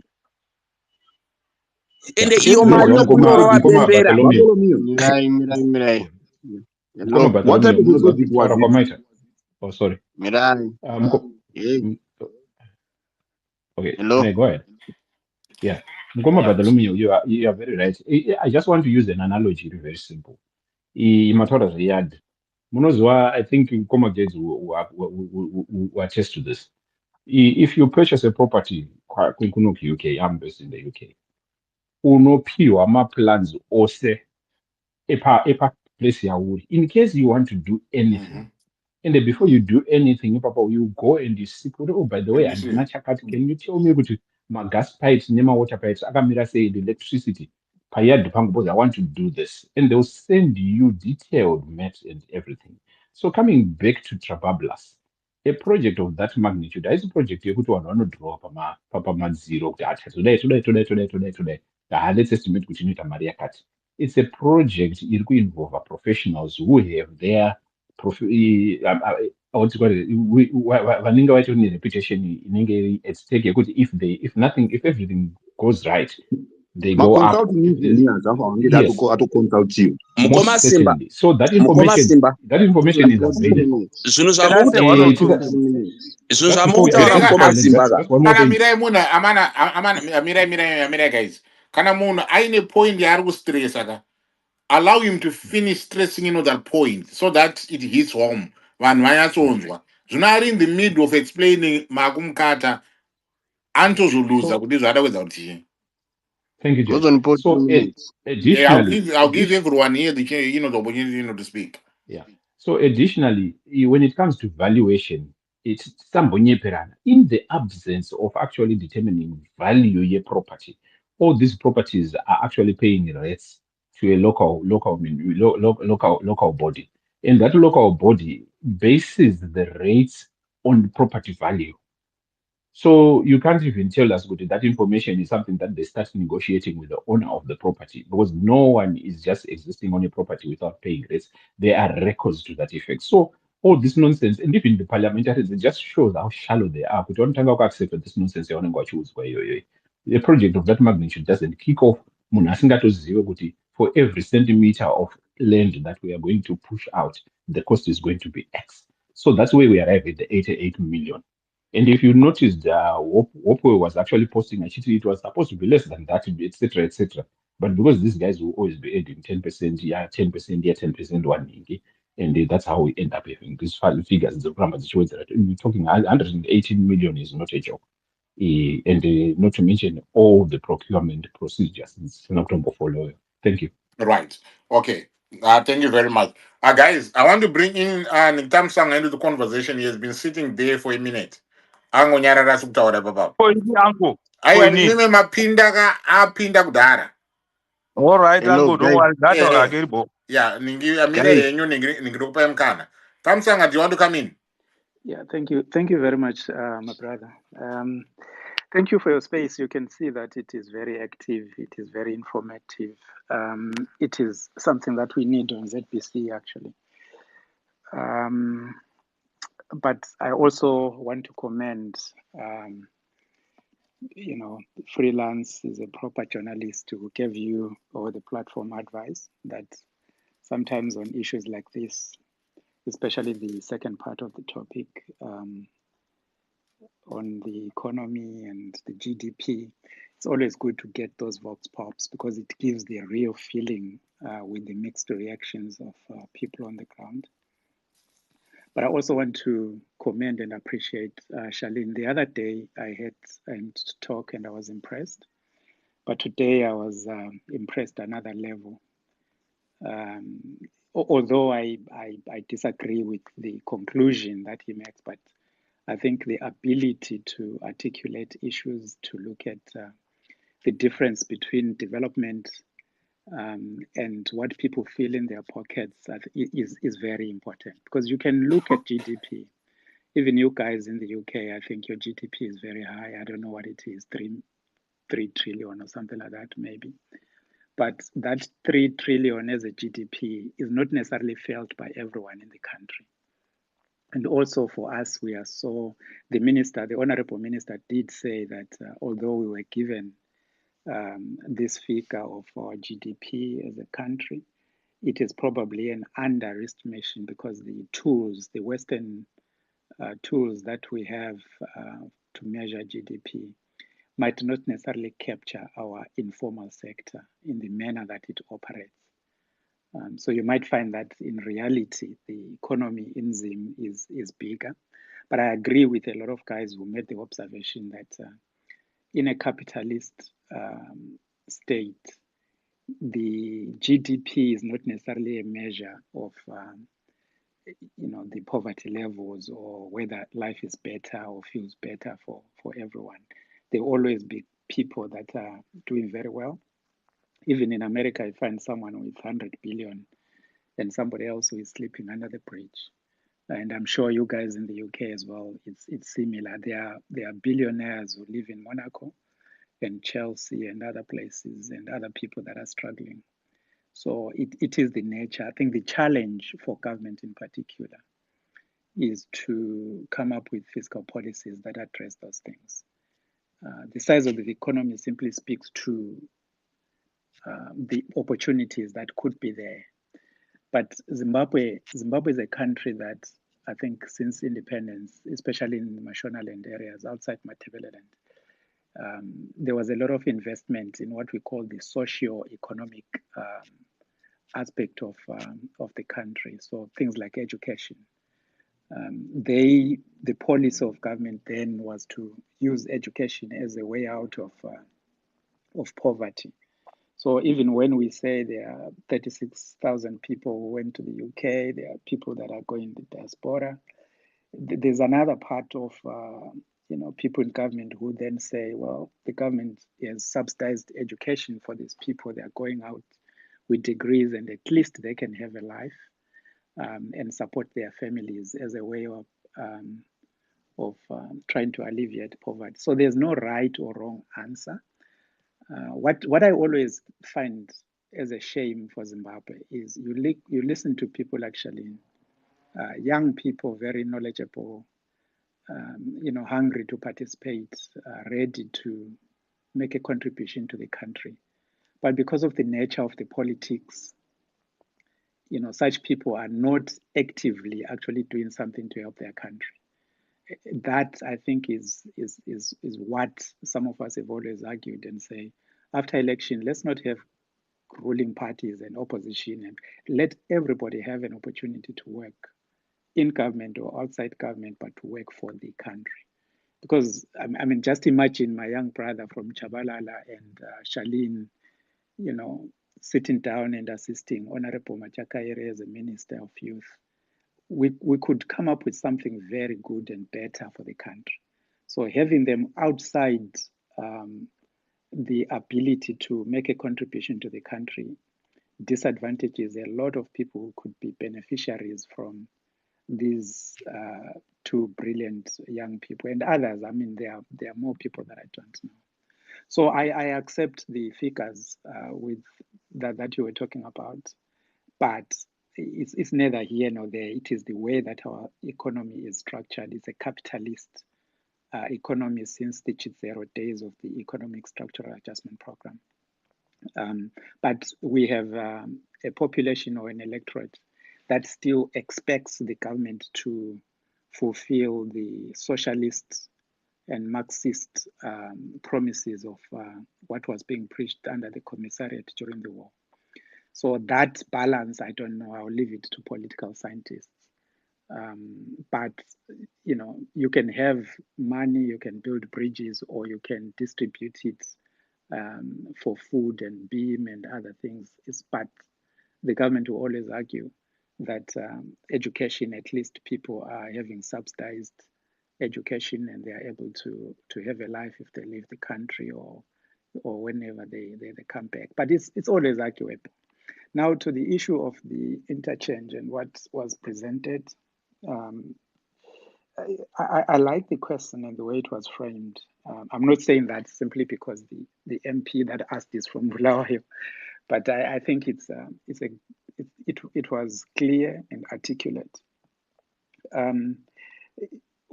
And I also like the debate. I agree with a lot of people that have made contributions. The only thing that I would caution, though, is the example that I once gave before,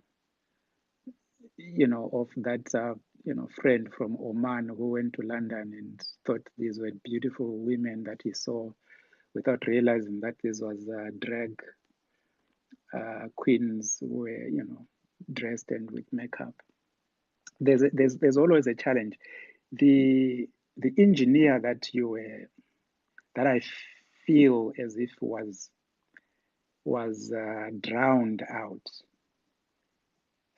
That engineer he actually has inside information. He is an engineer who's very close to the people who are doing the project, even including the people who designed the project. So he actually has inside information about the contracts, what was going on, and everything like that. And I just felt that your platform probably lost an opportunity to hear the other side without shouting him down. People can decide to agree or disagree because this is historic. These are things that have already happened. Which engineer are you talking about? Sixpence. Oh, Sixpence. Yeah, he knows. But Yeah. No. What I'm saying is, if you had given him an opportunity, engineers can be liars but, and thieves I also. mean, you can agree or disagree, but if you give him an opportunity to say exactly what the situation is and what transpired, then people can say we disagree with this thing that was done.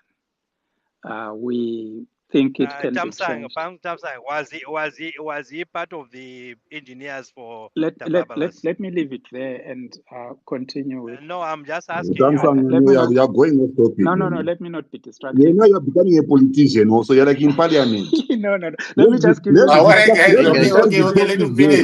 Let him finish, guys. Let him finish. No, yeah. Let me just finish with what I was then saying about the play. So the information presented is actually correct. If you look, let me give you the examples I gave you before of what happened in the UK. I only speak about things I know because I come from that area where you have to be authentic and be able to defend what you say.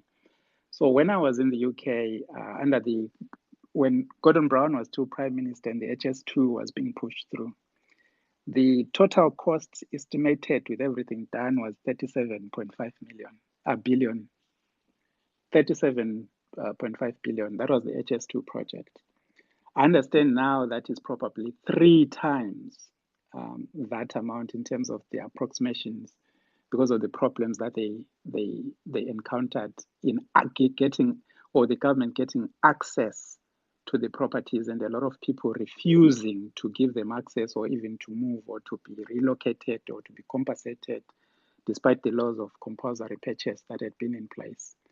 The other one that I gave you last time was the Silvertown Tunnel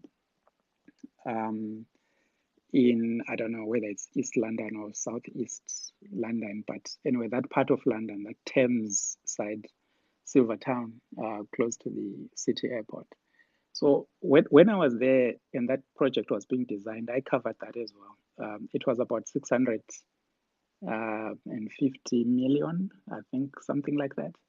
But by the time that project was finished, it was about 2.2 billion pounds. So if you compare the 600 million that was estimated and the 2.2 billion that it then actually cost, and it's a very short tunnel, I think it's about 1.4 kilometers or something like that, then you begin to appreciate that every infrastructure project that is big has that tendency to always go beyond the budget that is allocated.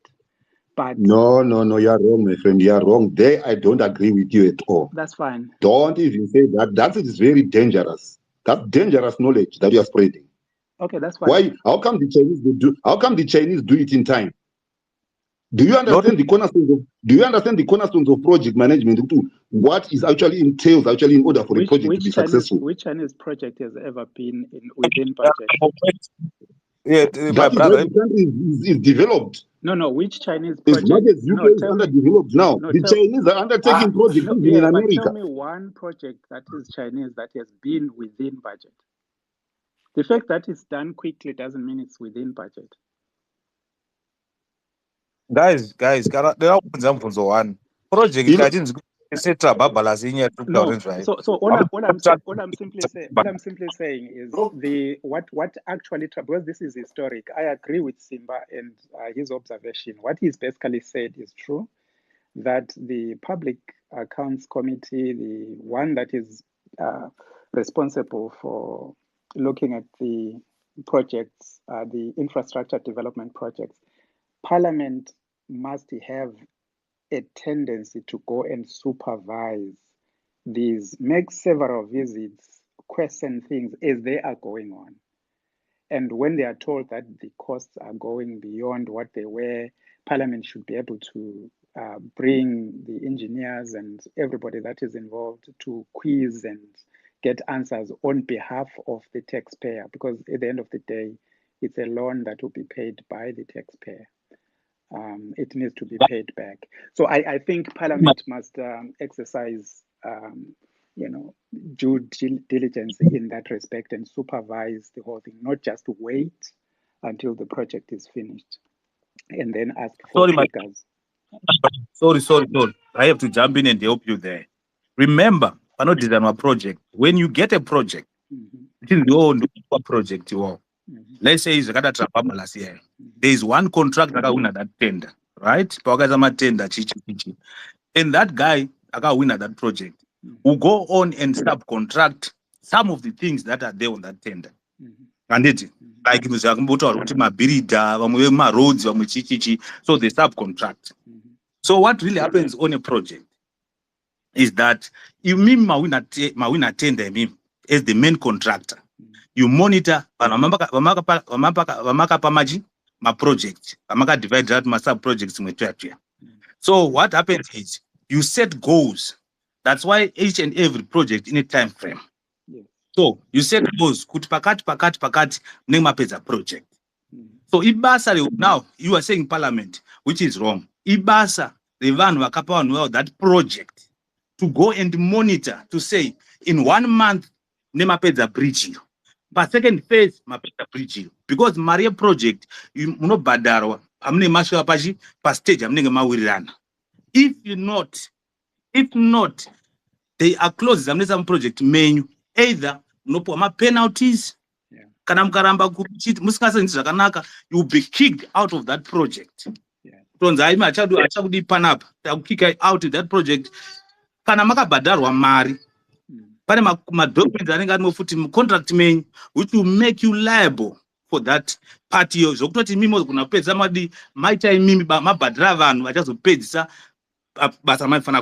That's why you see Mama Project companies at donor.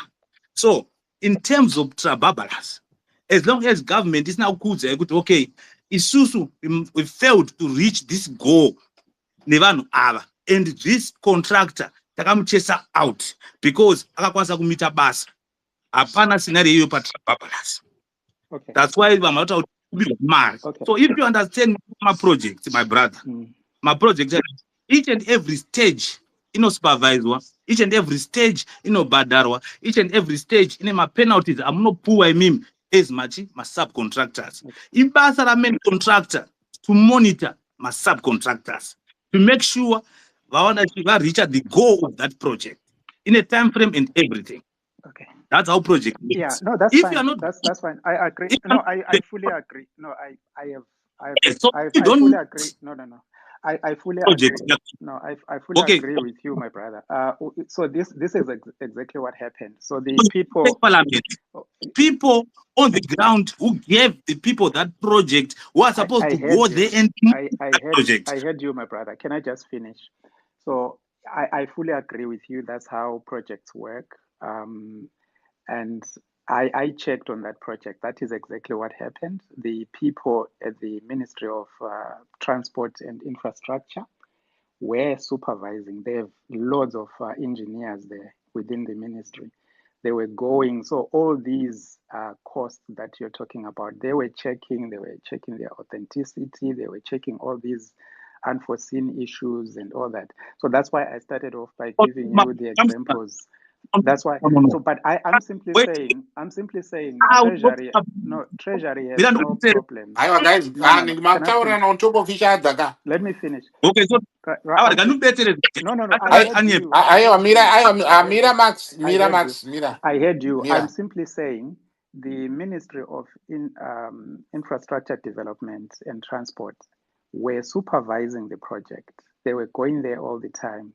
They have got their own reports on the project. The people in Treasury were being fed back the information. So even these issues of the people that were being moved and the costs and the money that was then paid as deposit to give access to the facility, because the loan could not be given if there was no project.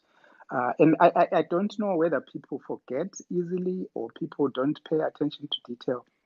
There were many court cases that were being lodged by people who said they owned the land around the asset. And those issues were at court.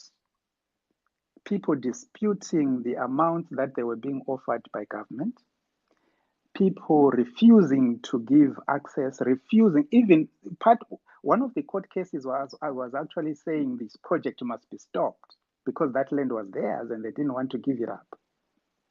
So if you go, those that want to Google, if people have forgotten, I know, my brother Gerard here is very good at Googling. You can Google and you find that there's a series of court cases by people who owned properties and owned the land that was needed for that project, who went to court to stop the project. So there was so much around the issues of access. The project almost failed to happen. If the court had said, these people are right, the government has no right to do this road, as long as these people don't want to give access, that would have been the end of the project. So part of government saying there were unforeseen scenarios because there were people now saying, this is what I want for my land, this is my land, this is my property, I'm not going to move, the project is not going to happen.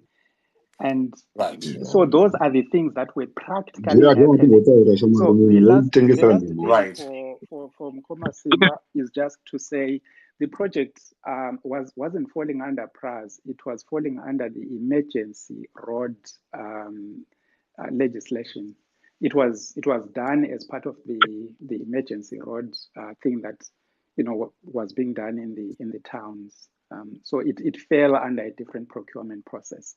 It didn't go through the usual PRAS scenario and all that kind of stuff. So there are a few things that legally don't apply.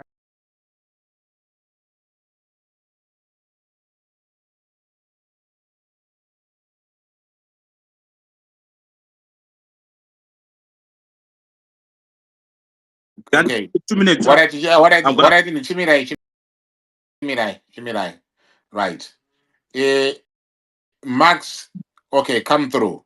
Tinzwe kutizvo. But Maxi, mic yako inoita ichizhezhera so. But I hope kuti toni wabo.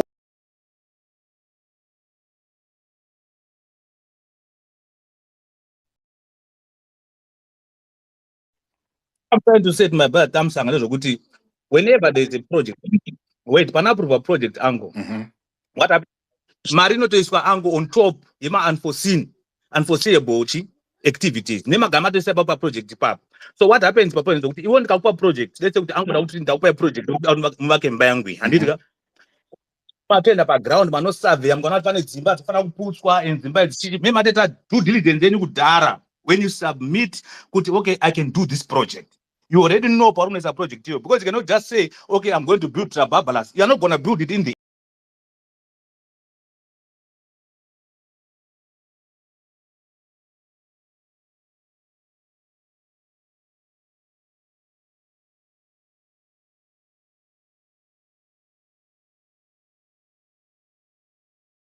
5 million. I want to house at 5 million. Regardless of whatever that you're gonna meet, because already you have put a proposal that you can do it. Those are in a contract. You only can quote in the way today. I can sue you, and you are going to make sure we will find someone, a contractor somewhere else, who come and build that house at your cost. You won't do bad because you failed to meet that. That's why I said it's because they failed to meet my deadlines. And I even elaborate to say, ukasachika pa certain stage, ango, ndikati mbangu ndo kubadra poneta foundation, I'll come and pay. Muswa 30, paunoshka pa window level, ndo pa mariakati. Ndikati I need 3 consecutive months. Ndichuya nchiona kuti mbangu nini haisi kufamba. Ikuramba isinoshka pa window level. I've got the right to kick you out of that contract and make you pay. I'll kick her out before that. I'll make you pay penalties.